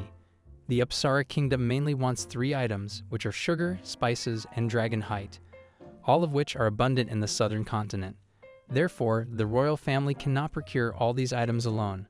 Manuel had a private meeting with Queen Aura, in exchange for their help with settling the agreement. The Marques family will have their middleman margins waived. Hence, in terms of profit, they can expect almost no defense from indirectly trading. However, the son applauds his father for breaking a deal and adds that he will hammer out the details with Her Majesty later. However, Manuel wanted to go back to a point he let slip earlier, which was about the rumors, as it was due to his son's doing that these factual rumors followed into the capital. His son seemed agitated by his statements, as Manuel further adds that the achievements of the knights who defended Valentia were truly amazing. There were tons and thousands of legion dragons closed in on Valentia. Being the hurdle of their way was Zenjiro-sama of the Capua royal family. The other one was the gallant and bold warrior from the north, Victoria. With one strike from her spear, the warrior took out hundreds of legion dragons. On the other hand, Zenjiro-sama chanted a secret spell passed down through the Capua royal family and buried the remaining legion dragons to ashes. Hence, by the efforts of Zenjiro-sama and warrior Victoria, the beautiful town of Valentia was saved from the evil jaws of the legion dragons, and thus they all lived happily ever after. And even if it was not all exaggerated, more often have a hint of truth in them. Thereby the rumors flowing into the capital state that Zenjiro-sama was merely a figurehead leader standing on the front lines. Savior Gajiel was head of the main force, and on the other side, Victoria Kronqvist single-handedly took down the boss that was the giant legion dragon. According to Manuel, these stories are unnaturally precise for rumors. It would be more natural to think that it was someone's doing. Manuel's son was deeply impressed by his father's thought process, and it was indeed through his doing that all the rumors spread. The reason behind his doing was to simply please Zenjiro-sama. Just as Junior Marquez said that if the rumors involved the sole purpose of naturally propagating, Manuel Marquez was afraid that Zenjiro-sama's military achievement would have been exaggerated beyond reality. From a different point of view, it would be disadvantageous for Zenjiro-sama to let his achievements be exaggerated as he tries his best to not take away the Queen's thunder and shake the foundation of her power. Manuel Marquez was unsure about why Lord Raffaello would work so hard to bend to his will.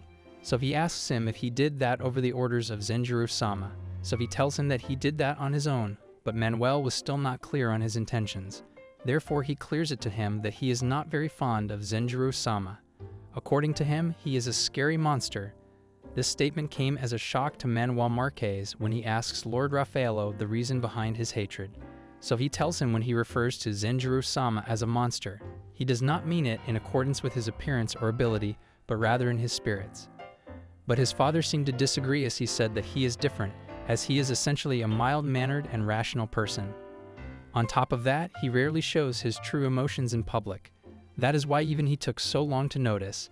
Therefore, if one treats him as a normal human, they will eventually make a fatal mistake. Further, Marquez adds that he understands that his set of values are peculiar, but he was unsure. Why would his son call him a monster, and if he believes that he is as formidable an opponent as General Puyol or Duke Lara? Therefore, Lord Raffaello replies that he does not, since those two are indeed the mere example of monstrous in power and spirit.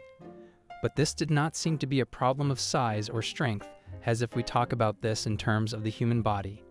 A person stronger than a dragon species would merely be described as inhumane.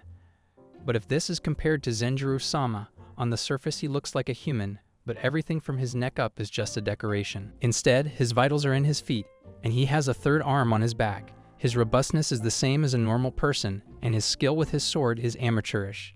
He was concerned that if his father were to break a deal with Zenjiro-sama, there is no chance that his father would win. But Manuel Marquez, on the other hand, has experience with the sword as well, and if both Zenjiro-sama's skill and strength are average, he does not believe that he would have a problem. Lord Raffaello Marquez, after hearing his father's answers, instantly came to the conclusion that he based it on the fact that he already knew this information. Hence the father confirmed to him that his thought process is to the point, since if he were to face the monster without knowing its characteristics, the moment he struck at his fake head, there is a higher probability that he would be struck by the third arm hidden behind its back. However, Zenjiro-sama does not mind when his lack of strength is pointed out, as he does not have even a single shred of uncertainty in obeying his wife's orders. In simpler terms, he is a completely different being from what a young male of a royal family should be. Whenever he would see nobles talking to Zenjiro-sama at tea parties or evening parties, to him he could only see it as if they were stroking an elder dragon's entire body without knowing where its reverse scale lies. It is a spot on a dragon one should not touch or else it becomes really angry. Hence Manuel Marquez for the time being has decided that until he understands him better, it is best for him to keep his distance, as he is obviously dangerous as an enemy. But even approaching him with a friendly disguise is menacing. Therefore now Manuel Marquez understood where the concerns of his son were coming from. Hence in the meantime, he will continue to have any discussions involving the royal family with Her Majesty Aura, Therefore, Marques Manuel appreciates his son for his doings. His son further discloses his plan that as soon as the welcome party for Princess Freya's group is over, he intends to return to their land, but his father refuses to let him return to their land so soon, as he has to attend the Puel Gaijin's wedding as the representative of the Marques house, which struck as a surprise to the junior Marques. So Lord Raffaello adds that in this case they must decide on a woman to accompany him, to which Manuel Marques adds that he must accompany someone who he really intends to marry, as he does not want to pit him against the general, and in this case it is about time that he settles down with Baron Masana's eldest daughter, Kisha. Junior Marques was intrigued to hear Lady Kisha's name, as it is true that there is not a significant imbalance between their family status, but the elder is not in Baron Masana's family, but rather Lady Kisha herself. For the last 2 years she has been working as an attendant in the inner palace, which means that there is a higher chance of him obtaining some exceptional information on Zenjiro-sama's values. But this proposition was not feasible for Junior Marques, as he wanted to maintain his distance from Zenjiro-sama. Manuel Marques, on the other hand, did understand that, but he also believed that their family is one of Capua Kingdom's most influential families, and Zenjiro-sama is its king. And it is inevitable to maintain distance from him, which means that even if indirectly, they need to quickly analyze Zenjiro-sama's values. They need to learn how to deal with him before the other nobles do. Therefore, proceeding with the marriage for the time being seems like a reasonable idea. Moreover, the welcome party for Princess Freya was quite an affair, as the crowd was chattering. Princess Freya thought to herself that according to the etiquette of Capua Kingdom, it is bad manners for someone of a lower standing to start a conversation with a person of a higher standing. Therefore, it is her responsibility to be the one to strike a conversation first. Moreover, someone from the crowd strikes a conversation with Princess Freya. Turns out it was Francesco and Princess Bona. They greet the princess and introduce themselves, as Prince Francesco tells her that he is Francesco Sharawa Jibble, Twin Kingdoms Sharawa royal family's crown prince, Giuseppe's first son. Then Princess Bona introduces herself as the daughter of the Sharawa royal family. Princess Freya thanks both of them for their courtesy and introduces herself as the eldest daughter of Sara's kingdom, King Gustav V, along with her trusted retainer Victoria Kronqvist Skadi.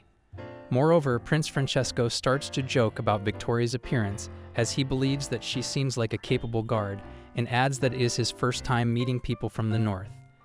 If possible, he would like to know more about the culture in the northern continent. The princess was delighted as she agrees to teach him about the culture if time allows her to. She further adds that she is ashamed to reveal her ignorance, but until she arrived in the southern continent, she had never heard of the Sharawa Jibble twins' kingdom's fame. So Prince Francesco reassured her that there is nothing to worry about, since it is only natural for someone from the northern continent to not know of it. All the twin kingdoms are located in the central part of the southern continent and don't have a bay area. But Princess Freya was intrigued to see the uncanny resemblance among the people of the northern continent and twin kingdoms. Hence, Francesco believed that it is because their ancestors were immigrants that traveled from the northern continent. Therefore, there is a significant amount of southern continent blood mixed in, so they have some people that lean towards that side in looks. Hence, Princess Freya asks him if the people from the Jilbal kingdom look like him, to which he replies that it is right beside the fact that obviously their facial and bodily features are somewhat different. All of this information was fascinating for Princess Freya. Two nations possessing a bloodline magic emigrating to the southern continent. She had never heard a story like this in the historic records of the northern continent. Furthermore, on top of everything, instead of establishing separate nations, they merged into one, which was also very unusual. However, the Jeffreys made the announcement that Zenjiro-sama and Queen Aura had arrived. As they both enter, wading through the crowd, Princess Freya greets them and thanks them for preparing such a lovely welcome party for her. When the queen adds that by the looks of it, all the weariness of her travel had all faded. But tonight, this place is prepared solely for her welcome. Therefore, the queen asks her to enjoy it at her leisure, to which Zenjiro-sama adds that she shall consider this party as her lax space. She should relax and enjoy it. The queen highlights the food difference between Wallachia and the capital and hopes that it is to her liking. So Princess Freya adds that she had tasted some food, and it is quite stimulating. The major difference will be the seasoning. The queen was intrigued to know that it is different when Princess Freya adds that dishes that use sugar and spices like this do not exist in the northern continent. And there are no cattle of dragon species either. Moreover, Prince Francesco steps forward and greets Zenjiro-sama and Queen Aura and thanks them for the invitation. When Zenjiro-sama tells them that he hopes that they have been enjoying themselves. Moreover, Zenjiro-sama notices that Francesco is wearing new clothes, so Prince Francesco adds that this is a new shirt he had the craftsman in the capital made using these 4-hole flat buttons. Princess Bona was surprised as she asks the prince if these buttons were made from dragon bones, as she further adds that by shaving it flat, it does not get in the way when they wear it on the inside. On top of that, putting 4 holes that close is absolutely no easy feat of work, hence it definitely needs a high level of skill, but Zenjiro-sama was sure that it is not a difficult task for both of them. Princess Bona adds that since Zenjiro-sama gifted her that coral, she can try to make something out of that. She can do that by cutting iridescent coral into a flower shape and 4 holes into it. It could make for a practical decoration. When Zenjiro-sama adds that she wasn't the one who got the corals, he got Ains to buy it for him before she left. However, he asks Prince Francesco and Princess Bona if they have had a chance to meet Princess Freya. So Princess Freya adds that they have, and she was impressed by their kindness as they kept her company, to which Prince Francesco replied that he feels the same, and if she has time later again, he would like to meet her again to know more about the northern continent. When Victoria adds that it will be great if His Majesty Zenjiro-sama would join them as well. Prince Francesco further enlightens Princess Freya with Zenjiro-sama's excellent craftsmanship as he says that he is well informed because the spirit that Lady Skady is holding was actually made by Zenjiro-sama. She seemed impressed as she found out that Zenjiro-sama makes spirits.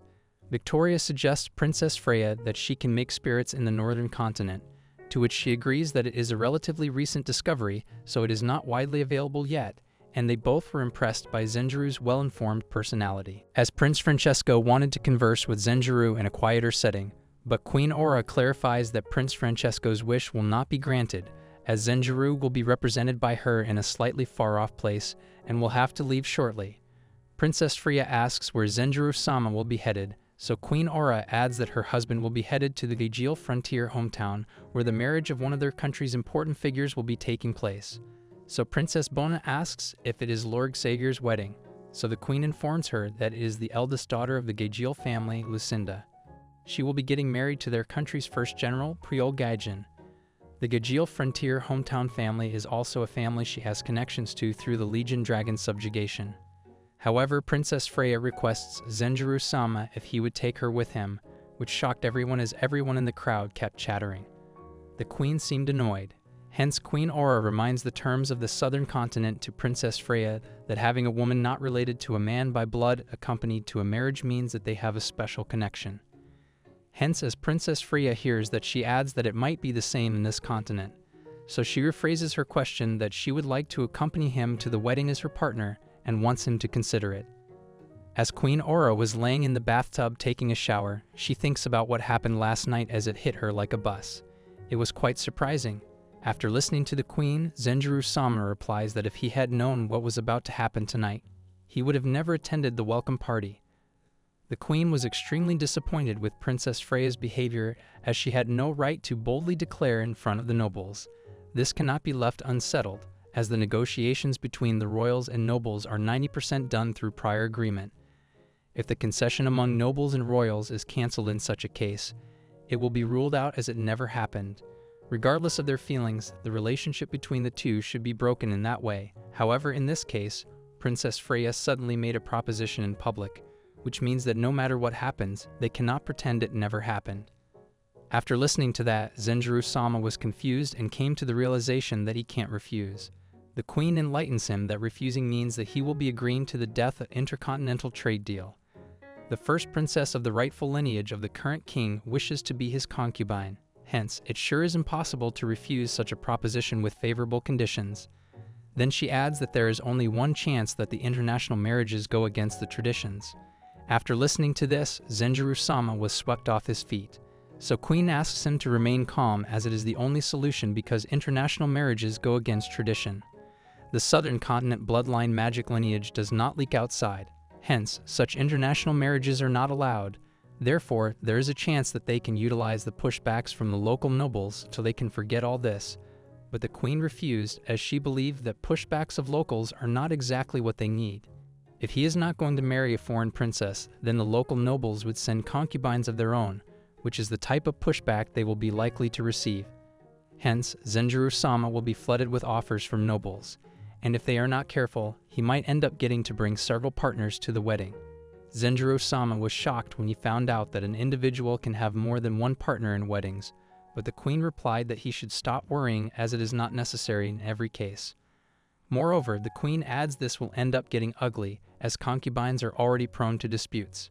Bringing all of them with Zenjiro-sama will just be equivalent to starting a battlefield of women, which is scary. There is just one possible scenario, which might happen even though it does not happen to every man that has more than one wife. In the first place, there is no such thing as an amicable relationship between wives. Queen Aura continues to educate clueless Zenjiro-sama that human relationships are almost all like that. In fact, there are only a few cases every year where it goes as far as bloodshed. Hence, looking through the helplessness of the situation, Queen Aura enthusiastically gets up and decides to take care of the entire situation herself. If Zenjiro-sama ends up taking concubines, she will take the responsibility and manage them all. Whether they are foreign princesses or daughters of powerful local nobles, it does not matter. She decides to make sure to thoroughly educate them on both the hierarchy and proper conduct in the inner palace. After hearing all of this, Zenjiro-sama starts chuckling as he appreciates his wife. Hence, she was confident about handling everything. She did not know what their ambitions were, but depending on that, even the possibility of scrapping the proposal of intercontinental trade, they might have to refuse. On the other hand, Princess Freya was also getting an earful about her words and actions. It must have been backed with a firm vision for the future. Victoria was confused about what crossed the princess's mind as she uttered everything at the party. Princess Freya also agreed with Skadi, but she added that this is her personal opinion, and from this point forward, the sea will play a more important role than ever to the northern continent. Especially for the Apsara Kingdom's military defense at sea will become the highest priority task. Victoria also agreed with the following terminology, as the northern lands of the northern continent, where the Apsara Kingdom lies, is separated by a steep mountain range. The chances of an invasion by land are slim to none. And if by any chance the invasion were to happen, then the enemy could come by the sea, which means that their country would need ships for both defense of the country and seafaring trade. Victoria presents her ideology that more ships mean that they will have to procure wood. Hence their wood for shipbuilding is low, but the problem can be solved by importing wood from various countries in the southern continent with the trade deal they procured. But there was still something that was bothering Princess Freya, which is that it concerned the homeland of Prince Francesco and Princess Bona, whom they met tonight. The two royal families who are currently in power are supposedly the immigrants from the northern continent, and by judging their appearance, it does not seem to be false. The question that now arises is how did their ancestors migrate to the southern continent? Princess Freya asks Victoria Skadi if she had heard anything about two royal families possessing bloodline magic migrating from north to south. Turns out Skadi had no such information about this, and they will not know the details until they ask at the Capital Research Center. They believe that their ancestors must have made the journey to the southern continent in the distant past. Moreover, the princess questions Skadi about how much knowledge she has about the White Empire. It was an exceedingly large nation that existed a long time ago. They waged war on the Elder Dragons and were destroyed in 7 days. They definitely were the White Empire that started a war on the Elder Dragons with intense contempt, but she was still very uninformed on the techniques of the Church. But the Church is not monolithic. There is some fragmentation in their teachings. One of those fragmented stories says that the descendants of the White Empire fled to the southern continent. Even now, they sharpen their fangs to take revenge on the Elder Dragons. The shocking revelation out of this is that the Shirowa and Jilbul royal families are the descendants of the White Empire. But that is not the case since the White Empire is simply a fairy tale. But the disturbing information for Princess Freya was that these labels that the Church will interfere with their country's trade. Skadi adds that their trade partners are the Kafue Kingdom, so there is no need for them to further their relations with the twin kingdoms. On the contrary, Princess Freya believed that it will be a loss to not trade with them as they own the bestowal magic and the healing magic, as she had never heard of such powerful bloodline magic in the northern continent. But Skadi was still confused about how all this was related to Princess Freya being wed. Hence, if the Apsara Kingdom had their magic tools, their safety at sea would significantly advance. Princess Freya's plan to solve everything all at once was to build shipyards in Capua's Pier and start building extra large-scale ships that had been abandoned due to wood shortages. With magic tools imported from the Twin Kingdoms on board, they could have the best ships ever made. Magic tools that could procure fresh water even during flooding, and tools to manipulate wind to resist sudden changes in weather conditions would make their ships highly resilient. Such ships would enable them to bypass countries under the influence of the church, and with a direct route secured, all their problems would be solved. Skadi was still unsure if things would go well, but Princess Freya was very confident about her plan. Traveling without any port stops wouldn't be possible for another decade, and she had decided that having a shipyard in the southern continent was essential. Skadi was still not okay with the idea of her achieving all of this by becoming a concubine. Princess Freya, however, was confident that this opportunity could be the turning point that would decide Uppsala Kingdom's next 100 years. Therefore, they couldn't afford to skimp out on this, or they might never get a chance like this again. As Skadi heard the princess, she started yelling in disappointment, as Princess Freya was giving up her belief of never becoming someone's wife and being trapped like a bird in a cage. She did not support the idea of her sacrificing herself for the sake of the country. To this, Princess Freya replies that she does not expect to remain unmarried her whole life. The life of freedom and adventures she wants, and her life as royalty filled with obligations. She intends to properly live both of them, and that is why she chose to be with Zenjiro-sama. The next morning, everyone in the capital could not stop talking about Princess Freya's boldness and how she is absolutely shameless. Moreover, in the palace, Zenjiro-sama and Princess Freya are having a meeting when she delivers him a goat. He humbly accepts the gift and shows her gratitude. Princess Freya also extends her thanks and mentions that they have already prepared a grazing area and stables in the palace's courtyard. Queen Aura asks Princess Freya if she would like to join them for a light chat, and she agrees. Suddenly, Zenjiro-sama's stomach starts acting up, but if he were to leave right now, he will miss out on things. Therefore, he decides to hold his ground. Moreover, Queen Aura informs the princess that she was shocked by her performance last night, and the entire palace is filled with rumors about it. She sincerely apologizes to Queen Aura for troubling her, and adds that when she thought she had finally found a chance to establish a relationship with His Majesty, she could not hold herself back. Queen Aura was further shocked as she comes to the realization that Princess Freya has quite strong feelings for her husband. She further asks her what part of her husband does she find attractive. Princess Freya tells her that it will most certainly be Zenjiro-sama's personality. As her being from a royal family, she did not possess very admirable personalities around her. Rather than living a quiet life in the royal palace, she would rather devote herself to giving her all for her country. She has always been unable to hold back this desire. She has been troubling her father and her brother endlessly by interfering in their affairs while being a woman. At times, bringing in results, they would always praise her by saying, "It's a shame you are a woman," or "You're too cocky for a woman," while furrowing their brows. But in all those times, the reaction from the men around her would always be the same. Even though she did understand that she was also at fault for disrupting the order, when she is very proud of the results she had produced, she would still receive no straight words of praise from anyone. Therefore, she cannot help but feel like calling wind blow through her heart, and that is the reason why His Majesty was different. When His Majesty received her as the captain of the Golden Leaf, he simply praised her sincerely on her success in completing the intercontinental voyage. Moreover, on top of that, as a negotiation partner on equal grounds concerning their upcoming discussion on the future course of their intercontinental trade, he allowed her, even though it was not a matter of allowing her or not. He very simply accepted her as an equal negotiating partner, as if it was the most natural thing. In simple words, according to her, she had never met a gentleman like him. So Queen Aura adds that with His Majesty, she would not have to pretend, as he would truly just approve of his wife doing the activities of a man. He is more certainly the best partner she could ever imagine for a woman like herself. The fact that her husband views women as equal is incredibly comforting. Princess Freya was extremely happy to hear about the comfort, as she most certainly wanted to feel the same comfort. However, Queen Aura also adds that she is still a woman drawn to jealousy, and could never take it if her beloved was to be looked upon with a romantic look from another. Princess Freya was not ready to take no for an answer. She mentions that Her Majesty should find it in her magnanimous heart as queen. She promises to not interfere with their relationship, as she demands a little corner of their life. Zenjiro-sama, on the other hand, was drenched in pain, as he thinks to himself that even if all this is just a facade for the marriage negotiation, if they continue pulling compliments on him like this, they will really bury him alive. Queen Aura adds that even though she is disappointed to say this herself, Her husband loves her from the bottom of his heart. But for the situation, the feelings of both partners are important. Princess Freya believed that everything Her Majesty said was enough to make her jealous, but Queen would not stop with her interrogation. She adds that Princess Freya is so beautiful and much younger than her, she has a higher probability of being chosen by men, but it was unfortunate that her husband would be that single man.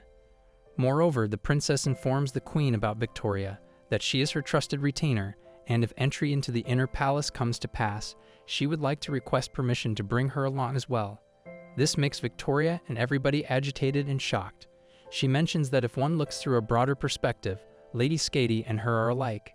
Then suddenly, Zenjiro-sama stands up asking Princess Freya to stop taking her joke too far. Princess Freya continues to praise Lady Skadi, that she is an exceptional warrior, and even for those blessed with talent, reaching her level of skill is a feat and no ordinary amount of effort could achieve. Princess Freya was acting naive and realizes her wrong.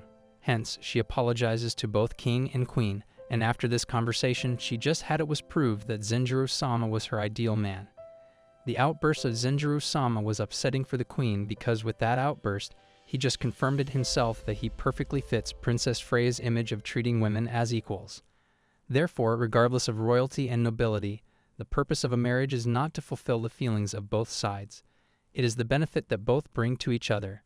For now, if Queen accepts Princess Freya's feelings towards her husband as genuine as in their position, a marriage with nothing but love cannot be accepted. Hence, she promises that when she comes to the palace after the wedding, she will bring her culture, the experts bearer of their culture. The Queen and the Princess were discussing Princess Freya's culture. While the Queen appeared a bit confused, Zenjiro was shocked by what he was hearing about their culture. The Queen mentioned that countries in the northern continent have advanced techniques, discussing the contrast between the southern continent's magic and the north's techniques. The Queen admired the northern continent's shipbuilding and blacksmithing, finding them attractive. She suggested that marrying their princess would not just delight them, but also provide access to their techniques at no cost. However, Princess Freya expressed concern that being a mere concubine might diminish her country's standing compared to Capua Kingdom, hindering equal relations. The Queen clarified they aimed for equality. Princess Freya proposed a unique title, Mistanding, seeking a territory like a dukedom with a port. She planned to use this land to build a shipyard benefiting both nations. Visiting the project, she found craftsmen from Apsara insufficient and requested help from her country's craftsmen. The craftsmen confirmed that once shipbuilding commenced, northern craftsmen alone couldn't handle it. They'd need Capua Kingdom's blacksmiths, mentioning the necessity of iron for ship construction. The Queen inquired about conditions for autonomy in Princess Freya's dukedom, suggesting a feudal-like arrangement with annual taxes. Princess Freya agreed, proposing naming her successor in exchange. However, the Queen clarified she would not demand succession rights to Capua or Apsara families. Princess Freya understood and suggested a successor combining both royalties' strengths. The Queen pondered about heirs from Zenjiro and Princess Freya potentially being part of the Apsara Kingdom's succession. Zenjiro thought things were about to be settled when the princess negotiated for independent trade alongside techniques. The Queen felt compelled to accept these terms. Prince Francisco entered, praising the northern princess's daring request for a relationship in public. Bona mentioned prohibitions on marriages between royal families. Prince Francisco suggested that given the northern continent's lack of bloodline magic, a union might work due to Princess Freya's significant mana. This might mean Zenjiro taking in more concubines. Bona sympathized with Zenjiro. Prince Francisco teased her about becoming a concubine herself, which she sternly rebuked. He retreated to write about Princess Bona-chan, a potential suitor for Zenjiro, noting their good terms but no romantic feelings. Finally, Prince Francesco mused about a boy and a girl, where the girl compared them to domestic herbivores basking in sunlight, seemingly hinting at their close yet platonic relationship. The boy replied, "That's what they look like to me." Then he said, "Well, I'm not planning on following my father's plan, but I won't be helping them either. It's more of a pain than anything else." In Princess Freya's homeland, the Apsara Kingdom is one of the few countries in the northern continent unaffected by the church. The prince thought that being in contact with her would pose no problems. He decided to ask for her permission. Prince Francisco then placed the pen on the table and remarked, "Apsara, ha. Even among the northern continent countries, they seem to lead in technique. As an artisan, I really want to get closer to them." He snapped his fingers and after a few days got out of bed, rushing off to see a baseball match. Meanwhile, Queen Aura entered and asked Zenjiro, "Are you sleeping?" Zenjiro, startled, apologized, explained he had knocked out, but she was already asleep. With Aura hearing this, she had nothing to say, and Zenjiro apologized again. Later, Queen Aura and Zenjiro sat together, and he asked how he would be traveling to the wedding venue. Aura replied that the event wasn't urgent, suggesting a slow dragon carriage journey. Zenjiro replied, "Got it. Having to socialize all the way seems harder than the trip, but I'll see what I can do." Queen Aura informed him he would ride the 8th dragon carriage reserved for royalty, accompanied by Princess Freya, her guard Skadi, and Ainz as his aide. Confused, Zenjiro asked, "Miss Ainz again?" Zenjiro asked the queen if she had any complaints about Ainz. He reassured her, saying it wasn't troublesome for her to accompany him again, as she was the most qualified. The queen warned Zenjiro about facing trouble due to accompanying nobles who would greet him at every stop. Out of all the nobles who will accompany Zenjiro-sama, the highest-ranked noble will be Lord Raffaello Marquez. Moreover, the queen asked Zenjiro-sama if he has been acquainted with him, to which he replied that he feels relatively safe to be around. Even though Zenjiro-sama believes that he is a little dangerous to be around, however, Queen Aura believes that it is unlikely that he will do anything himself, as Count Marquez is behind him. However, as it was through his orders most likely that Lord Raffaello is accompanying Kisha to the wedding. By Kisha, she meant it was her maid Kisha. It seemed like she is from a good family. Kisha's family? The Masana barony, although small but still feudal nobles. Moreover, they are just barely on the edge of being able to marry into the Marquez family, as one can already tell why they chose Kisha. The only reason for him accompanying her is that she is the maid of the inner palace. As Baron Marquez is not the adventurous type, at the very least he will not act in a way that makes one uncomfortable immediately. However, what Zenjiro-sama brought back from Valencia was slaked lime that he made from white sand and shells. The queen informs him that they have also tried using it to make glass, and the effect was incredible. The clarity increased dramatically. Hence it was also more viscous and easier to blow into shape. Moreover, Queen Aura asks Zenjiro-sama that the thing he called magnet could be used to extract the iron that gives the sand its color. So Zenjiro-sama informs him that he was able to make an electromagnetic coil out of the silver where he had Prince Pracher Francesco made, but he has been having some difficulty creating a permanent magnet from that, as it is true if iron is exposed to a magnetic field, it will retain some magnetic properties. Permanent magnets created remain seriously weak. All this information was not understandable by Queen Aura. But the queen realizes that just talking about the glass-making experiments has helped Zenjiro cheer up even a little. Since she already has the minimum required magnetism, maybe he could try making a compass. However, with this matter, Zenjiro might be convinced of the logic, but she is still unsure if Zenjiro-sama will not be satisfied so easily. By taking an active role in a different matter, she hoped that it could thin the clouds in his heart, even if a little more. It looks like Zenjiro-sama has made another new invention. For the time being, they have made it, because right then Queen Aura asks Zenjiro-sama about the other matter, as he was practicing the magic to pull things, and turns out he has gotten quite a success. The success is over 70%. By the looks of it, Zenjiro-sama is a fast learner, as he could transport the object before him to the palm of his hand, and in exchange, he will offer 81 units of mana to the space-time spirit. As he was trying to do his magic, he failed the first time, then he casts the spell again. The magic still does not happen and looks like he is out of luck. Queen Aura seemed distressed, as it seemed like that though he was convinced of the matter logically, she still could not convince his heart. She holds his hand, reassuring him that she will not let anybody else hold his hand. These are her true feelings for him as a woman, or Capua. But as she exclaimed earlier, her desires as a woman and the ruler of the country are different, and royalty can all remain royalty because they put the interest of the country before their personal feelings. Hence, she was sure that Zenjiro-sama will not be so quick to accept this change in their relationship. Just like his craftsmanship or magic learning, she hoped that he can slowly begin to accept it. Hence, the way he was currently, it is impossible for him to activate his magic, and hence they can start training. Moreover, Zenjiro-sama tries to give it another go, hoping he could succeed now, as he was aware that he is mentally exhausted, as it also took him a while to accept the current situation in his heart. However, he does not give up on the magic, as the magic will be able to put a piece of his heart back. Hence, Queen Aura decides to wait for him as long as he needs.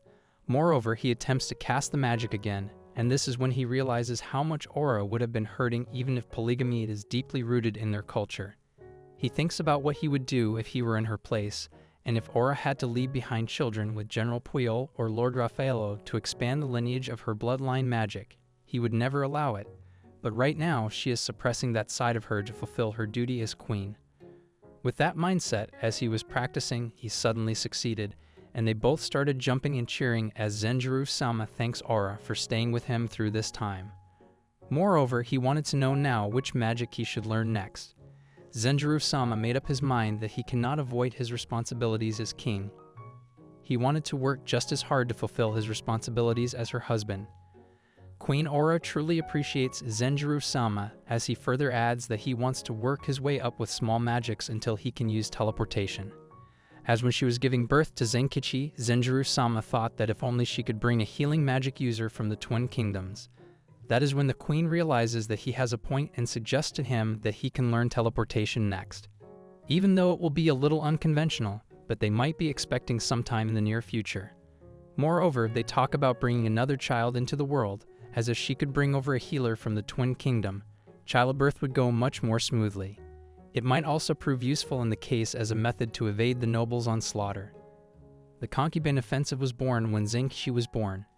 At this time, Princess Freya is the candidate with him, but she still requires returning to her homeland and receiving permission from their king, which means it might be hard to have her join as a concubine before their second son is born. Hence, Zenjiro-sama, if disguised to the Twin Kingdom, won't be showered with concubine proposals. Hence, it was decided that he is now learning teleportation and going for a retreat in the Twin Kingdom. However, a few days later, Queen Aura is sending Zenjiro-sama off to the wedding with Princess Freya. However, Princess Freya showed up in a questionable outfit to accompany the king. The reason behind her outfit choice was that it will be a long journey, hence she wants to prioritize her comfort. She asks Zenjiro-sama if he has a problem. She can change, but he was completely okay with it as he compliments her. Hence, they resumed their journey.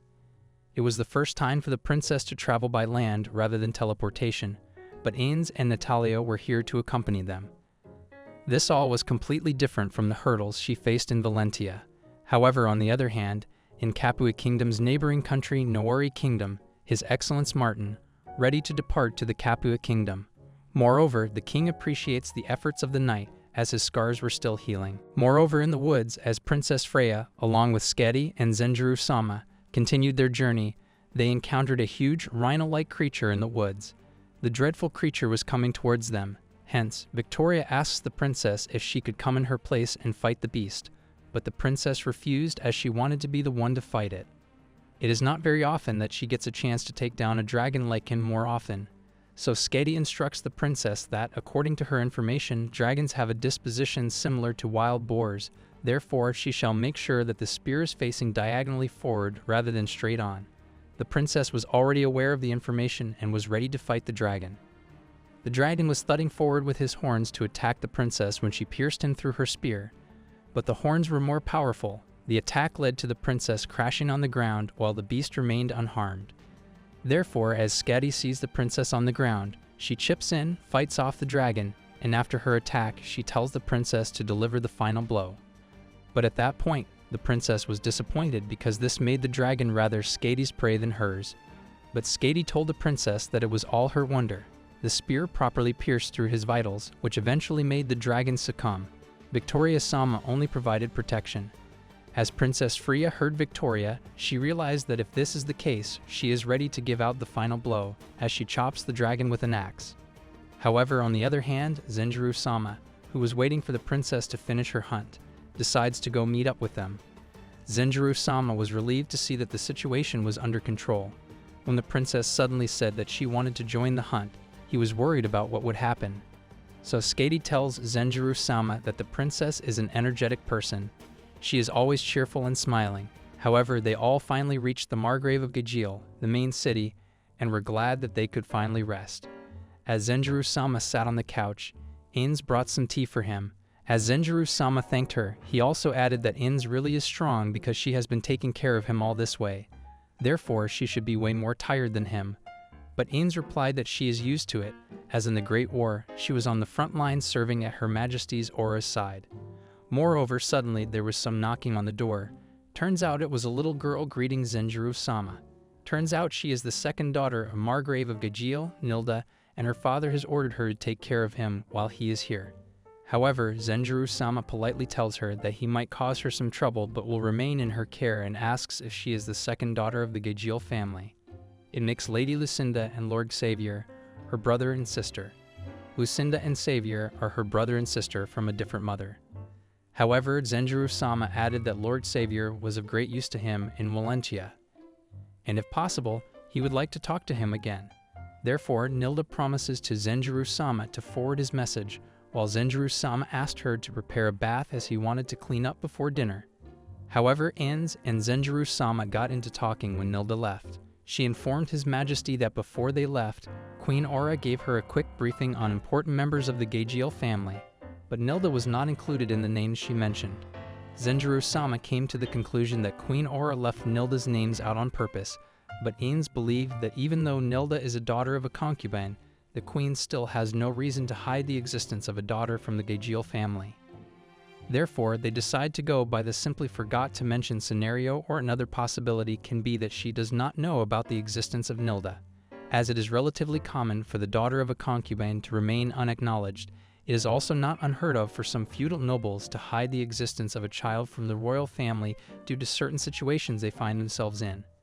However, in this case, the fact that Nilda-sama appeared before one would rule both these explanations out, and Margrave Gajiel is not well suited to underhanded tactics, so he believed that the chances of this being a conspiracy plot are slim to none. Therefore, Zenjiro-sama decided to come to a conclusion after he had discussed this matter with Queen Aura. Until then, no hasty judgments will be made. Moreover, at night, everyone gathered for a sizzling barbecue dinner. Everyone was pleased to see the food. Princess Freya was roasting the dragon she hunted on the way and was serving it to everyone. Hunting down prey and then cooking and serving it makes Princess Freya very unpredictable, according to Ains. As Ains was looking through Zenjiro-sama, she had a hint of feeling that he does not like her. However, Zenjiro-sama refused and added that through this journey, he has gotten to know her. After all, they did spend a few days together on the same carriage, hence he is fond of her personality. Ains then believed that Zenjiro-sama might not have a problem with having her as a concubine anymore after hearing that Zenjiro-sama voiced his concerns that right now it is him, Aura, and Zenkichi in the inner palace, and having to bring her in too scares him. This leads Ains to one conclusion, that he truly loves Queen Aura and Prince Carlo Zen from the bottom of his heart. Zenjiro-sama was also curious about why Ains always called Zenkichi Carlo Zen. So Ains replies that it is because the title Prince Carlos overlaps with the name of His Majesty Carlosii, who was the king before Aura. But Zenjiro-sama was yet again confused because he was not referred to as Prince Carlos, he was referred to as His Majesty Carlos. However, he had not taken the throne for even a year, thus during the time she was serving him, he was always Prince Carlos to her. Further, as whenever she hears the name Prince Carlos, she instantly thinks about the previous king. But Ains asks for Zenjiro-sama's permission if she can call him Zen Carlo or not, when Zenjiro-sama tells her that he does not mind, and therefore he hopes that she will continue to take care of Zenkichi. Moreover, Nilda showed up thanking Zenjiro-sama for his invitation. However, Zenjiro-sama tells Nilda that it was Princess Freya who invited her and asks her to take a taste of the dragon she hunted. This instantly left a frightened look on her face as she continued to tell a story about her encountering a dragon from her time in the village, as she could imagine to stand up to it. So Zenjiro-sama asks Nilda if she lived in a village before, so she replied that she lived with her mother there. However, she caught her father's eye when she was 9 years old and was accepted as a member of the Gajiel family. Therefore, she was an unexpected child, but even in her complicated situation, she had no hint of darkness in her expression, as she continued to ask Zenjiro-sama if the capital is a big city. However, Zenjiro-sama asks Nilda if she has never been to the capital, so she replies that she is still not of age, but when she turns 15 this year, she might be able to go. However, for her arrival in the capital, Zenjiro does not promise her to give a tour because of his position in the capital, but if it's the tour of the palace. Zenjiro-sama was shocked to see that, unlike the nobles, she is friendly and not on guard, which is proof enough that the people of Margrave are not treating her badly. Princess Freya believed that she is a cute kid as she offers a skewer to Zenjiro-sama, thanking him for letting her host the dinner outdoors. So Zenjiro-sama asks her if he can sit with her. They both sit together, enjoying barbecue when the princess tells him that he had made one of her dreams come true tonight. In her country, the right to host a gathering and serve the prey one hunted is reserved for the warriors. Moreover, Zenjiro-sama continues to compliment Princess Freya's brave fighting today and called her a warrior. But she refused to be called a warrior because she believed that women who only have the minimum needed strength cannot become warriors. Hence, for a woman to become a warrior, she needs to at least be 3 ranks above and needs to at least match the leader in strength. Princess Freya hates to stay quietly in the back. It really is a dream that fits her. Princess Freya seemed extremely happy as she enchanted that everyone might call it a childish dream, but this was really exciting for her, hunting down a dragon and then serving it herself at a banquet. She felt like she is one of those heroes of old. Zenjiro-sama deeply admired her strength of will and energy. He was sure that strong will is what allowed her to cross the vast oceans and complete her intercontinental voyage. So she added that her brother would just say that she is rash and restless, but she still did her best in her own way. She learned how to draw a bow, how to use a spear, how to set up camp, and she also learned water manipulation and freshwater creation magic. However, still, for the reserved life, she eventually has to live as they are of no use. All she has are these harmful skills and know-how. Palms of her hands were riddled with little scars, which one would not notice if looking from a distance. However, Zenjiro-sama reassures her that her hands are not useless. It is because of that effort she put in that she could cross the sea and come here. Skills and knowledge are dryers that last a lifetime. She was extremely pleased to hear the things Zenjiro-sama said about her, as it would make her happy how Zenjiro-sama would accept her way of living. Then suddenly a bell started ringing, which was used to announce visitors. It was a huge delegation arriving at this hour, meant that it was from their neighboring country, Navarre Kingdom. Moreover, in the Margrave of Gajiel territory, Margrave's house, the Navarre Kingdom General Martin Nadel sat there, thinking that, as he expected of the Capua Kingdom, or rather the Margrave of Gajiel Kingdom in this case, both of the kingdoms are not to be underestimated. As the Navarre Kingdom's knight leader, Christian Pinto, stood there in uncertainty, he asked the general about what was his point behind the statement he just laid out. Therefore, General Nadel tells him to take a peek at the desk and chair, as the chair he was sitting on was holding up his large bottoms. It still would not budge and felt great to sit on, and in accordance with the chair, the height of the desk was perfect as well. Therefore, all of this despite them not even having to wait before being sure about this room. So Knight Christian was amazed as he asked the general whether he meant the information on himself being the delegate was leaked. The general thought it could be the other way, that they simply guessed, as there are not many people who do not know of his history with General Puyol. Yet again, Christian seemed agitated by something, so the general asks him if something was bothering him. However, the general figured out himself that it was the sweets in front of them. Knight had a sweet tooth, looked like he wanted to have the sweets, but the general on the other side was not very fond of it. Furthermore, this called for another issue, as on the table, it was food that the general heated, and the knight liked. Therefore, this also was symbolic, as the general thought it meant something. There are relatively few people who like sweets, and in those people, the heir to the prestigious Pinto house was included, who was also a knight leader who reported directly to the general, and the man said to be the next heir of the country. In other words, the general thought that Christian may have been specifically targeted. The shocking information for Pinto was that they even knew he was coming. General Martin Nadel seemed angry, as he believed that the general should not have pulled this off in this area, and Margrave Gajiel is not the type of man to be this detailed. Thus, this leads to the trail that there is another knowledgeable person there. Moreover, in the other room, there was a knock when Lucinda ordered the maid to enter the room, as she informs her that the alteration she wanted for her wedding dress had been made, so now she can try it on. Therefore, she asks the maid to get her dressing room ready and subsequently asks about the delegation from the Navarre Kingdom. The maid informs her that they have not addressed their concerns openly. Lucinda puts her pen down, as she was glad to hear that no concerns were raised yet. Lucinda Gajiel was the first daughter of Margrave of Gajiel, as she expected that the representative they chose was General Martin, but she was not expecting that the knight leader Chris to accompany him as well. However, she asks the maid if the sweets they talked about were left in their room. Thereby, the maid assured her that the sweets were left in the room. Moreover, compared to the whole of Capua Kingdom, Navarre Kingdom is not a particularly worrying mid-sized country. Lucinda believed that to Margrave, they are not an opponent they can afford to let their guards down against.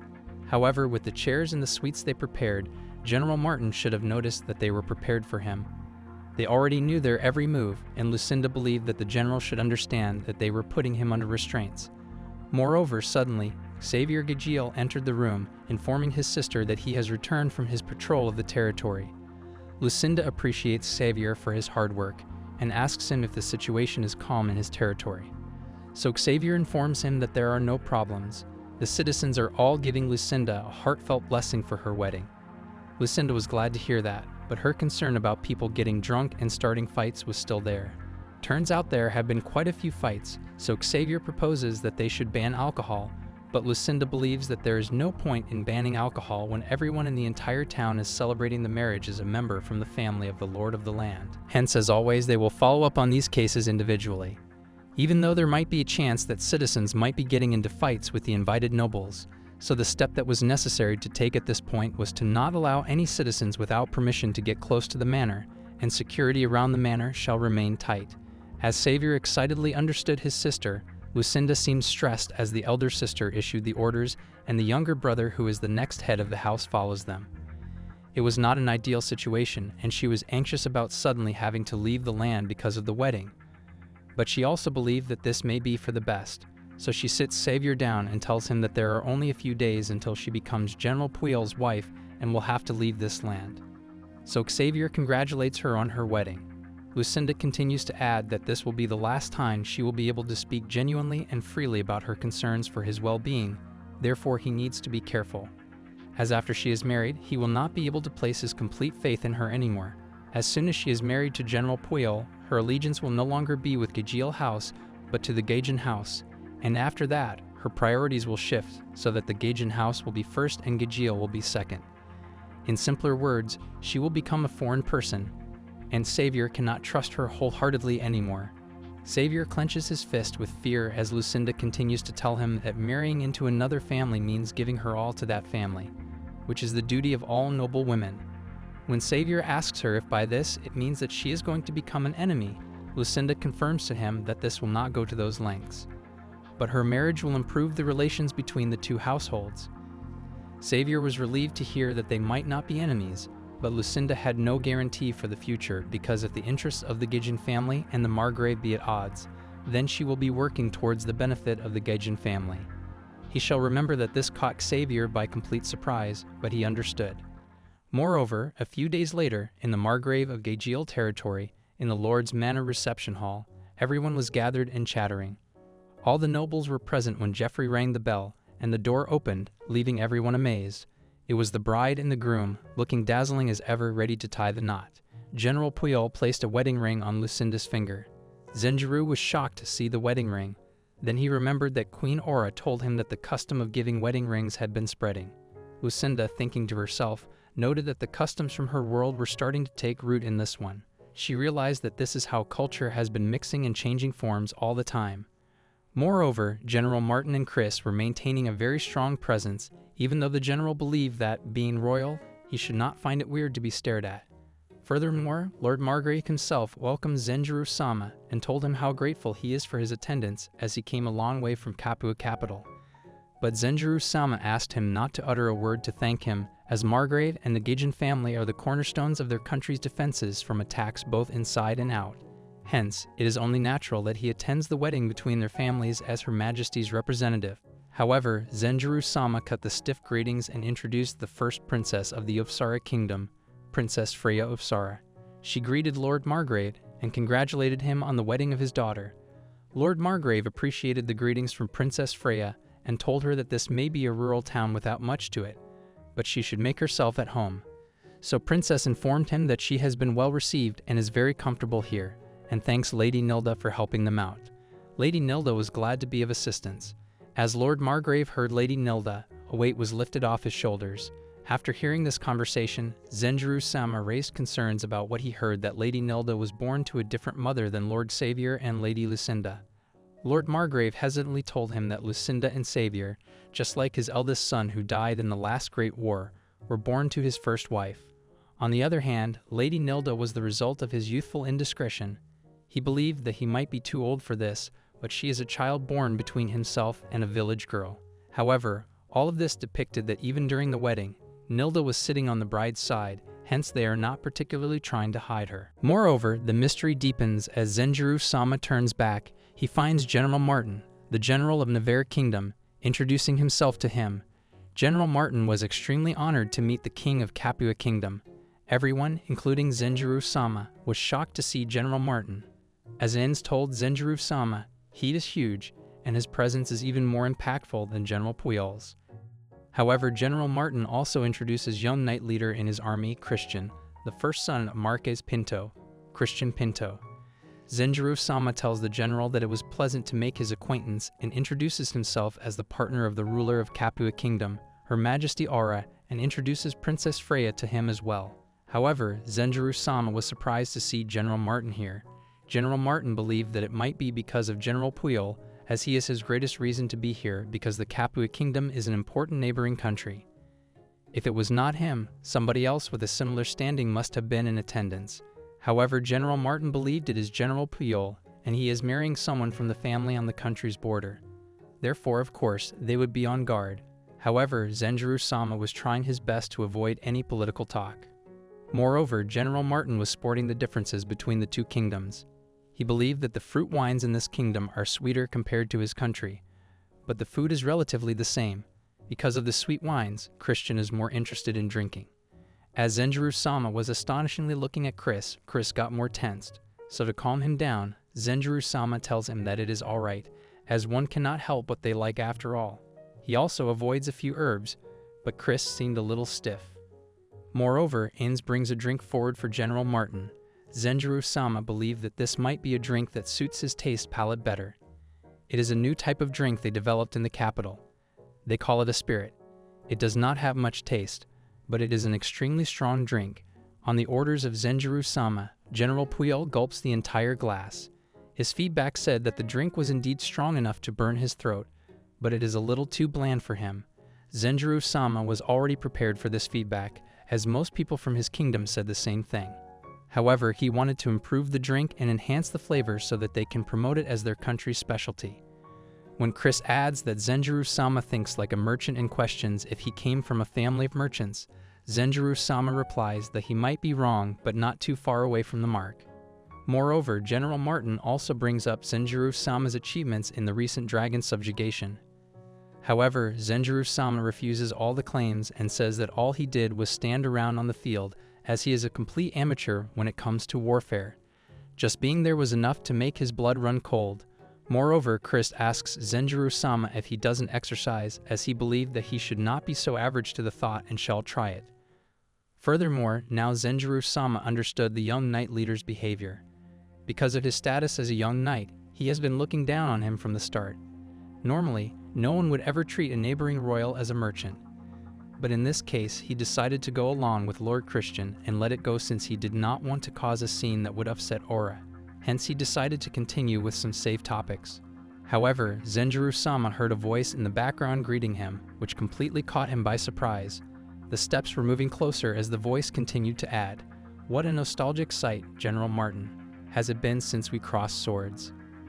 I am glad to see you in good health." When General Martin adds that, of course, he is in good health, as there is no reason for him to wound or get sick from a showdown with him.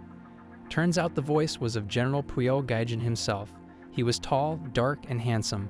He continued to tell General Martin that if there were any person in the southern continent that is the best fighter, it is him. A few days from the wedding, Margrave of Gaigiel territory in the Lord's Manor, Ains discusses General Martin's attributes with Zenjiro-sama. From the delegate from the Navarre Kingdom, Martin Nadal is a hero who was highly decorated in the last Great War. Even though the Navarre Kingdom cannot be considered a powerful country, they were able to emerge victorious. He is a great person whose presence is said to be the sole reason they were able to win. Hence, on the contrary, in the Capua Kingdom, he would be someone of similar standing to General Puel.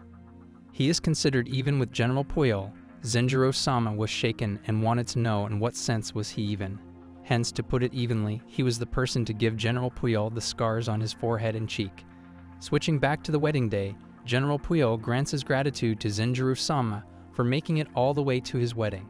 However, Zenjiro-sama tells him that there is nothing to give thanks for, and by the look of it, seemed like him and General Martin are old acquaintances. But General Martin corrects him that it should be called more of a long rivalry. As they both shake their fists, General Puyol addresses the fact that General Martin has not been neglecting his training, and General Martin says the same to him, as it seemed like he has also gotten stronger. So General Puyol replies that he had to work his way up, and physical strength directly equates to leadership skills, so he cannot be slacking off, and still, at his age, just maintaining his strength is the best he can do, which meant that they both are evenly matched right now. Moreover, General Martin tells him not to be humble, as General Puyol is the one who is stronger now, although that does not guarantee. They both had clenched each other's fists to have a competition to see who is stronger. Hence, the fist fight started, and Zenjiro-sama was tensed while both generals were fiercely fighting. However, Lucinda enters. She calls Puyol-sama while he was fist fighting and tells him that she understands that he is engrossed in conversation with an old friend. But even knowing that jokes between men are nothing, she still cannot help but be frightened as a real woman. Hence, she cleverly asks General Puyol to introduce her to General Martin, and that subsequently stopped the fist fighting. When General Puyol apologizes to her, as though it is in his nature as a soldier to be ignorant of a woman's heart, but now it may seem that he has gotten too far, so to make up for the ignorance, he introduces everyone to his wife, Lucinda. Moreover, Lucinda greets everyone with respect and introduces herself as the first daughter of the Gaijil family, and as of today, she has taken a vow to become the wife of the Gaijin family's rightful heir, Puyol Gaijin. Zenjiro introduces himself as he responds to the greetings of Lucinda, but on the inside, he was extremely impressed that she was the woman who could stand alongside General Puyol. As General Martin made acquaintance with Lucinda, he told Lord Puyol that his fortune is not limited to the battlefield. To which the general replies that many things have happened to him, but he ended up on a good path. General Martin, on the other hand, wondered if staying single till this age was the right decision for him. However, back in the palace, Queen Aura thought that even though General Puyol took a wife, she still cannot rest just yet, as Prince Francesco was present there too. He brought up his concerns about Princess Freya, that it must have been hard for her to let Zenjiro-sama attend that wedding with her. He never imagined that she would accept that northern princess as his partner. He was caught by surprise. To which Queen Aura replies that love is dependent on both persons' hearts. Even as royalty, they cannot completely close off their hearts. As Prince Francesco heard her statement, he appreciated her wide heart. On the other hand, Queen Aura thought to herself that with Zenjiro-sama out of the capital, it comes down to herself to entertain Prince Francesco, but as always, she cannot understand this man. As Prince Francesco kept talking to the queen, it agitated her, as she says about her husband taking in a concubine and how that relates to the secret agreement between the Capua Kingdom and Sharoa Kingdom. Does he not have anything to say about that? Prince Francesco started laughing as he said that no one believed that she would have kept her promise. After hearing that, Queen Aura refers to Princess Bona as a pawn to this entire scheme. However, now that Princess Freya is sure to become a concubine, all the other nobles will be pushing their concubine candidates even harder on Zenjiro. Therefore, in that case, the problem would be how the twin kingdoms will react. According to the pins, they already assumed the first clause of the agreement. Zenjiro will not have a child with a person besides the queen would be broken, which meant that there is a higher chance that the twin kingdom will be taking advantage of the opportunity and make a move using this meeting to probe their intentions will prove useful. However, at most there is no restriction from the royal family on Bona, forming an intimate relation with His Majesty Zenjiro-sama. However, to that, Prince Francesco replies that he believes that it will truly begin when His Majesty pays a visit to the Twin Kingdoms, which meant that the royal family was ready to welcome Zenjiro-sama. The king and all his subjects are waiting in anticipation and preparing to welcome Zenjiro-sama. Queen Aura believed that rather than a welcome, it seemed like an attempt to capture him. However, Princess Aura thought that she will be telling her husband that he can come back at any point he feels that he is in danger. Prince Francesco furthermore asks for a favor that he would like to contact his parents in the Twin Kingdom. So if His Majesty, when traveling to the Twin Kingdom, can deliver a letter for him, Queen Aura was confused as she thought that he would match his return with her husband's visit. But Prince Francesco had no plans to go there since he finds it more relaxing here. But still, family is family, so through his letter, he wants them to know he is doing fine. However, Queen Aura refuses and demands him to return momentarily. As she has already discussed this with her husband, he will be using teleportation to travel to the two kingdoms, and there will be a considerable fee, but in extreme cases, even a day trip is possible. As Prince Francesco heard about the teleportation, he was ready to accompany Zenjiro-sama and will send Princess Bona back on another day, and asks the queen if he can pay the fee in coin, but the queen preferred the jewel medium for him. She wanted him to prepare a magical tool for the teleportation alongside the magic tool for the Capua royal family bloodline magic. Prince Francesco believed that it is quite an interesting task, but a little too high of a price, as he proposes to pay for teleportation in coin and that he will create magic tools for teleportation and can take one of those as compensation. However, Queen Aura was adamant on her stance that he will only make one and make it a single-use tool. Prince Francesco understood that the queen will not give away her bloodline magic easily, so he decided to give up on that and request for a jewel. Hence, with the one to make the magic tool she requested would make 2 jewels. Hence, the queen considers his offer by putting one condition, which is that he has to tell her beforehand what kind of magic tool he will be making. Prince Francesco seemed reluctant by the condition, but later on he agrees with one promise that she will keep all the information to herself. It must be kept a secret from all the royalty except His Majesty Zenjiro-sama. By this he meant he wanted to keep it a secret from Princess Bona and his entire immediate family, as he once tried to make it in his kingdom and got scolded. However, the queen understood and decided not to tell anyone, hence asks him about what he is planning on making. He is planning to make a magic tool for bestowal magic. As Prince Francesco was leaving, Queen thought to herself that the prince is such a troublemaker, sharing an absurd plot with such a laid-back attitude. A bestowal magic tool, in simpler words, is a tool that can create other magical tools. Hence, if such a thing were to be created successfully, it could even turn this world on its head. The queen was doubtful now about whether she shall allow the making of it or not, but considering the actions Zenjiro-sama would be making in the future, she will need the teleportation tool. Moreover, Fabio enters the room with news that they have received a messenger dragon from Zenjiro-sama. It said Nilda Gagiel, so the queen asks if she has heard this name before. Fabio only remembers that Margrave Gagiel only has 4 children, no such name has been recovered from the register, and yet Nilda was assigned by Margrave Gagiel to take care of him during his stay. This caught Queen by surprise, as an understood person who is not royalty is taking care of a royal, which is normally unthinkable. Therefore, Fabio believes that it might be best to further ask Zenjiro about the situation. Hence, the queen orders to send a servant to Margrave Gagiel's mansion in the capital. They might know something. However, on the other side at the Margrave of Gagiel territory, Lord's Manor, Victoria and Nilda both were escorting Princess Freya. As the hallway was dark, Nilda asks the princess to be careful, to which the princess replies that even though she might not look the part, she has had her fair share of nighttime travels on the ship. Therefore, her night vision is better than most. Nilda was amazed when she heard the princess and called her an adventurer. They all reached the corner and saw a shadow. Hence, if the shadow is coming out of that hallway, they must be a guard of the family. But by the looks of it, seemed like the shadow of a person from the Navarre kingdom due to his clothing. Nilda decides to step forward to see who it is, and the person freezes. It was a strange man who started questioning Nilda. Nilda told her that she is the daughter of the house and asks the man who he is. Turn out, he was a night guard of the delegation from the Navarre kingdom, Raymond.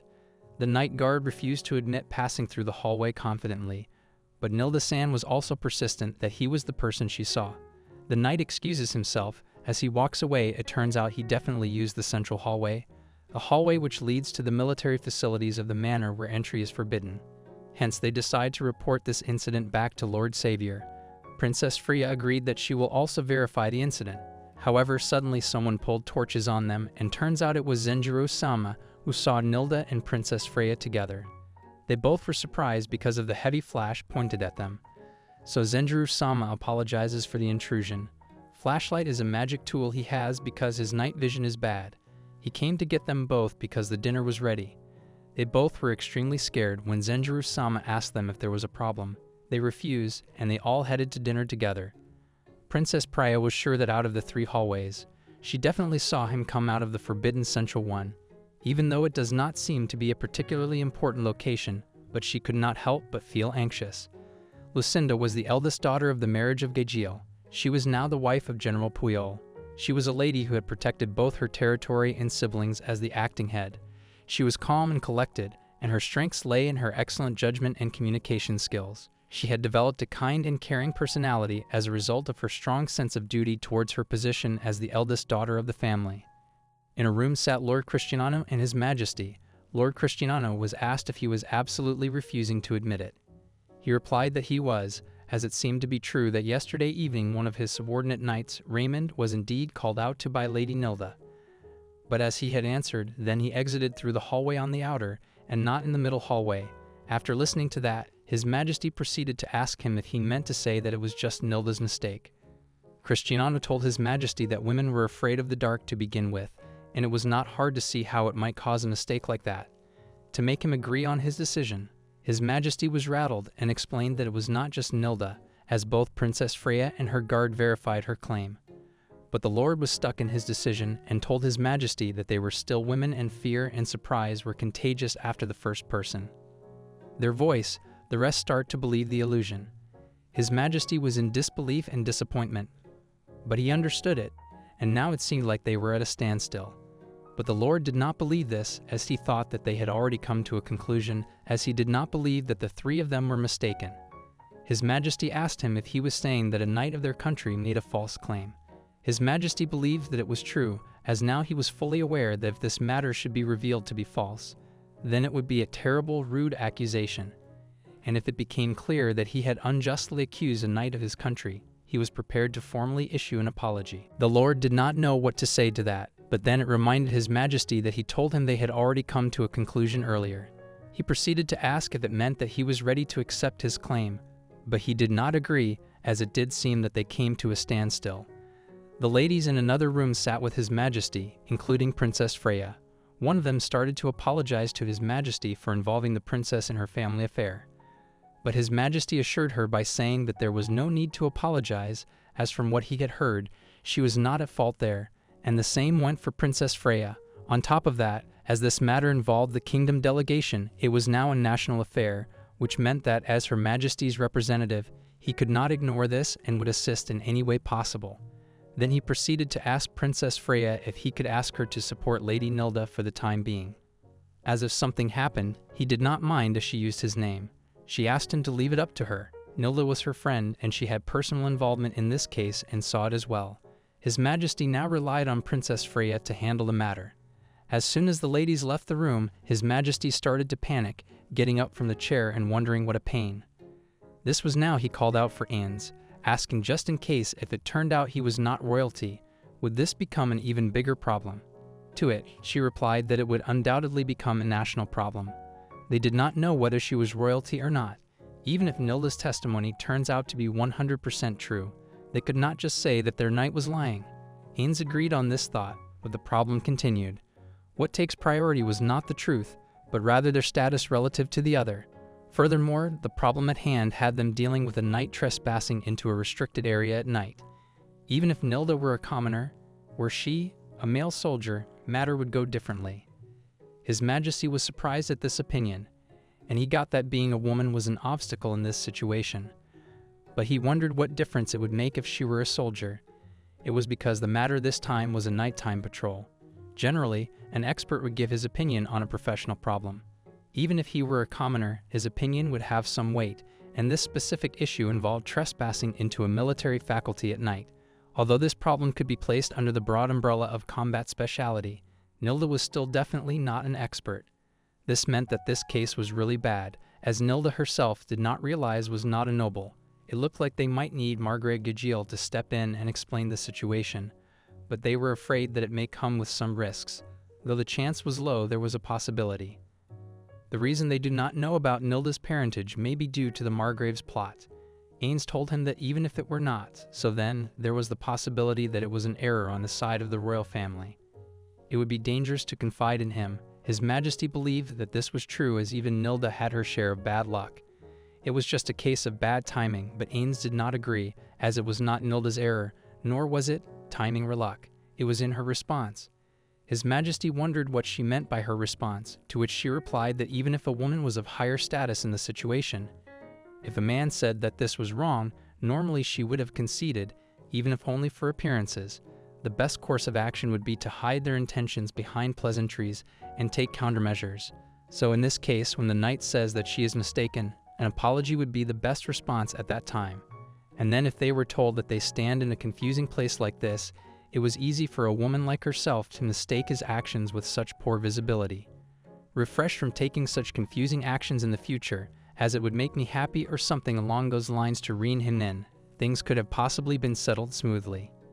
He wondered if it was just in his Japanese nature to take a step back and resolve this kind of conflict. Nilda was direct in her response, as she asked every question directly and commented on her true thoughts. That is why the knight stood his ground and replied that it was her mistake.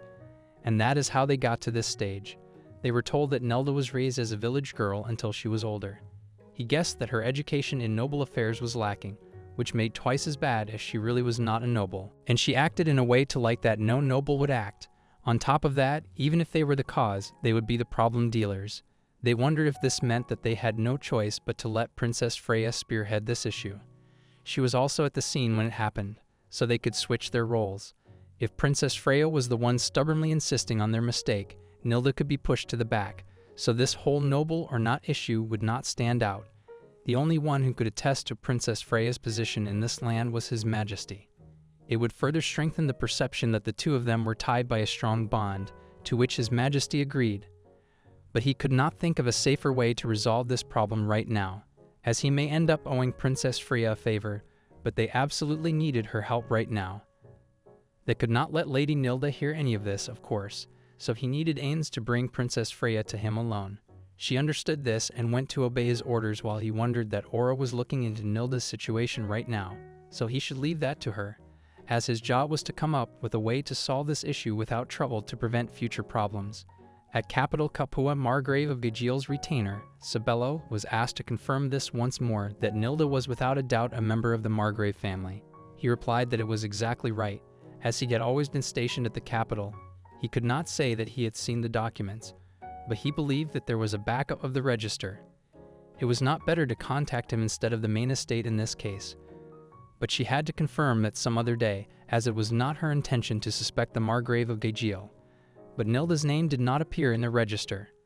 The man sitting in front of her panicked and told her that it was impossible. She told him to calm down, as she would say this again. She was not suspecting the Margrave of Gajiel. When asked, the migration said that he discovered her during the Great War the last time. Then it would only be natural for a communication error to occur during the confusion. The man apologized as he lost his composure and told her that she was right. She did not blame him even for them. This was an unexpected event. She did not intend to cause him trouble, but a missing name in the register was a problem they could not ignore.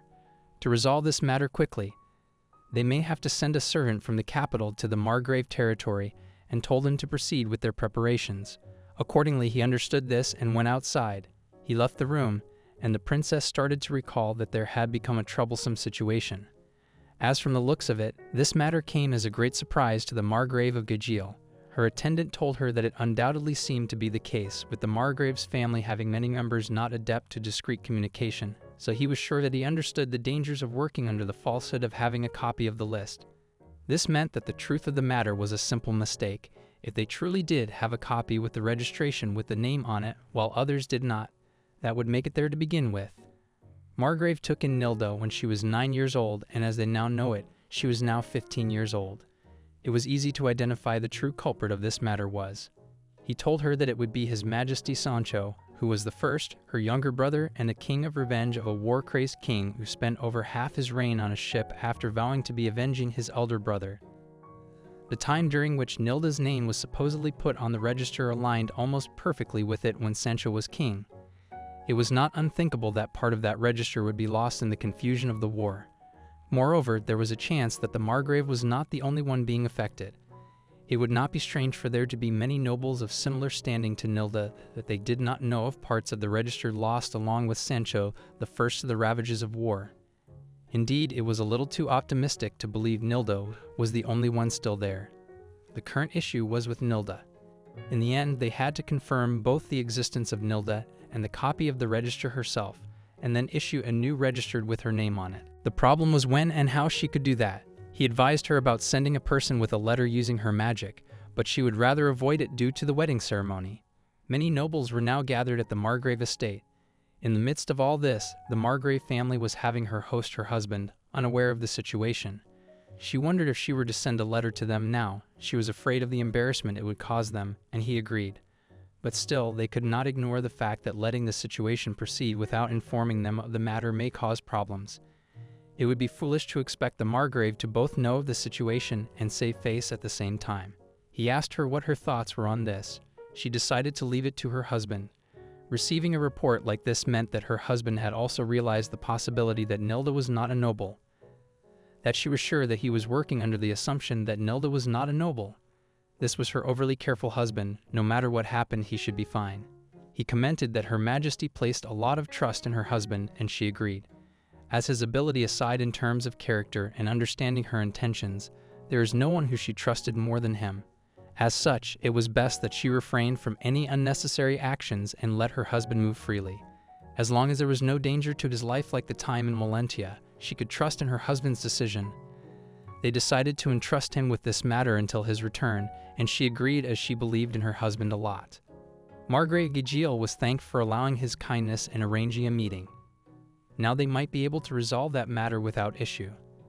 The matter was but a slight misunderstanding. They both would like it to be resolved without an issue as well.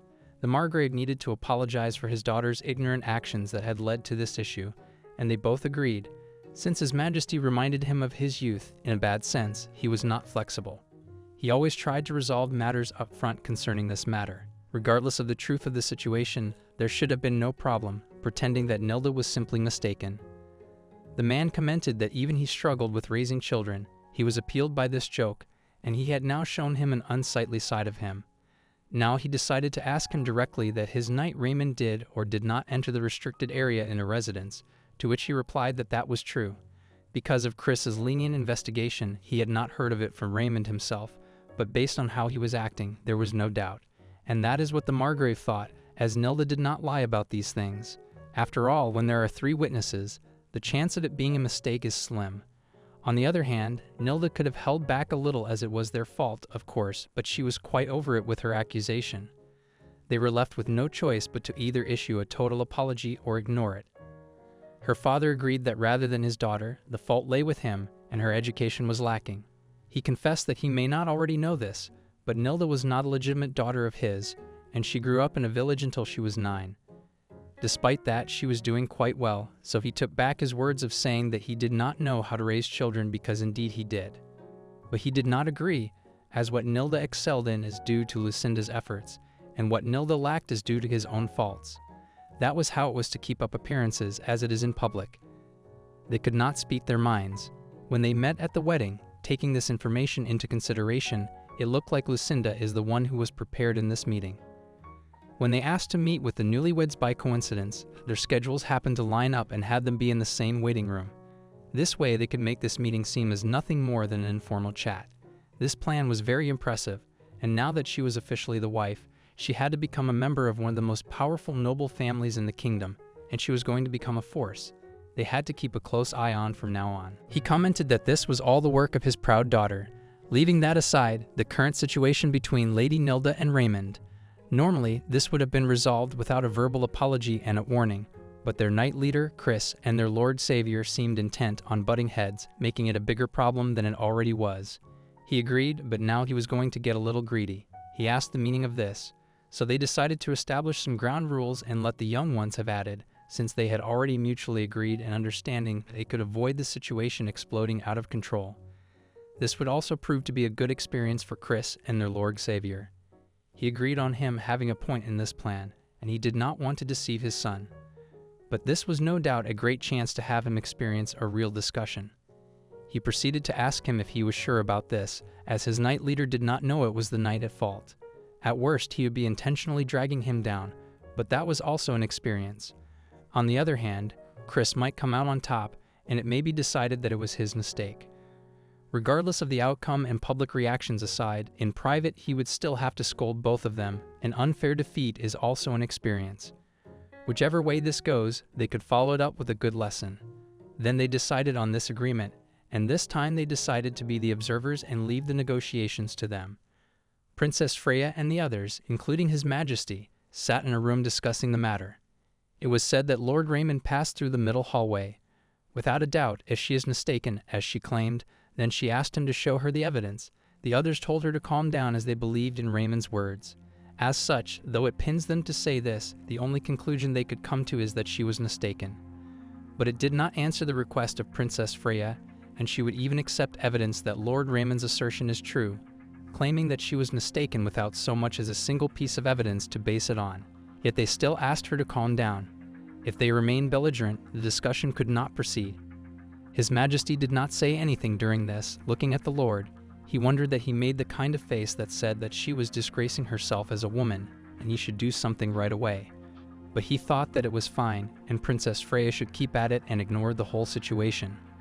Nilda told Princess Freya that she did not need to do this for her, and just knowing that she was on her side was enough. Now His Majesty jumped in and told Princess Freya to calm down, as what Nilda said was true. Now the princess calmed down and told them that she may be a woman, but she had experience in hunting and sea voyages, and she also had experience in night watch, limited to only sea voyages. That is why when they say that she is mistaken without any evidence, she could not simply accept that. Now there was chatter around the room, and the Lord understood this, as indeed her night vision may be exceptional for a woman, and decided that the last remark he gave was ignorant of him, and asked for forgiveness. The Majesty wondered what he meant by the phrase "for a woman," as it was like he was trying to repeatedly pick a fight with her. To a captain who successfully made an intercontinental voyage, that was unbelievably rude. She told her that Cristiano had been doing all the talking, so she would like to hear it directly from the person in question. Lord Raymond was asked if he remembered seeing her behind Nilda, to which he replied that of course he remembered it, and he told everyone that she did not speak, and so he could not be certain. But even in the darkness, her hair was dazzlingly bright. Then, as they had already heard, his being there was undisputed, but she most definitely saw him exiting the middle hallway, and Raymond did not have any intention of turning back on his words. So Princess Freya proceeded to ask him why he could not still admit it. Now Raymond was hesitant on what to say next. He proceeded to say that he exited through the outer hallway and not the middle one, and did not trespass into the off-limits territory. There was complete silence in the room. Now, after which His Majesty interrupted and told everyone that both sides had made their statements, and it was time to take a break.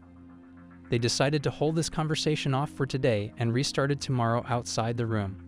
Lord Xavier was called out and told that they were forced into the conversation this time, and the discussion continued. As this land belonged to the Margrave, and he had not forgotten that both the right and duty of conflict resolution belonged to the Margrave. Ultimately, it is up to the Margrave to handle this case. What he was saying is that he had no intention to interfere in the decisions of local nobles.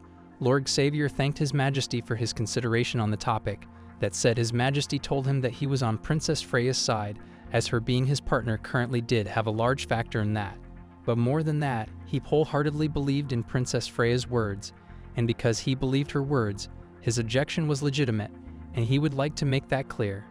Princess Freya and His Majesty sat in a room when His Majesty thanked her for going along with his wish. Though it pained him a little, he could not tell the reason. It was necessary that he had her spearhead the discussion. Normally, this was not something he would ask of a lady, but he would make sure to repair her in some form. Princess Freya was very kind to him and told him that as long as the Majesty wishes, she had no objections, and if she were to be honest, she was not exactly acting. Rather, she would like to thank him for allowing her to speak her mind. Hearing that from Princess Freya put him at ease. Even if it was the princess, he could not casually say that there was a good chance that Nilda was not a noble. For the discussion, he asked her to act in a way that would draw their attention. If the conversation continued with Nilda pitted against Raymond eventually, it would be proven that Nilda was not a noble, and things would get messy. To avoid that, they switched the main leads of this fight around and have Princess Freya face Raymond. In this way, it should end with only some mild bruising. The best outcome would be to have Raymond admit that he was lying. If so, they would consider the incident to be a stay. They wanted it erased from their records. They would likely pretend it never happened in the first place. Either way, even if they somehow found out the truth about Nelda's situation, they would be in no position to say anything. Princess Freya tried to confirm for next time if she should continue the same as today, and if it was fine to continue pressing them for the truth. His Majesty thought about it and told her that it was fine for now, as naturally he would like to avoid extending this deadlock, so he would rather they settled this as soon as possible. Princess Freya told him that they would need deniable evidence or some testimony, and they had that. He told her that he already had a plan to draw out a testimony they could not evade. To make it work, he asked her to continue pushing them as she was already, and she agreed. As this was just a strange question to ask, but he was asked how he could be so sure that their knight was lying. It was simple for His Majesty. it was because she could say that she was there as well, and they could let them try and remember what happened then and where it happened. To start with, there were 3 hallways in the parallel that all ended up meeting at the same intersection. Princess Freya's group came from the inner hallway in relation to the main building. There she ran into Raymond, who had just exited the off-limit area, the middle hallway. That was when he said he was not in the middle hallway he exited through. He claimed it was the outer hallway that connected to the annex that he exited through. He stopped and asked her if all that he was saying so far was correct, and she agreed. But the more important part came after that, as after that, their group met up with her group. Shortly at that time, they came through the outer hallway, and it was correct again. And he did not see Raymond ahead of him. That's why his lie was obvious to him. If she could give that had gotten this complicated, even if he was to say it, they would still not accept it. On top of that, he was not a warrior, so that would hurt his credibility. Even with all this, he still had a plan to draw out a testimony for them. He did a little trick to draw out that unavoidable testimony, and was thinking of dwindling them out of it. But for that, he needed the princess's help and wondered if that was okay. It sounded interesting to her, and she understood, so she would love to help. Ains was asked by His Majesty if they received anything from the capital. She told him that they received nothing for now. Now they came to Nilda. If there were no problem, then they would have sent a message saying that.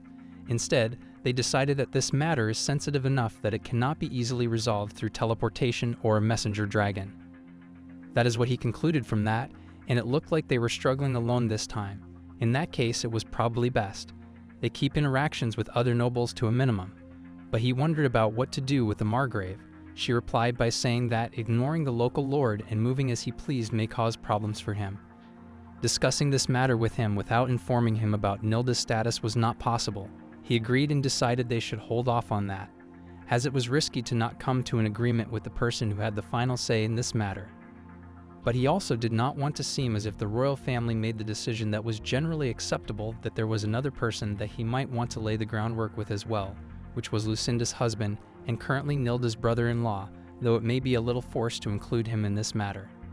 He could step in his position as a relative, namely General Puyol. General Puyol sat among many people, while His Majesty wondered that he would be the last person that he wanted to be involved in the problem, and that was exactly why, as she had mentioned previously, using his position as Nilda's relative, the general was able to interfere in this matter. In order to avoid him making a sudden appearance, she believed it would be best to approach him first, which was very true. As for this case, since they want to keep Nilda's status from getting out, rather than exposing their lies, they would want to end on the event, never having happened. But if they left General to his devices, it was likely that he would keep pushing them off to profit off of their mistake, and it seemed like the Majesty had given it enough thought. But he just wanted a break. He understood it, and he decided to go and have a word with him, but he was scared of telling him to not interfere in this case. But he had to do it. He somehow managed to convince him to only attend and not interfere in the discussion, but he was really intimidating. But it was time to focus on this discussion. That was it. If everything went according to plan, they should be able to wrap up things nicely. Now everyone's hard at the long table, as the general announced that everyone seemed to be here and they should start the final trial. The both parties' concerns and the instigating part clearly stated their positions, and following their conscience, assert their truthfulness. Hearing both positions, he was the authority of the Margrave. He would pass his own judgment. If they had any objections to the verdict, they may raise them through the appropriate channels later, and asked if that was understood, and everyone replied that it was. Now they began questioning Nilda and asked her what had happened and what she saw and where it happened. She stood up and agreed to explain that that night she had just turned a corner into the hallway and happened to meet a knight. She was asked who that person was by the general hesitantly. She told him that it was dark, so she could not see, but when she called out to him, he said that he was a knight of the kingdom. Raymond interrupted her. The general commented that the knight of the kingdom Raymond, concerning what Nilda has just said. Did anyone have rituals or objections to make? But they did not, as it was true that he was called out by Nilda and gave out his name. There was no mistake. The location of the incident was a crossroad of sorts that connected 3 hallways. He asked Nilda which hallway she saw Sir Raymond exit from at that time.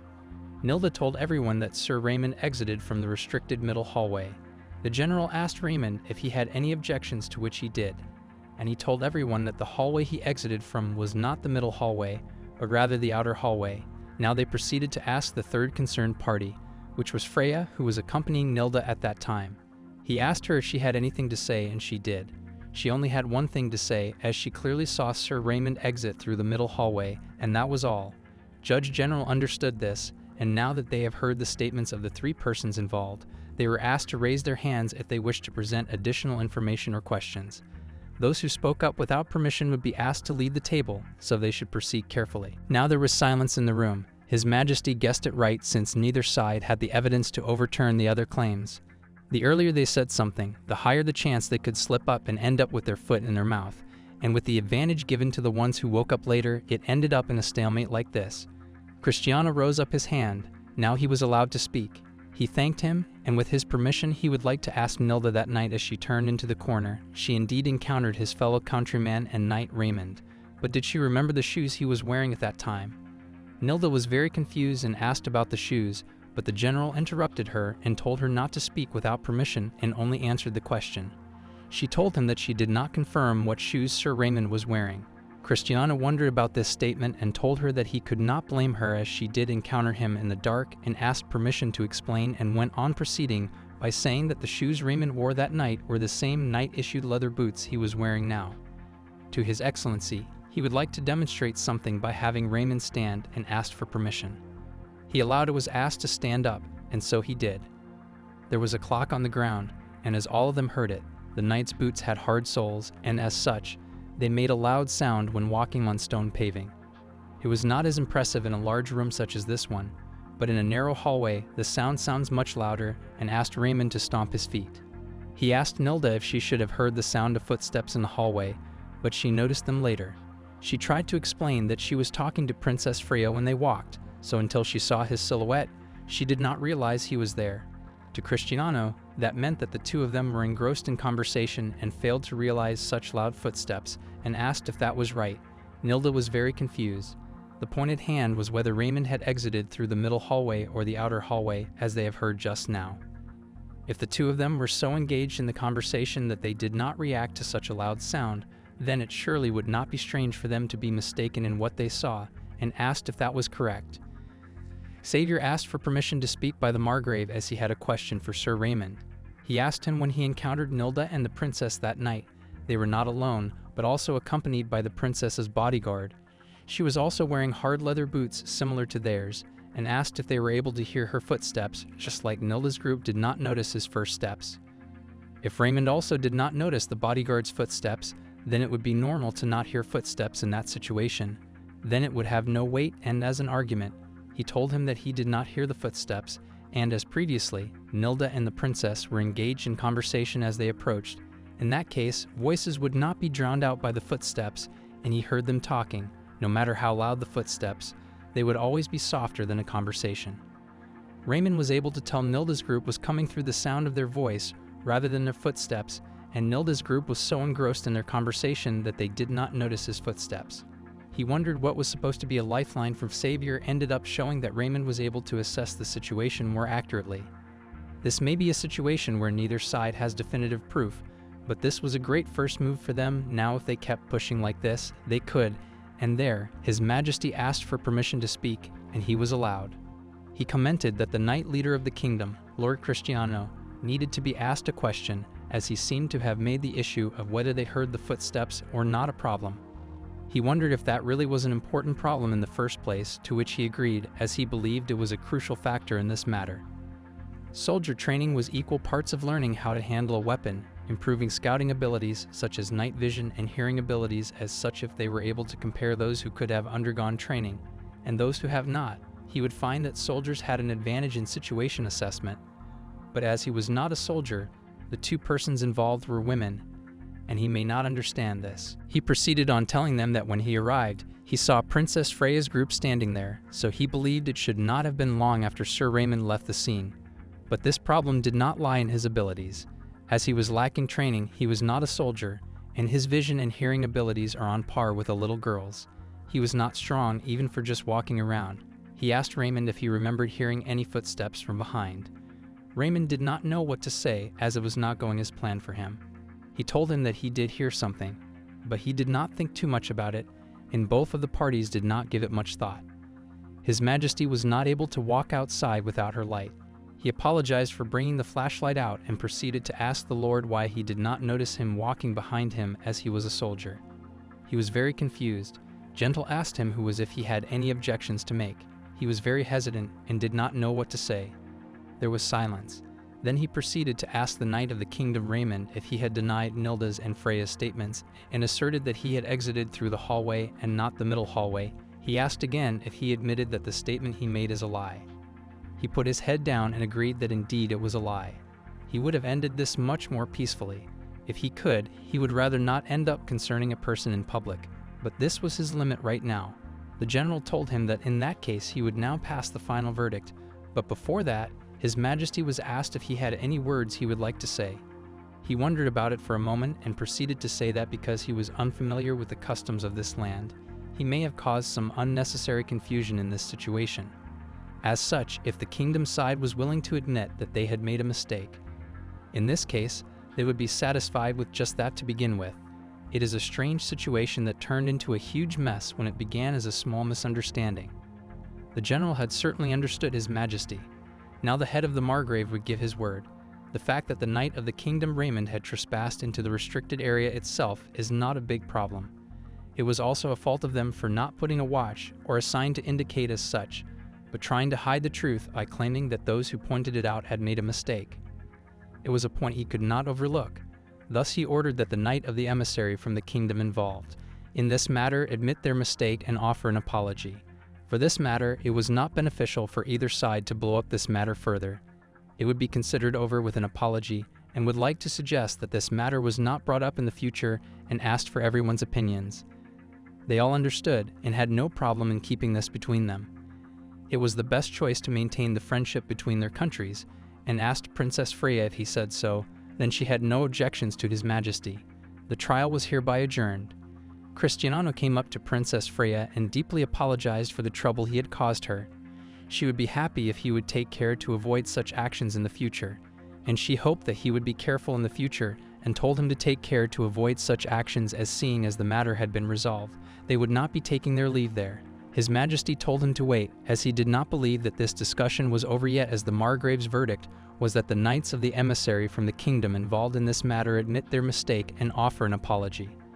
Said Raymond was given as he was making false claims, but the person negotiating under the wrong pretense was Lord Cristiano, then he should offer his apology as well. There was no need for an apology, but only to admit that his declarations were false, that Princess Freya possessed night vision that was not inferior to any average soldier, and that she was not so feeble-minded as to give in the fear of the dark and be mistaken in her judgment. In the Navarre kingdom, Cristiano Pinto showed he came from a special family with a long history of being important and having strong royal connections. Even though he was young, Cristiano became the youngest knight captain, a title given to him by the respected General Martin. He felt the heavy responsibility as he spoke to a group of soldiers, showing a strong mix of pride and determination. Within the seemingly calm boundaries of Cristiano's world, a sudden disruption occurred, shaking the foundations of his understanding. This turmoil came in the form of Princess Freya. As the young knight captain delved into the details of this unexpected encounter, he uncovered the extraordinary capabilities possessed by the princess. Princess Freya surprised everyone by having night vision and courage as strong as the toughest warriors, challenging the usual expectations for noblewomen. The young knight captain felt a mix of frustration and disbelief, and his usual calm demeanor changed when he confronted Zenjiro. The candle in the room burned out, and the maid Ains apologized for the disturbance, saying the candle needed to be replaced. Zenjiro-sama thanked Ains for her hard work. Cristiano, briefly distracted by the interruption, wondered how he hadn't noticed the maid approaching. Zenjiro playfully said it was because Cristiano got a bit flustered. Cristiano Pinto realized his mistake as he apologized, and the interaction between Zenjiro-sama, Princess Freya, and Cristiano turned into a mix of personalities and realizations. Princess Freya graciously accepted Cristiano's new understanding with gratitude. Cristiano thought not just about the current situation, but also about other impressive women in the kingdom. Learning about Princess Freya's abilities made him think about Queen Aura, who had a remarkable history of military success, adding more depth to the story. Cristiano openly shared that people are often drawn to those who have qualities they don't.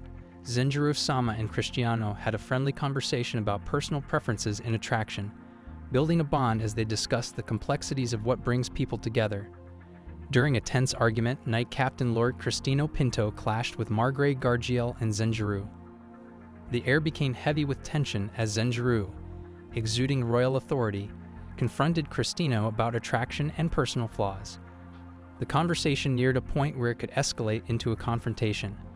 But things changed unexpectedly when General Puyol, a powerful figure, entered the scene and interrupted the argument between the others. Cristino, realizing the seriousness of his words, had to deal with the consequences of speaking at the wrong time. The discovery that Zenjiro was not just a king but also from General Puyol's country added a surprising twist to the unfolding drama. General Puyol demanded an explanation, and Cristino Pinto, visibly shaken, pleaded for forgiveness. The seriousness of the situation became clear as General Puyol emphasized his duty to protect Zenjiro, who was the prince consort. The once confident knight captain now stood humbled and apologetic, seeking forgiveness from both the king and the general. The hall felt tense, with unspoken consequences looming.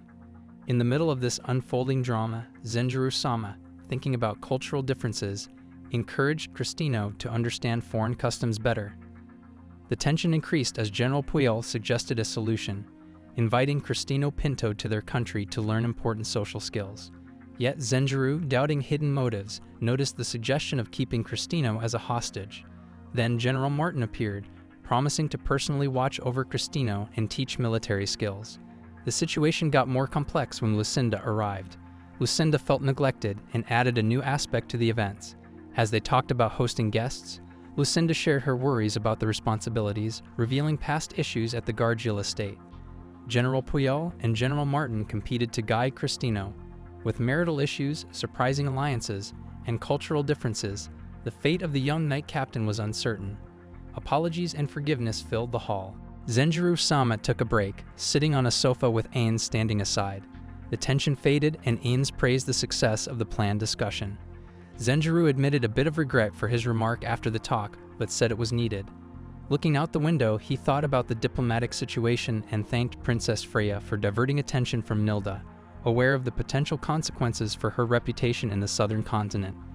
Ains, sensing something more in Zenjiro's words, asked about his motives. Freya, talking to Skadi in another conversation, enjoyed the successful turn of events. She took delight in seeing people react to Zenjiro's clever moves. Freya's respect and feelings for Zenjiro grew as she appreciated how he treated her as an equal, appreciating her strength and courage. Now smitten, the tomboy princess revealed her plan to get closer to Zenjiro during their journey back to the capital, thinking of playfully surprising the inexperienced king. Sharing her mischievous plan with Skadi, the excitement for the upcoming journey was filled with a mix of politics, emotions, and the unpredictable nature of the royal court. Cristino finds himself within a room, facing the imposing figure of General Martin. Cristino, visibly shaken, tenders a sincere apology for the trouble he caused, acknowledging the disastrous consequences that unfolded in the Grand Hall. General Martin, in a stern yet contemplative tone, underscores the harsh realities of the world and the vital lessons embedded in such experiences. Zenjiro, General Puyol, and Princess Freya emphasize the unexpected turns of events that unfolded during the verbal confrontation. Cristino's encounter with General Martin becomes a focal point, delving into the consequences of his impulsive actions. The general shares important advice about protecting subordinates and knowing when to retreat strategically. The tension rises as Cristino's attack stance against Zenjiro is revealed, revealing the complex dynamics in the court. Cristino sincerely apologizes, and General Martin explains the crucial moment when General Puyol appeared to step back, uncovering the diplomatic complexities and the potential consequences for the delicate relationship between the Gaijin and Navarre kingdoms. The story smoothly shifts to Lucinda, who reveals she is part of the influential Gaijin family. Her honest admission about causing trouble at the Gargiel estate serves as a subtle but strong warning about the delicate nature of diplomatic relations. General Martin explains the true meaning behind Lucinda's words, emphasizing the importance of considering the pros and cons in political decisions.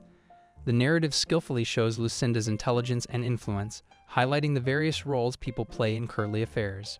General Martin also talks about discrimination and the need to recognize abilities beyond societal expectations. The revelation that Lucinda's words were a calculated warning adds complexity to the unfolding drama, which intrigues the political maneuvering in the royal court. General Martin gives Cristino a valuable lesson from his mistake, urging him to learn and move forward with newfound wisdom. Cristino, determined, promises not to repeat the foolish error. After the recent turbulent events in Margrave Gajiel's area, a unique atmosphere filled with relief, self-reflection, and family care emerged. Margrave Gajiel took on the roles of a strict patriarch and a caring father while talking to Nilda and Xavier. He expressed genuine happiness that the crisis had a positive resolution, creating a positive atmosphere for the family conversation. Xavier, still dealing with feelings of inadequacy, found the courage to speak. He credited the positive outcome to Zenjuru's selfless help, openly admitting that protecting his dear sister would have been overwhelming if he had faced it alone. Nilda, expressing gratitude, comforted her Xavier, telling him not to blame himself. Her words showed genuine appreciation for Xavier's efforts to protect her during tough times. Margrave Gajiel, understanding the delicate balance in family matters, shared wise advice with his children. He told Xavier to reflect on his actions, seeing past mistakes as steps toward success. Addressing Nilda, he advised her to behave like a noble lady, teaching her values for navigating noble society. In the family talk, a surprising revelation came from the Margrave. He announced that Nilda would go with him to the capital, a significant moment marking her transition into adulthood and noble society. She eagerly looked forward to social gatherings in the capital. The conversation then shifted to finding a mentor for Nilda in Lucinda's absence. The Margrave hinted at a possible request to the headmaid of the royal palace. Meanwhile, dragon-drawn carriages were on a pathway. The Margrave's love for the sea emerged, hinting at a desire for exploration with a ship adorned with golden leaf. This adventurous idea blended with the family's practical discussions about Nilda's future, creating a mix of aspiration and reality in Margrave Gajiel's estate. In a world where conversations were important both personally and politically, Zenjuru had an energetic talk with Princess Freya. They thought about going on a joint journey around the southern continent, and Princess Freya, being playful, suggested a test run for her ship, adding spontaneity to the story. Amid the fun, Zenjuru also thought about his responsibilities as a royal and the upcoming birth of Aura's child. Mentioning duties and the need to learn recovery magic and teleportation added depth to Zenjuru's character. Balancing personal and political duties showed the challenges he faced as a monarch. As they reached the capital, Capua, Zenjuru felt nostalgic and joyful, declaring his return triumphantly, marking the end of this part of the ongoing story. The smooth events, character growth, and the mix of family and political complexities painted a lively picture of life. In Capua's royal palace, an important moment happens for Queen Aura. In the doctor's chamber, Queen Aura has a careful examination. The doctor checks every detail of her health, looking for any signs that might suggest something significant. Aura stays composed and reassures the doctor that she feels fine. The chamber is filled with anticipation as the examination goes on, leading to the moment when Aura hopes to learn something important. However, the news from the doctor doesn't give the clarity Aura wanted. There are no clear signs of pregnancy, making Aura thoughtful. As she gets stressed, she asks about the possibility of a second child, but the doctor is unsure due to the absence of typical pregnancy symptoms and irregularities in Aura's menstrual cycle. The doctor advises Aura to be careful and act as if she were pregnant for the next half-month. On her palace terrace, Aura thinks about what this news means, especially with Zenjuru's return.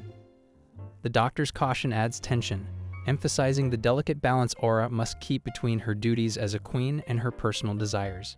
As she waits for Zenjuru, the idea of abstaining from certain activities for an extended period shows the challenges of managing royal responsibilities and personal relationships. The chapter begins with a noticeable sense of relief as Zenjuru-sama comes back to Capua, successfully managing diplomacy with the Margrave of Gajiel. Standing in front of Queen Aura, Zenjuru expresses deep gratitude for her warm welcome and acknowledges his fatigue from the long journey. The room becomes the setting for a heartfelt reunion between husband and wife, symbolizing their roles as partners in personal and political aspects. As they sit on the sofa, Zenjuru suggests chatting about their recent activities, leading Aura to share a significant detail about Lady Nilda Gajiel. Nilda's name missing from the kingdom's official register adds complexity to the situation. Aura commends Zenjuru's handling of the events involving Nilda and an Aver knight, recognizing his diplomacy. The conversation turns to reflecting on Zenjuru's resolution, highlighting the Margrave and Lady Nilda's crucial role in diffusing tensions. Aura appreciates Zenjuru's contributions, stating that his efforts have been worthwhile in maintaining the delicate political balance. The discussion shifts to the aftermath, with Zenjiro offering to use teleportation to send everyone back to their locations. Nilda's status is delicately discussed, and Aura outlines her plan to fix the situation by revealing a copy of the kingdom's register. This exchange illuminates the complexities of diplomatic maneuvering and the collaborative partnership between Zenjiro and Aura as sovereigns. Aura updates Zenjiro on glass-making research started with shells and white sand from Valencia. While they achieve better glass transparency and viscosity, furnace limitations hinder mass production. Undeterred, they discuss potential solutions, considering building a channel to address hurdles in glass-making. Aura subtly shifts to a secretive topic, Prince Francesco's dubious activities, briefly diverting Zenjiro's attention. Concern crosses Aura's face as she recalls the promise of confidentiality, and Zenjiro respects it, highlighting the nuanced dynamics of their relationship. In a surprising turn, Zenjiro shares a serious matter he kept hidden during his time in the Margrave territory, neglecting his furnace with a comical touch, suggesting it could explode. The conversation in the royal quarters showcases the collaborative spirit of Zenjiro-sama and Aura as they navigate both royal responsibilities and personal revelations. Aura hesitantly shares a personal revelation with Zenjiro-sama. She delicately brings up the topic, expressing uncertainty but trusting him with the information. The revelation is that there's a chance she might be pregnant with their second child. Zenjiro, initially surprised and somewhat shocked, becomes joyful, shedding tears at the thought of expanding their family. 10 days have passed since Zenjiro has been working hard to learn teleportation. In his magical experimentation chamber, he repeats the incantation. This marks his 10th successful attempt, showing he's getting good at saying the words right. Now he focuses on manipulating mana and creating a clear mental image, the last things he needs to master for this magical skill. During his magical trials, Zenjiro gets excited and accidentally makes noise, catching Aura's attention in the royal quarters. He apologizes for the noise, but Aura understands and supports his efforts. As Zenjiro thinks about the challenges ahead, he expresses his motivation, emphasizing his commitment to Aura and their upcoming child. He wants to master teleportation before the next diplomatic journey to the Twin Kingdoms, especially since it's difficult to travel during the rainy season without guards. Aura encourages him, but advises not to rush. Zenjiro acknowledges the potential increase in workload, especially if Aura's pregnancy is confirmed, but he's determined to support her. He sees teleportation as a way to travel between the capital and the Margrave's territory to assist periodically. The intimate conversation shifts when a maid interrupts, signaling Aura's formal meeting with Margrave Gajiel. Zenjiro, now concerned for Margrave Gajiel and Nilda, turns his attention to the unfolding situation. When the Margrave and Nilda enter the kingdom, anticipation rises among the people in the hallway. Gossip and speculation about the mysterious girl accompanying the Margrave add tension to the atmosphere. On the royal stage, Aura addresses the gathered nobility with grace, hinting at important information. As the Margrave and Nilda step forward, Aura's question about the girl's lineage raises uncertainty. The hall, full of anticipation, sees the Margrave confidently confirming Nilda's family ties. He reveals an old registration document from 6 years ago, a crucial moment in their shared history. However, the surprise that Nilda's name is missing from the current register causes amusement and curious looks among the nobles. Aura acknowledges the legitimacy of the presented document. She recognizes the handwriting of the previous king, Sancho, connecting it to a chaotic period during the Great War. Aura suggests that the chaos might have led to the destruction of the original register, bringing understanding to the court's confusion. While things seem to calm down, people's skepticism remains. The nobles, always aware of their society's intricacies, exchange glances as they think about the implications. Aura, firm in her commitment to justice, decides to let the Margrave redo the registration without conditions. But there's a catch. The registration date stays as shown on the copy, a compromise for fairness and historical accuracy. As Aura gets her writing tools, she shares a meaningful look with the people in the hallway, assuring them that the court's composed handling has eased the tension. Yet lingering questions about the accessibility of such an important document persist among the onlookers. Unbeknownst to them, Aura's prior communication with the Margrave and the transparent handling of Nilda's case ensure that the incident during the war is understood and accepted. Aura takes control of the story. She fixes the mistake in the document, confirming Nilda Gajiel's noble status in Capua Kingdom for the past 6 years. Aura mentions that the late King Sancho I registered Nilda, emphasizing his short reign. This briefly confuses the onlookers, their whispers reflecting the kingdom's administrative history. Unfazed by the momentary confusion, Aura sets a deadline for special registrations, asking those with copies signed by Sancho the First to come forward within the year. Her firm announcement leaves no room for doubt, giving a year for people with relevant documents to confirm the nobility status of individuals like Nilda. The court, now with a clearer view, understands Aura's decision and prepares for upcoming changes. As tension fades, Nilda thanks Zenjiro for his pivotal role in resolving her status issue. Zenjiro, humble, says he did what was necessary. Margrave Gajiel, recognizing Zenjiro's integrity, asks if he knew about Nilda's situation earlier. Zenjiro honestly admits he had no solid proof, but acted based on the absence of information about Nilda and the Margrave's family. Grateful, Margrave Gajiel offers ongoing assistance, and Zenjiro requests loyalty to the Capua royal family. With uncertainty lifted, Zenjiro assures Nilda she can now let go of her worries. Thankful, Nilda smiles genuinely, expressing gratitude to Zenjiro. In the Grand Palace, Zenjiro invites Nilda to enjoy the view from the window.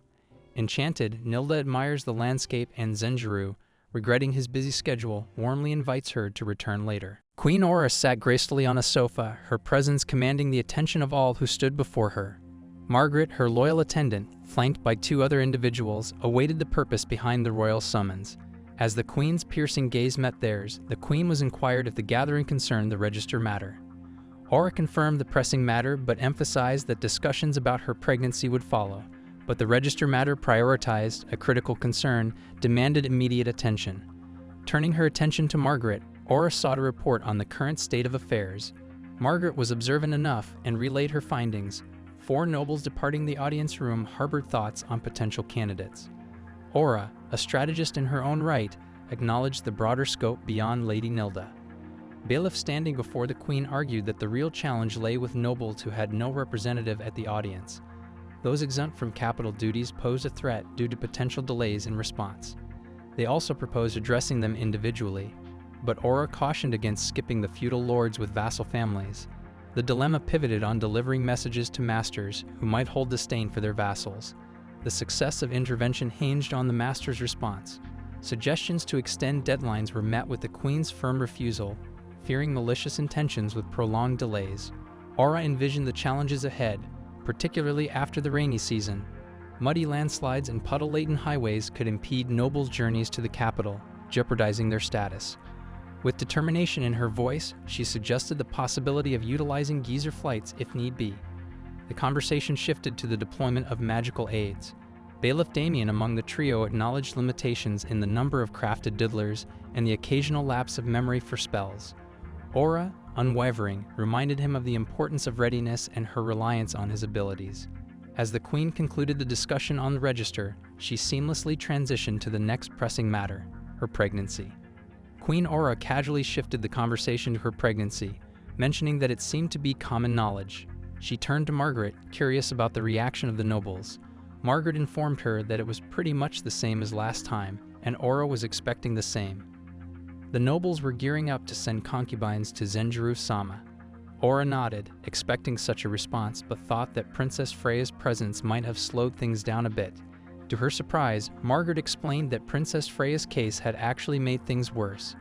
During Aura's first pregnancy, it was believed that Zenjiro-sama preferred women similar to Aura, tall with strong feminine charm. However, Princess Freya, with her short hair, boyish style, and love for outdoor activities, was chosen as Zenjiro-sama's partner at the Margrave's party, disrupting the nobles' expectations.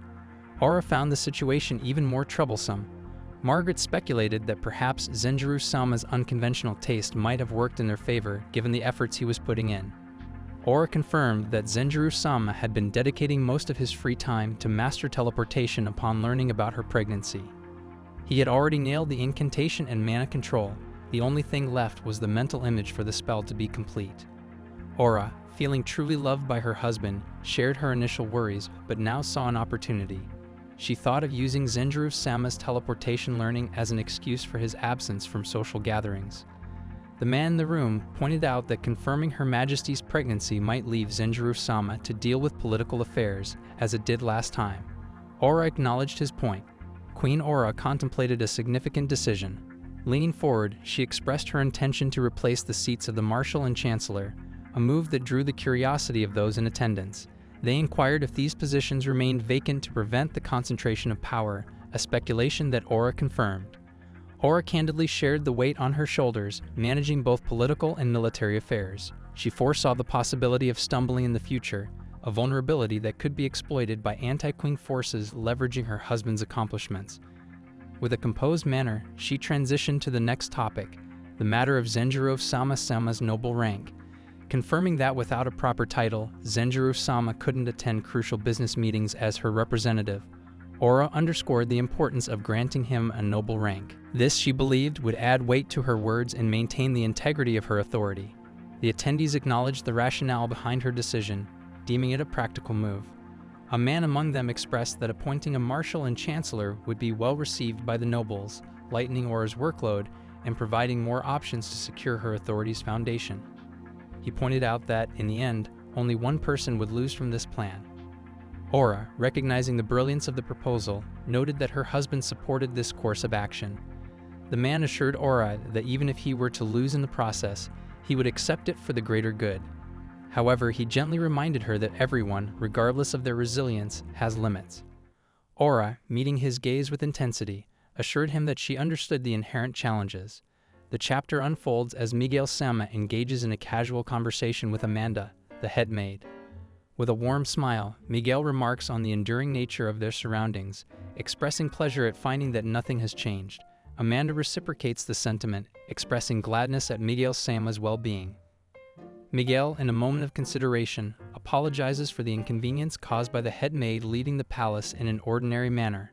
Amanda, dismissing any concern, reassures him that Queen Aura's trust allows her such freedoms. Taking a friendly turn, Amanda inquires about Sabello, the palace chef, expressing concern for the stress the recent incident may have caused him. Miguel responds in lighthearted banter, sharing that Sabello is well enough to complain about not shedding any weight despite his efforts. The exchange elicits laughter from Amanda. Amanda, the head maid, engages in a conversation with Miguel-sama, inquiring about the resolution of Lady Nilda's register matter. Miguel affirms that it has been resolved, expressing surprise initially, but crediting Zenjiro-sama for its smooth conclusion. He notes how Lady Nilda, initially nervous upon arrival, has now embraced the new experiences in the capital, running around their estate with boundless energy. Miguel, though preferring she exercise more caution, admits he's not adept at scolding her. Amanda acknowledges the challenges Lady Nilda faces, managing the land and caring for her siblings alone after Lucinda-sama's marriage. Miguel concurs, pointing out the primary concern lies in Lady Nilda's incomplete education. Having been raised in a village until the age of 9, her educational background needs attention. With Lucinda married, there's no one on their land capable of guiding Lady Nilda through her studies. Amanda grasps the situation and Miguel, aware of his limited connections, seeks her assistance. He requests Amanda's help in finding someone suitable who can step in to educate Lady Nilda, highlighting the importance of securing the necessary support for Lady Nilda's future. As Amanda pondered the suitable person to educate Lady Nilda, Count Marquez's wife, Octavia-sama, emerged as the first candidate in her thoughts. Miguel, considering the option, expressed hesitation, not wanting to owe Count Marquez any favors. Amanda, undeterred, suggested Count Abanis's wife as an alternative. However, Miguel dismissed the idea, deeming them too strict for Lady Nilda, a village girl in need of a more lenient tutor. Amanda, determined to find the right match, proposed Marquez Lala's wife, who had previously served as Her Majesty's nurse.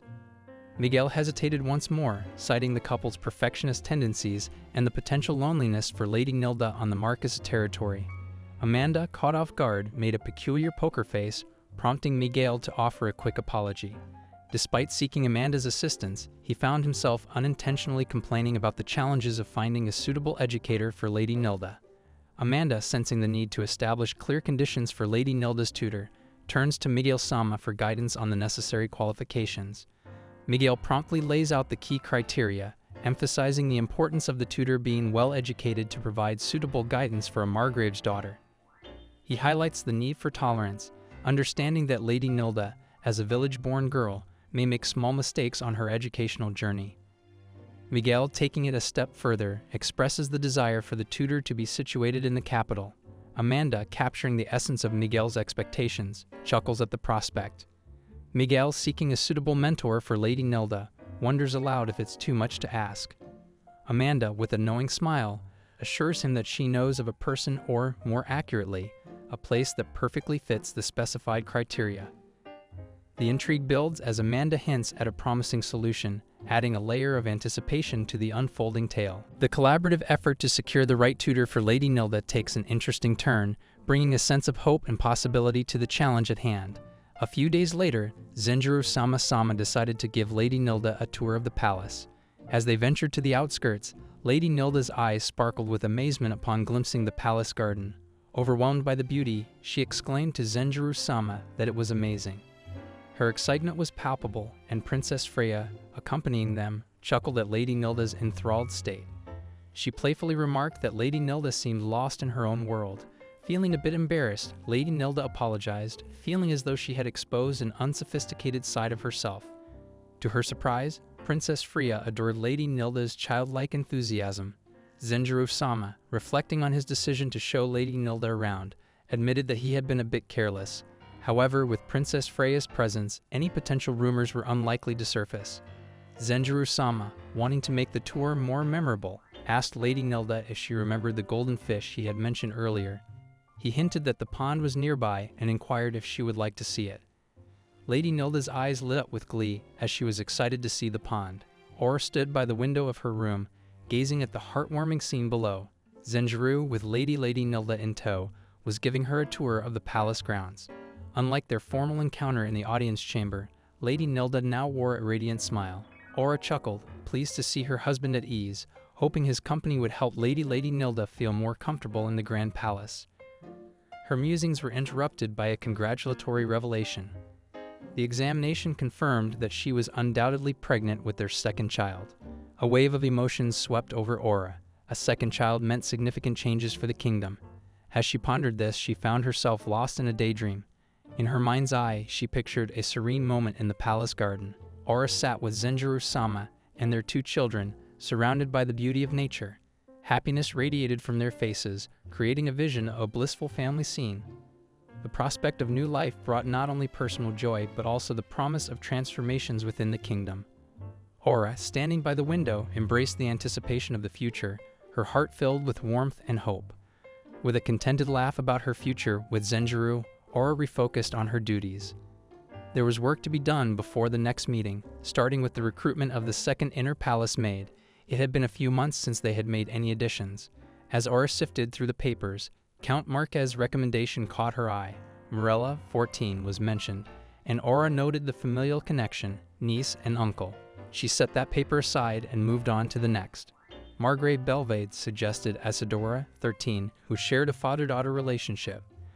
The following recommendation from Baron Messina featured Laurentia, 12, also in a father-daughter bond. Aura, being sensible in her decisions, acknowledged that while there was no reason to deny Laurentia, there was equally no compelling reason to recruit her. The paper found its place in a designated pile. As she continued her review, the next candidate was Lady Nilda, 15, recommended by Margrave Gajiel. The name held a familiarity, echoing the recent events surrounding Lady Nilda's register matter. Aura contemplated this as she carefully organized the papers, each recommendation reflecting not just the potential of a new palace maid, but also the intricate web of relationships within the kingdom. Aura and Zenjiro sat down for a conversation, and Zenjiro was taken aback upon learning that Lady Nilda would become a maid in the inner palace.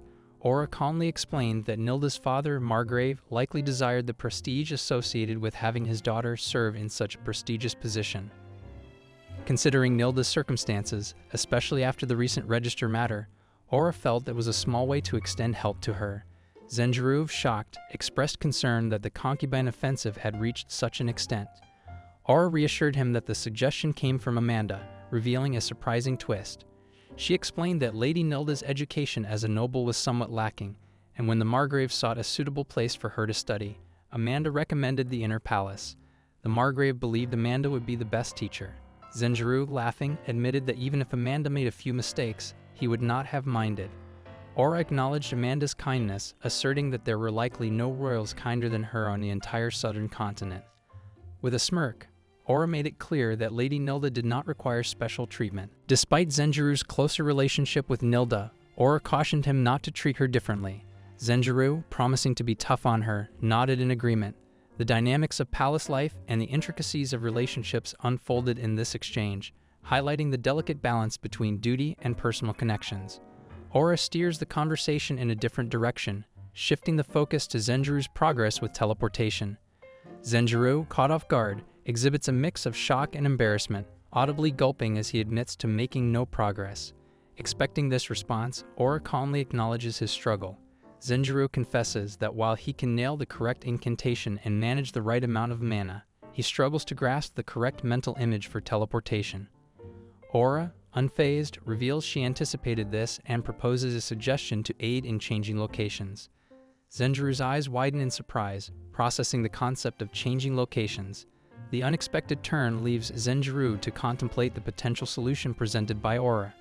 Aura leads Zenjuru to a familiar hall, one that triggers a wave of nostalgia in him.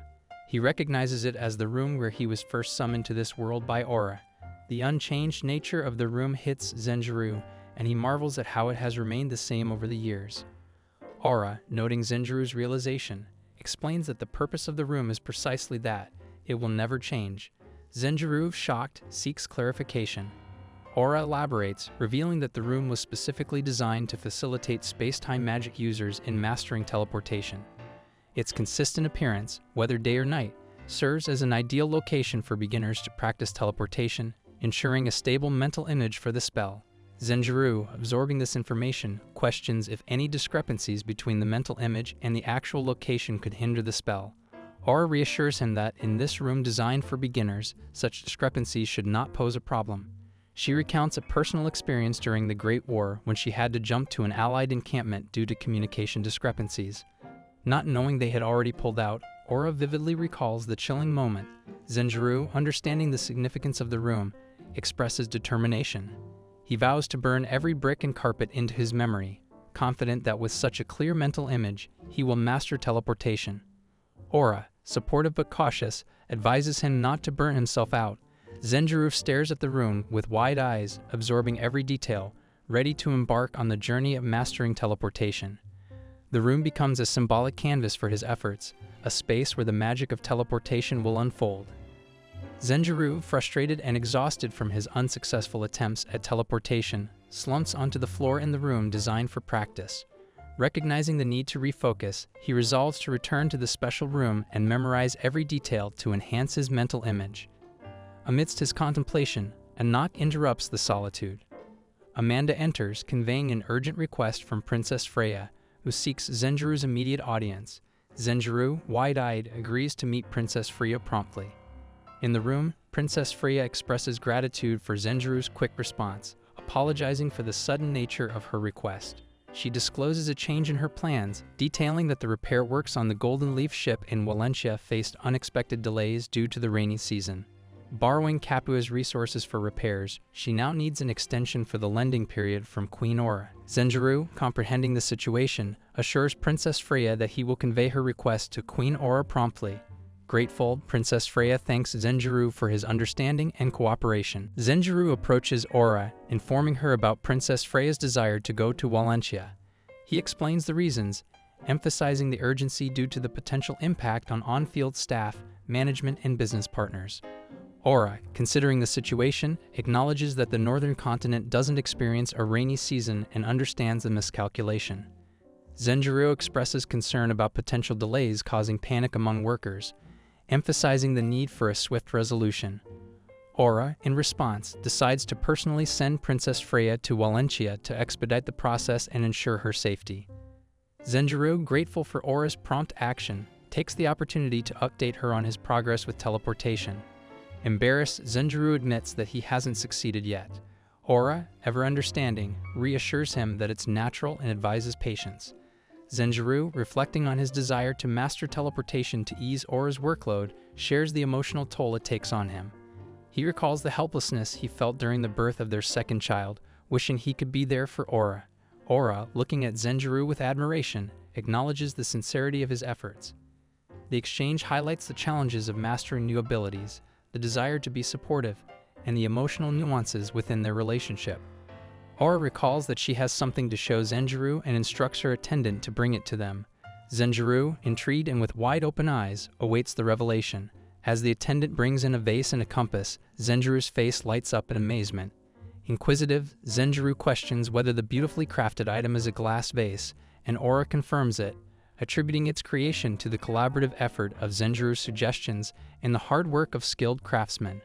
Zenjiro, appreciating the artistry despite minor imperfections, acknowledges the dedication required to produce such a glass vase in a short time frame. Turning his attention to the compass, Zenjiro notes the precision and asks if it was made by a different craftsman. Aura explains that the needle was crafted by a blacksmith, while the rest was the work of a wood craftsman.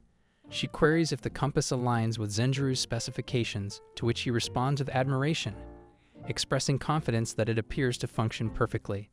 Zenjiro plans to magnetize the compass later for testing. Aura, proud of the diverse craftsmanship, mentions the growing popularity of the distilled spirits Zenjiro has produced.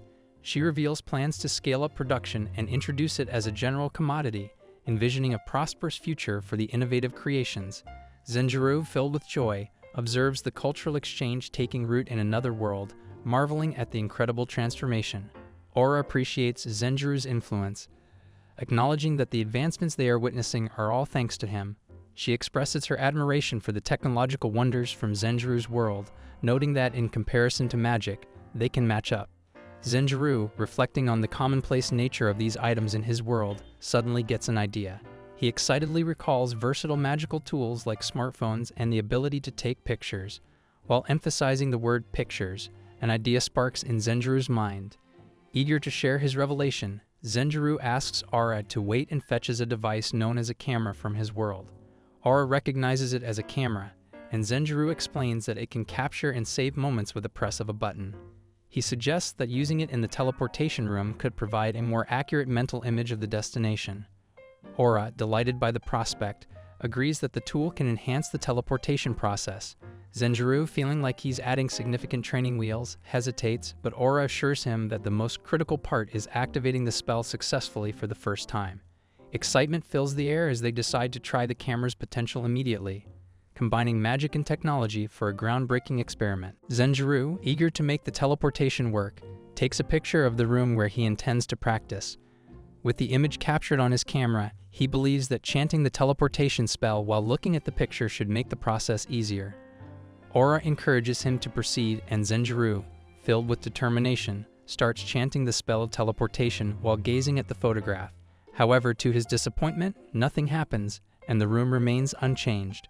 Aura calmly informs Zenjiro that the attempt has failed and suggests reevaluating the situation. Frustrated, Zenjiro contemplates taking another picture to capture the entire room more clearly.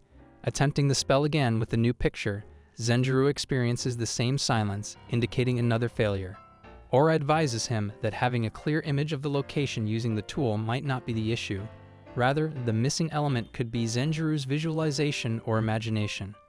Aura turns to Zenjiro and suggests that if he can envision himself being transported to that room, the likelihood of success would be higher. Perplexed by this advice, Zenjiro is left wondering. Aura, understanding the need for a similar environment, decides to assist Zenjiro by going to the location he has in mind. She instructs him to continue attempting the teleportation spell while she waits in the designated room, aiming to make the situation as similar as possible for Zenjiro's visualization. Aura leaves the room, leaving Zenjiro to focus on refining his mental image for the next attempt. As Aura leaves the room, Zenjiro is left to grapple with the challenge of successfully casting the teleportation spell. He reflects on his memory of the room, realizing that his recollection of the interior design has faded over time. However, there is one memory that remains vivid: the day he was transported to this world. Zenjiro takes a trip down memory lane, recalling his life as an ordinary salaryman who often overworked himself. He remembers the fateful day when, instead of his routine lazy holiday, he found himself transported to a new world. The memory of that moment is crystal clear in his mind. Chanting the teleportation spell, Zenjiro envisions himself riding his bicycle in his former world. Despite the shock and lack of recollection about his initial reaction in the room, one memory stands out: the feeling of being there and the memory of being here. As he chants the spell, Zenjiro imagines Aura in the designated room, and suddenly he finds himself teleported to that very place. The room where Aura awaits him. Astonished and exhilarated, Zenjiro shouts out in excitement, celebrating his successful teleportation after numerous attempts. The sense of relief and pride on his face is palpable as he expresses his newfound ability to use teleportation, realizing the incredible power of magic. As Zenjiro successfully teleports to the designated room, Aura expresses her genuine amazement and praise for his accomplishment. She acknowledges that using the feeling and image, along with the support of his camera, Zenjiro has achieved an incredible feat. Zenjiro, looking at his hand, agrees that he does feel different now, and Aura commends him for his tireless efforts, stating that she didn't expect him to succeed so quickly on his first attempt. Zenjiro, feeling a sense of accomplishment, attributes his success not only to himself, but also to Aura's support. Drawing closer to her, he assures Aura that he wants to be the one protecting her in the future. Zenjiro expresses his desire for Aura to give birth to their second child without any worries. In a tender moment, Zenjiro pulls Aura close, and they share an intimate moment. However, their connection is interrupted by Aura's maid, reminding them that it's already late and suggesting they return to the inner palace. Despite Aura's apparent annoyance, she concedes and agrees that it's time to go back. Zenjiro, understanding the situation, agrees and they make their way back. As they are about to leave, Zenjiro is still on Aura's mind, and she playfully reminds him that the wall they are about to bump into is not a door, sharing a light-hearted laugh to conclude the moment. In the rainy port city of Valencia, Princess Freya and Skadi find themselves transported with ease, thanks to teleportation. Skadi is visibly shocked at the efficiency of the magical transportation. Expressing her amazement, she questions how they were able to arrive so effortlessly. Princess Freya, who has not experienced teleportation before, explains that this magical ability clarifies why bloodline magic holds such a revered status in the southern continent. Skadi, acknowledging the power of teleportation despite its limitations on usage, notes that such magic could indeed be a game-changer in a war.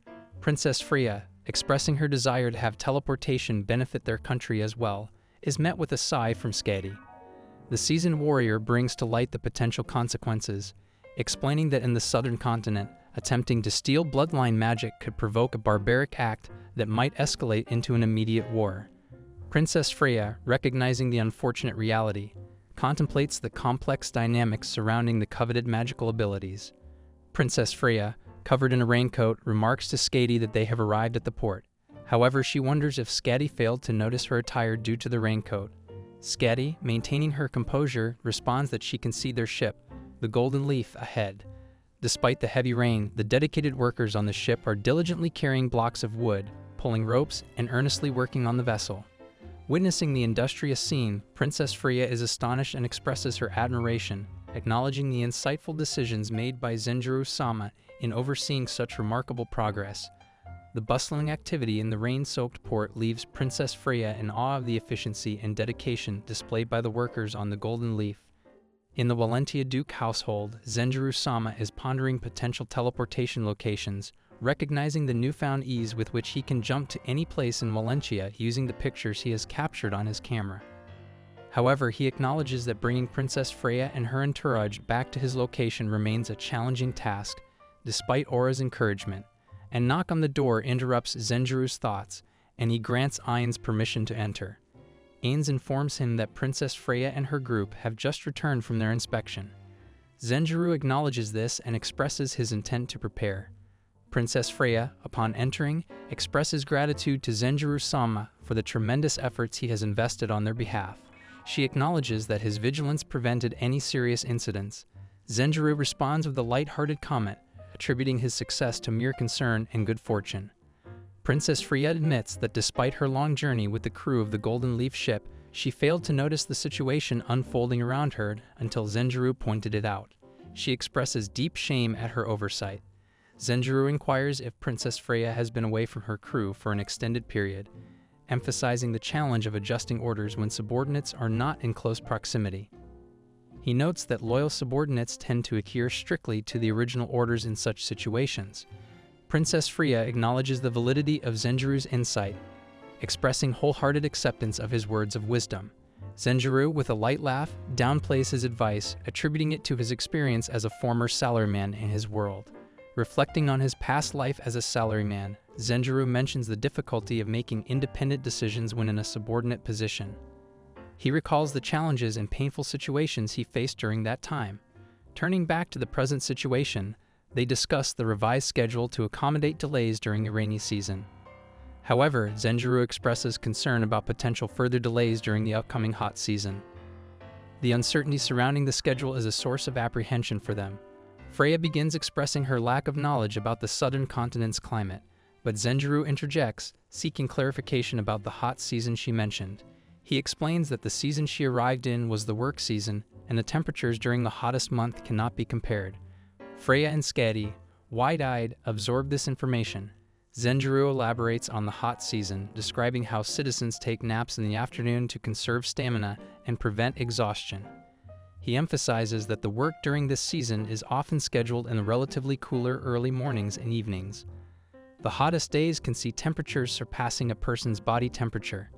Aura, contemplating the intensity of the hot season, gulps and suggests making another revision to the work schedule. She contemplates staying in Wallachia, and Zenjiro approves, assuring her that he can use teleportation for her instant return to the capital. Regarding Princess Freya's stay, he mentions discussing the matter with Bailiff Damien and encourages her to take her time in Wallachia. Freya expresses gratitude for Zenjiro's kindness. In the Capua Kingdom, Aura holds the stack of papers and hands them over to Bailiff Damien, who acknowledges her efforts. Aura remarks that the most troublesome cases are still pending. Expressing her disbelief, Aura mentions that Puyol has requested a meeting, wondering if he would calm down a bit after getting married. Curious about his plans, she questions Bailiff Damien. He responds, suggesting that General Puyol calming down is as unlikely as Aura becoming ladylike. Aura makes a face, stating that it sounds like he believes there's a future where Puyol calms down, and teasingly adds that he might not know how ladylike she is when alone with her husband. Bailiff Damien retorts, expressing his gratitude for never setting foot in the inner palace. Aura makes another face, emphasizing that not even numerous necks could have saved him from beheading if she had followed the royal defamation laws. General Puyol arrives, seeking permission to enter. Queen Aura granted him access and welcomed him, gesturing for him to take a seat. Curious, Aura inquired about the purpose of his visit. General Puyol, with a respectful manner, began by offering his congratulations. Aura thought that it was about her pregnancy. However, to Aura's surprise, he clarified that it was not about her pregnancy, but rather about Zenjiro mastering teleportation. Aura, momentarily puzzled, recalled that the official announcement had not been made yet, and Puyol's knowledge seemed premature. Nevertheless, she acknowledged his observant nature and thanked him. Puyol then shared that Zenjiro was currently in Wallachia and would be back in a few days.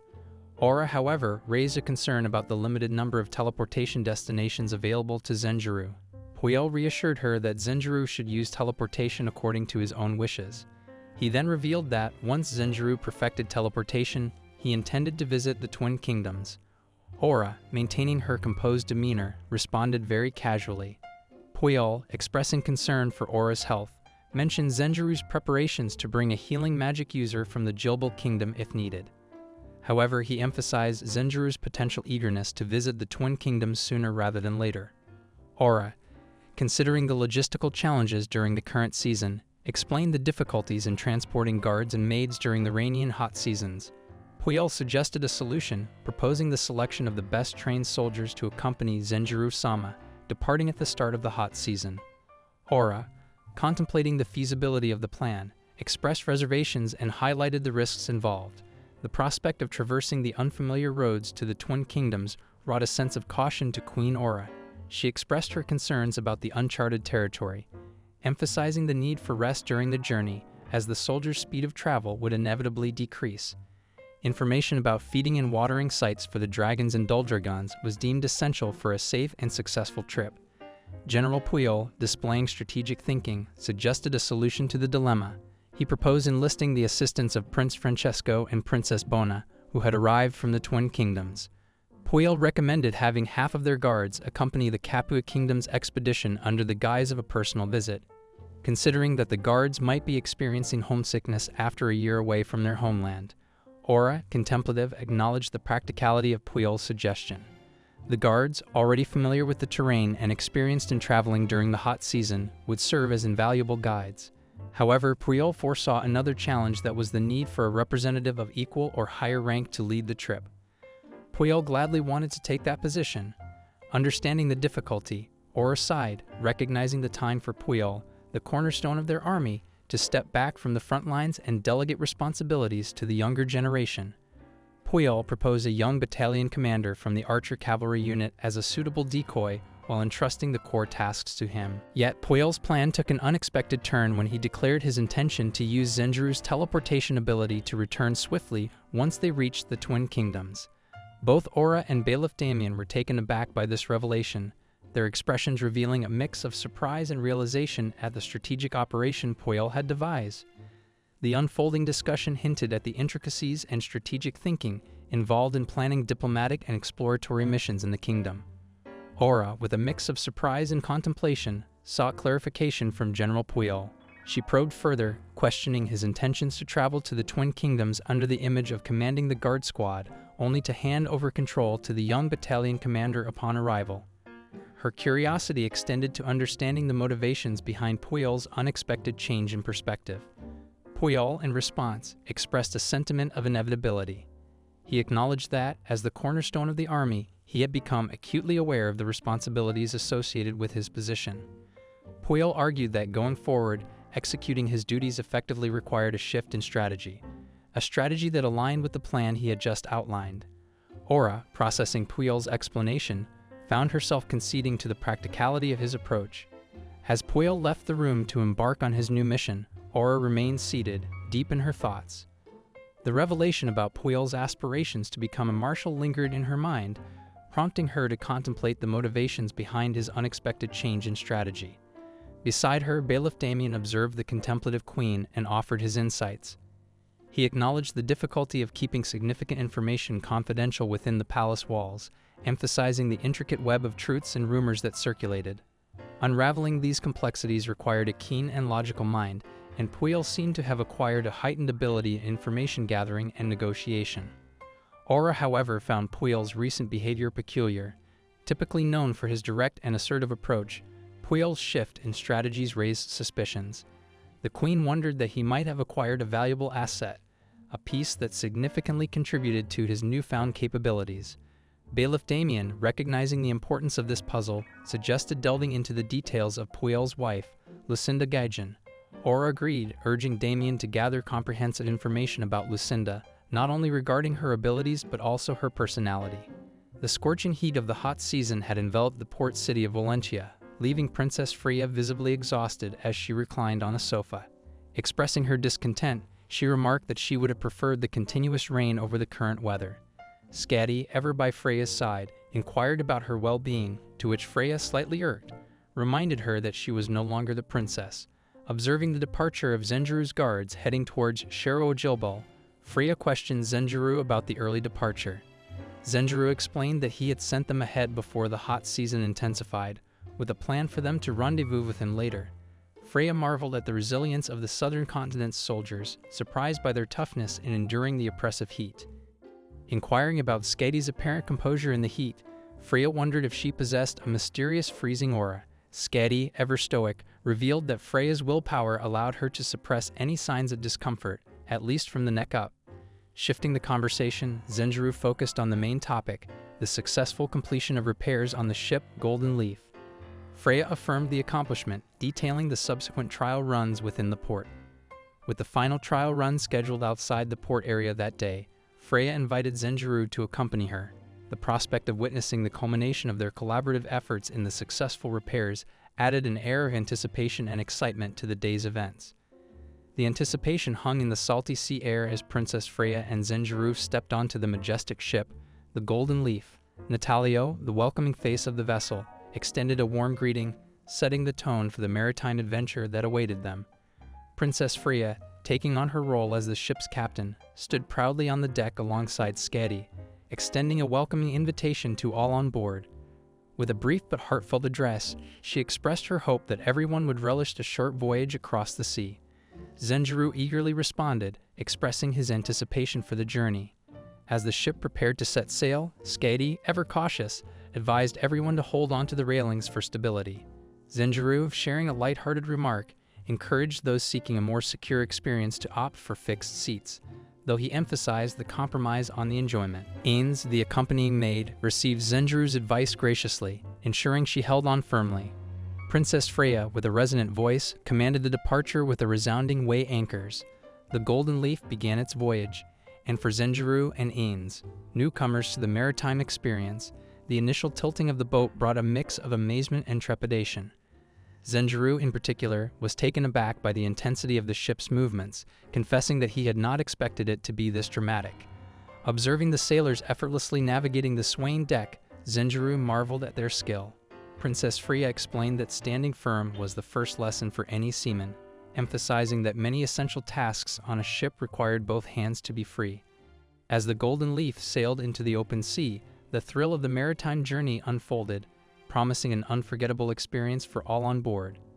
As the Golden Leaf sailed smoothly through the open sea, Ains shared her newfound realization with Zenjuru. The art of sailing, she observed, demanded far more practice and skill than she had initially perceived. Zenjuru concurred, acknowledging the craftsmanship required for such a job. However, Princess Freya's reaction to their conversation betrayed an unexpected shock. Zenjuru, concerned, inquired if something was amiss. Though Freya dismissed it, she went on to elaborate on the complexities of steering the ship. The coxswain, the person currently at the helm, was a position held by only 2 to 3 qualified individuals on board. Experience, Freya emphasized, played a crucial role in mastering the skill. Zenjuru marveled at the craftsmanship involved, recognizing the stern wheel as state-of-the-art technology. Princess Freya, surprised by Zenjuru's knowledge, pondered the disparities in his understanding and values compared to other residents of the Capua kingdom. As the ship sailed further from Valentia, Zenjuru and Freya enjoyed the scenic view of the southern continent. It was Zenjuru's first time witnessing Valentia from such a distance, and he could not help but express his admiration for its beauty. Freya, embracing the joy of seafaring, spoke of the excitement derived from exploring unknown countries, meeting new people, and experiencing diverse cultures. Zenjuru, reflecting on his ability to teleport and the shrinking of the world it brought, realized that the capital and Valentia were merely small fragments in a vast and expansive world. Beyond the ocean lay the northern continent and Freya's homeland, stirring a sense of anticipation and excitement within him for the unexplored territories that awaited discovery. As the sea journey drew to a close, Princess Freya expressed her gratitude to Zenjuru for the assistance of the Capua kingdom, ensuring the successful completion of the final trial run for the repaired Golden Leaf. Zenjuru, in turn, thanked Freya for providing invaluable experience to their craftsmen. Skadi brought up the topic of their return to the southern continent, mentioning that they planned to depart in 2 months, aiming to leave no later than winter next year. Zenjuru, though acknowledging it was still a while away, admitted that he would miss their presence. In the midst of the conversation, Ains sought to interrupt, but Zenjuru reassured her that it was fine. As Zenjuru prepared to leave, Princess Freya called out to him from the ship. With a sense of intensity in her expression, she conveyed her intention to return to her country temporarily, seeking her family's approval before returning. She earnestly asked Zenjuru to be there to welcome her upon her eventual return. Zenjuru, smiling, assured her that he, along with Queen Aura, would eagerly await her swift return. Freya, appreciative, expressed her gratitude and pledged that she would definitely come back. 1 month later, in the bustling capital city of Capua, Zenjuru cradled his newborn baby in his arms, marveling at how much the little one had grown. Ains entered the room, informing Zenjuru that it was time. Natalio joined Zenjuru in front of Queen Aura, who delivered important news. Aura shared that the advance guard, led by General Puel, had safely arrived in the Twin Kingdoms without any casualties. She stated that Zenjuru and Natalio were free to depart whenever they were ready. Addressing Natalio, Aura explained his role as both sword and shield in case danger arose during their mission. Natalio, determined and loyal, vowed to protect even if it meant risking his life. Impressed by Natalio's commitment, Aura informed him that Ains, Zenjuru's attendant, and Natalio's sister, Kido, awaited him in the Twin Kingdoms. She encouraged Natalio to connect with his sister and regularly exchange information. Grateful, Zenjuru expressed his deep thanks to Aura for her consideration. With Natalio's departure, Zenjuru remained with Aura. As they bid each other goodbye with a hug and a kiss, Aura informs Zenjuru that Prince Francesco and Princess Bona would return home temporarily. After their return, Zenjuru was free to visit regularly and report to Aura. Zenjuru, placing his hand on Aura's belly cradling their unborn child, asked if the baby inside had started moving. Aura shared that there was less movement than before, and she felt less sick. She inquired if Zenjiro had spent time with Carlos, their firstborn. Zenjiro expressed his wish for more time with Carlos, but he acknowledged that the journey was for the well-being of his precious family. He pledged to do whatever it took to protect his family, emphasizing his commitment to their safety and happiness. As the appointed time for Zenjiro's teleportation to the Twin Kingdoms arrived, Aura shared some last-minute advice. She emphasized the importance of him never being alone and having Ains and Natalio by his side at all times. Aura stressed the need for Zenjiro as royalty to maintain composure in the face of strong emotions and always consider the bigger picture before acting. Zenjiro acknowledged and understood the wisdom in his wife's words. With the teleportation spell chanted, Zenjiro found himself in the midst of the Twin Kingdoms of Shiro-Ojilbel. To his surprise, his entire army, led by the steadfast General Puel, had gathered to welcome him. Puel expressed their joy at Zenjiro's safe arrival and the positive impact of his presence on the ground. Zenjiro expressed gratitude for everyone's safety and welcomed the warm reception. A mysterious voice, belonging to Lucrezia of Broglie Dukedom, extended a sincere welcome on behalf of the royal family.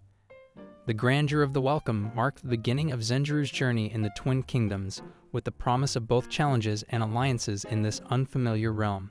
Zenjiro-sama successfully arrived at the Twin Kingdoms of Shiro-Ojilbel. The entire family bowed in front of him and welcomed him to their humble abode. Moreover, on behalf of the entire family, Lucrezia of the Broglie Dukedom extended a warm welcome to Zenjiro-sama, whereas Zenjiro-sama was shaken to see the hospitality he was receiving. Moreover, as Zenjiro-sama realized that Lucrezia was not a royal, he was relieved, as earlier he was under the impression that the royal family would be sending a honey trap for him. However, he introduces himself to her and tells her about how pleased he is to make this trip to her historic nation. Zenjiro-sama was going to live under Lucrezia's care, and she was determined to do her best in making his stay delightful in the palace. Therefore, Lucrezia guides him to his wing. However, they all start walking when Zenjiro-sama suspects something to be off, and he notices Lucrezia's clothes when she suddenly trips, but the maid manages to rescue her from a fall. Lucrezia, after this incident, felt extremely embarrassed as she apologizes to Zenjiro-sama when he points out that the clothes she is wearing might be too big for her. But Lucrezia was unbothered by his remarks, as she says that she will grow into it. The maid, who was concerned by her remarks, added that she has had many dresses made of that size even before she came to this age, but still has not grown at all. Lucrezia, who was drenched in shame after hearing her maid's Flora's remarks. Zenjiro-sama was certainly enjoying their conversation, but he was more interested in getting to his wing, as he politely tells them to discontinue their conversation and continue leading them. Moreover, they reached his room, and there it was, the magnificent Shiro Royal Palace, the Purple Shell Palace. They sure did a long walk. General Puel was right about the room being quite deep in the Purple Shell Palace. Even the Shiroa family's inner palace was right next to them, hence it was going to be difficult to get in touch with the Jilbel papal family for the time being. Using teleportation without the country's permission is forbidden. Therefore, it was difficult to even return to the Capua Kingdom for now, Ains added. Zenjiro-sama had already prepared himself for all this, but he still definitely has to be careful. However, as Ains heard the word caution from Zenjiro-sama, she alerts him not to let his guard down around Lucrezia. This alert came as a surprise to Zenjiro-sama, so he further questioned Ains about it.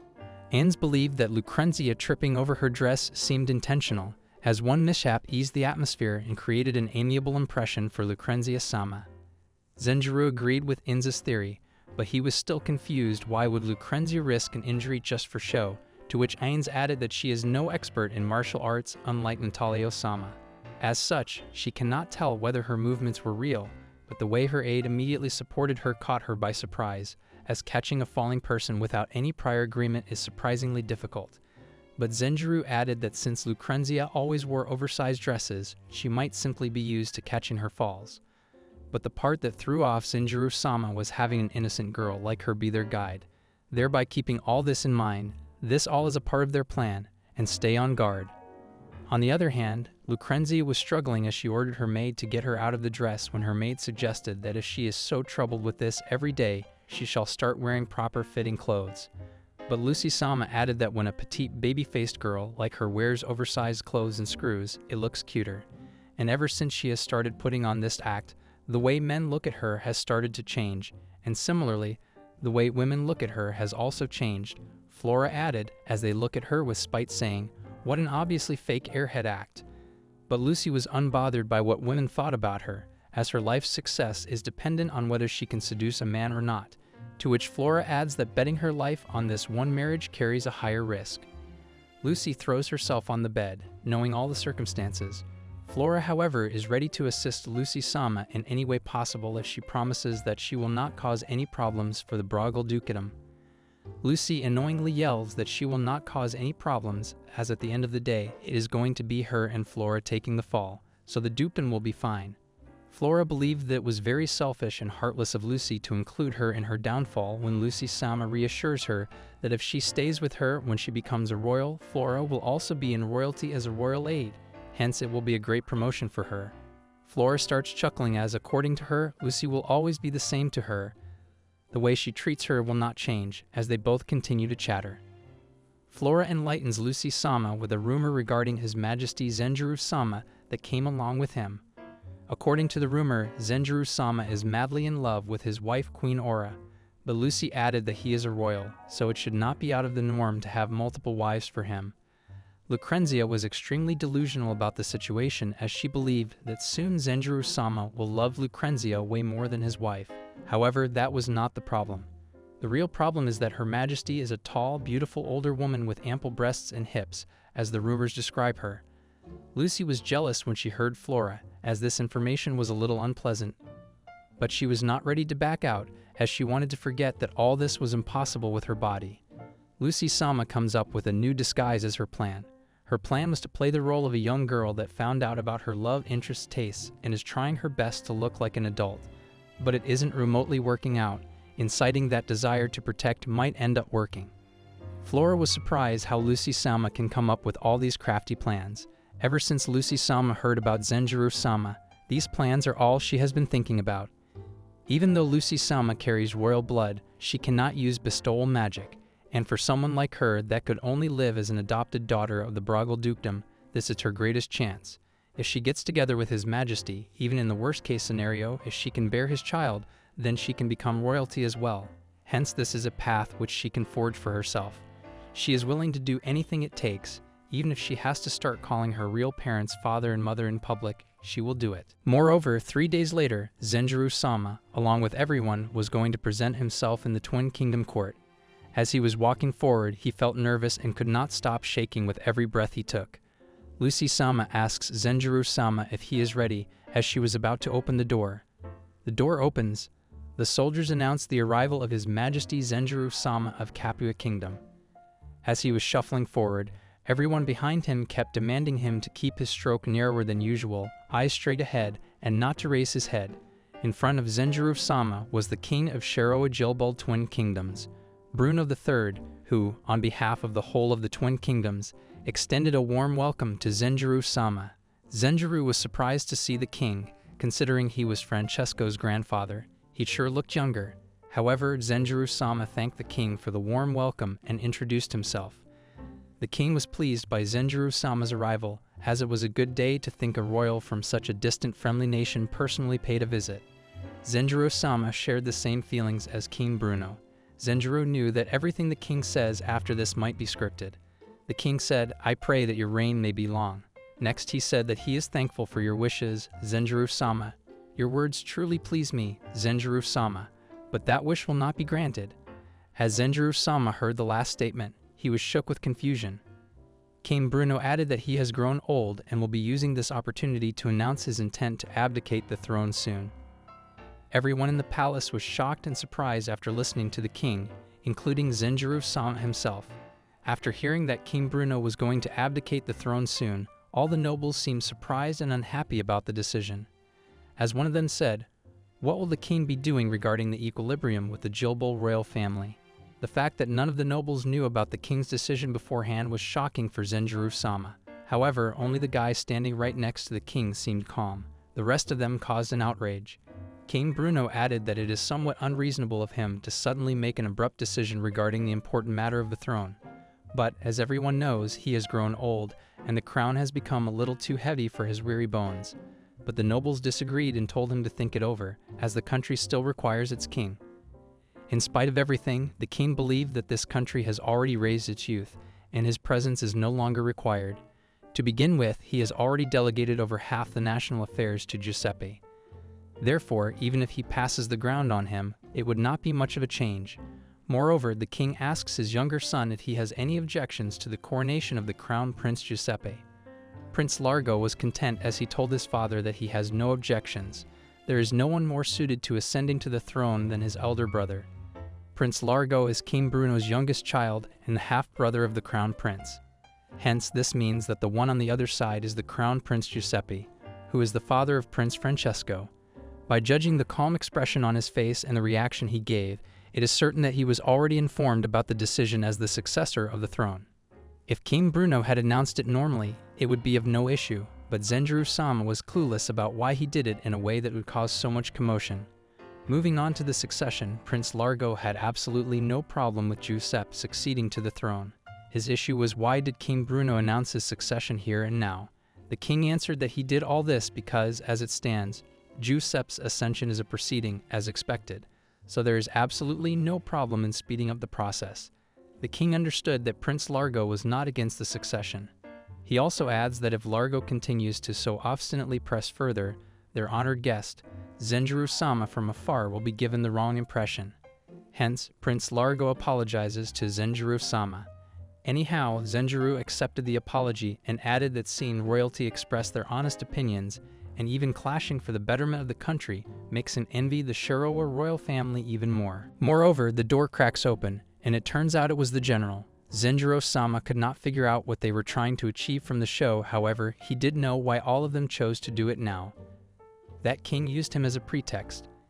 It does seem to be that way. It might be a crafty ploy by King Bruno to use Zenjiro-sama like that. The Twin Kingdoms are most certainly a feudal state. Even though King Bruno is the king, he still does not have the absolute authority. If the influential nobles were to oppose the idea, then there is a good chance that the succession would be brushed under the rug. However, General Puel stated the law: if the declaration was made in front of a royal from a major power, like the Capua Kingdom, then it would be a different story. Regardless of anything, the nobles, even if they intend to oppose the king's authority, have still sworn loyalty to the king.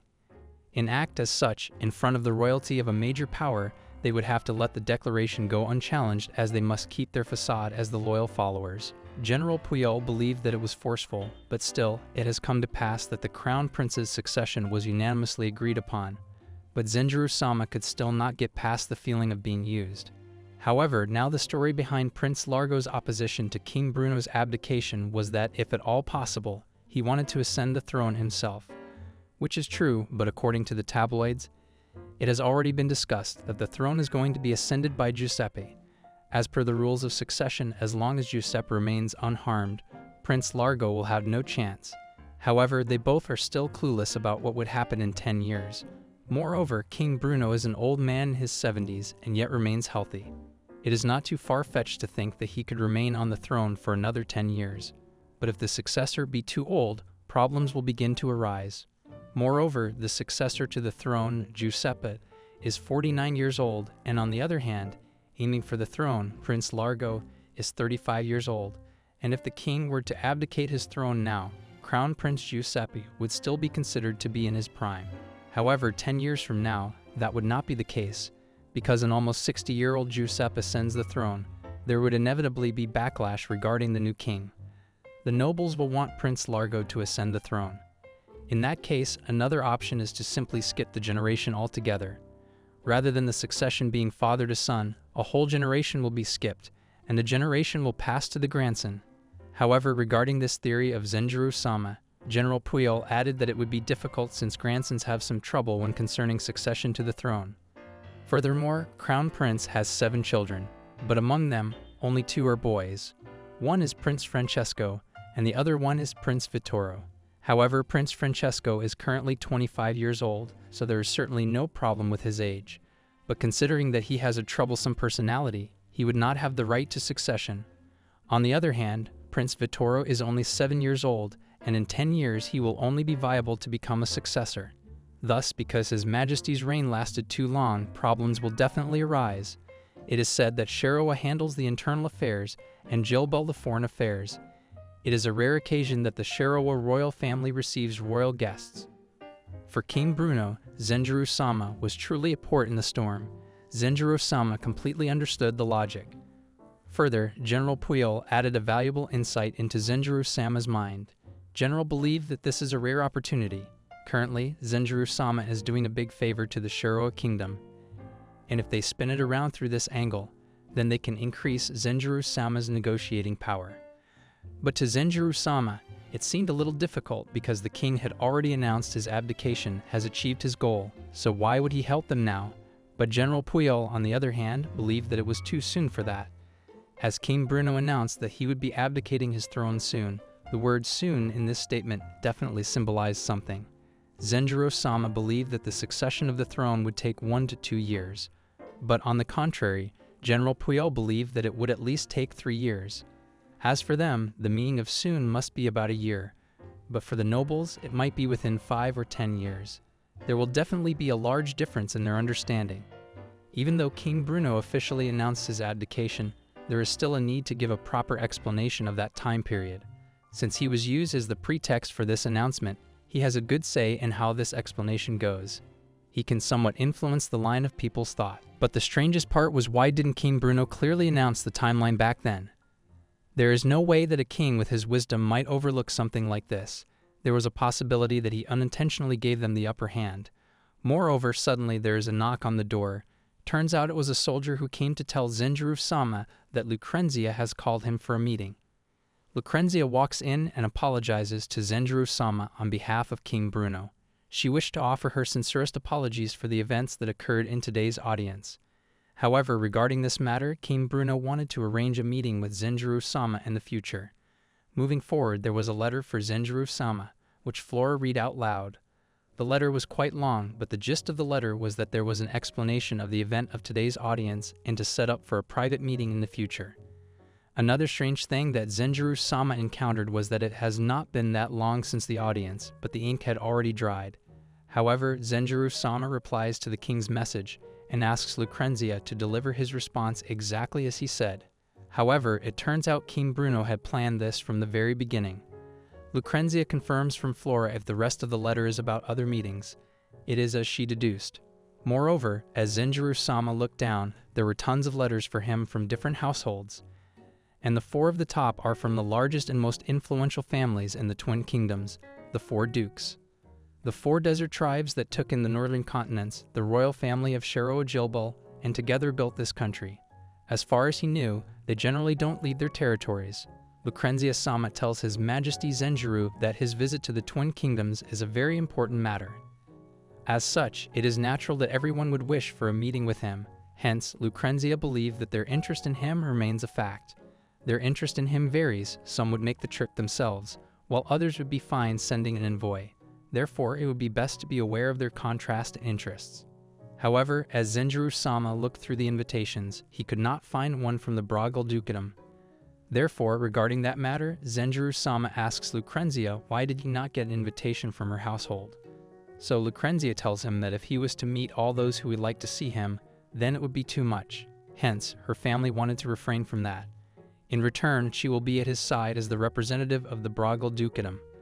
Lucrezia promised to always be there for him if he required anything from her family. Hence, Zenjiro-sama tells Lucrezia to inform his family that he will be borrowing their daughter for the duration of his visit. Zenjiro-sama was very clueless about what was going on in his surroundings. The Twin Kingdoms were indeed unique, a single country yet 2 royal families. Hence, the royal families are mainly immigrants of the northern continent, while the 4 dukes are the 4 desert tribes native to this land. And therefore, the fact that these 2 different groups stood together as one country for a few hundred years is praiseworthy. However, Zenjiro-sama points out another strange thing as he discusses it with Heirs. When Lucrezia was talking about the ones who would send invoices to meet me, in other words, the ones who won't leave their territories, and how she wants me to tell the difference in interest between them. He thought that it sounded like a jab at the 4 dukes. He asked Ains if she thinks this is a part of a conflict between the foreigners and the desert people. Ains believed that there might be a chance, but other than the royal family that works to preserve their bloodline magic, the nobles have had a few instances of marriage to common in their history. It seems to her that ethnic conflict is unlikely compared to other conflicts. Turns out there has already been mixing of the bloodline. Well, either way, it is hard for Zenjiro-sama to do anything without more information. For now, all he can do is to have a private meeting with King Bruno. Ains also agreed with him. It is best to let them out first. Otherwise, they would be acting without a good grasp of their situation. Therefore, Ains also promised to collect more information. Moreover, 2 days later, Zenjiro-sama arrived at the palace to meet King Bruno. The king extends a warm welcome to Zenjiro-sama. Prince Giuseppe was also in attendance at the meeting. Zenjiro-sama knew that they would be together. There was an invitation from Prince Largo, but nothing from the Crown Prince Giuseppe. Those two were in on it from the start. However, Zenjiro-sama told Prince Giuseppe that he is extremely delighted to be able to meet with her and His Majesty Bruno like this. However, now they start with the real agenda of the meeting. On the other hand, in the Capua Kingdom, the queen was lying peacefully in her bed.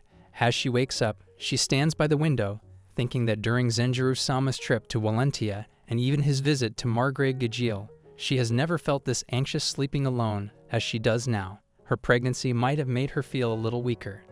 It has almost been a week since he left, which means that he might have already met the Twin Kingdom's King Bruno III.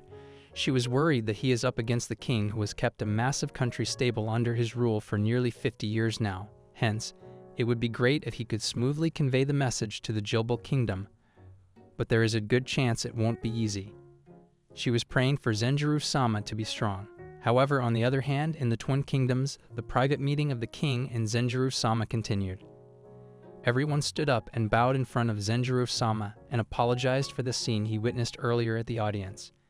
He also apologized for the trouble they caused him. Prince Giuseppe added that he would also like to offer his apologies as they did all this without even contacting him in advance. The current king and the future king both bowed down. Even if this is a private meeting, the guards and the other people are still around. Hence, lowering their heads will definitely be a hit to their leverage. Hence, to Zenjiro-sama, it definitely looked like an honest apology. They were offering him the fact that both the king and the crown prince apologized to him as compensation for using him.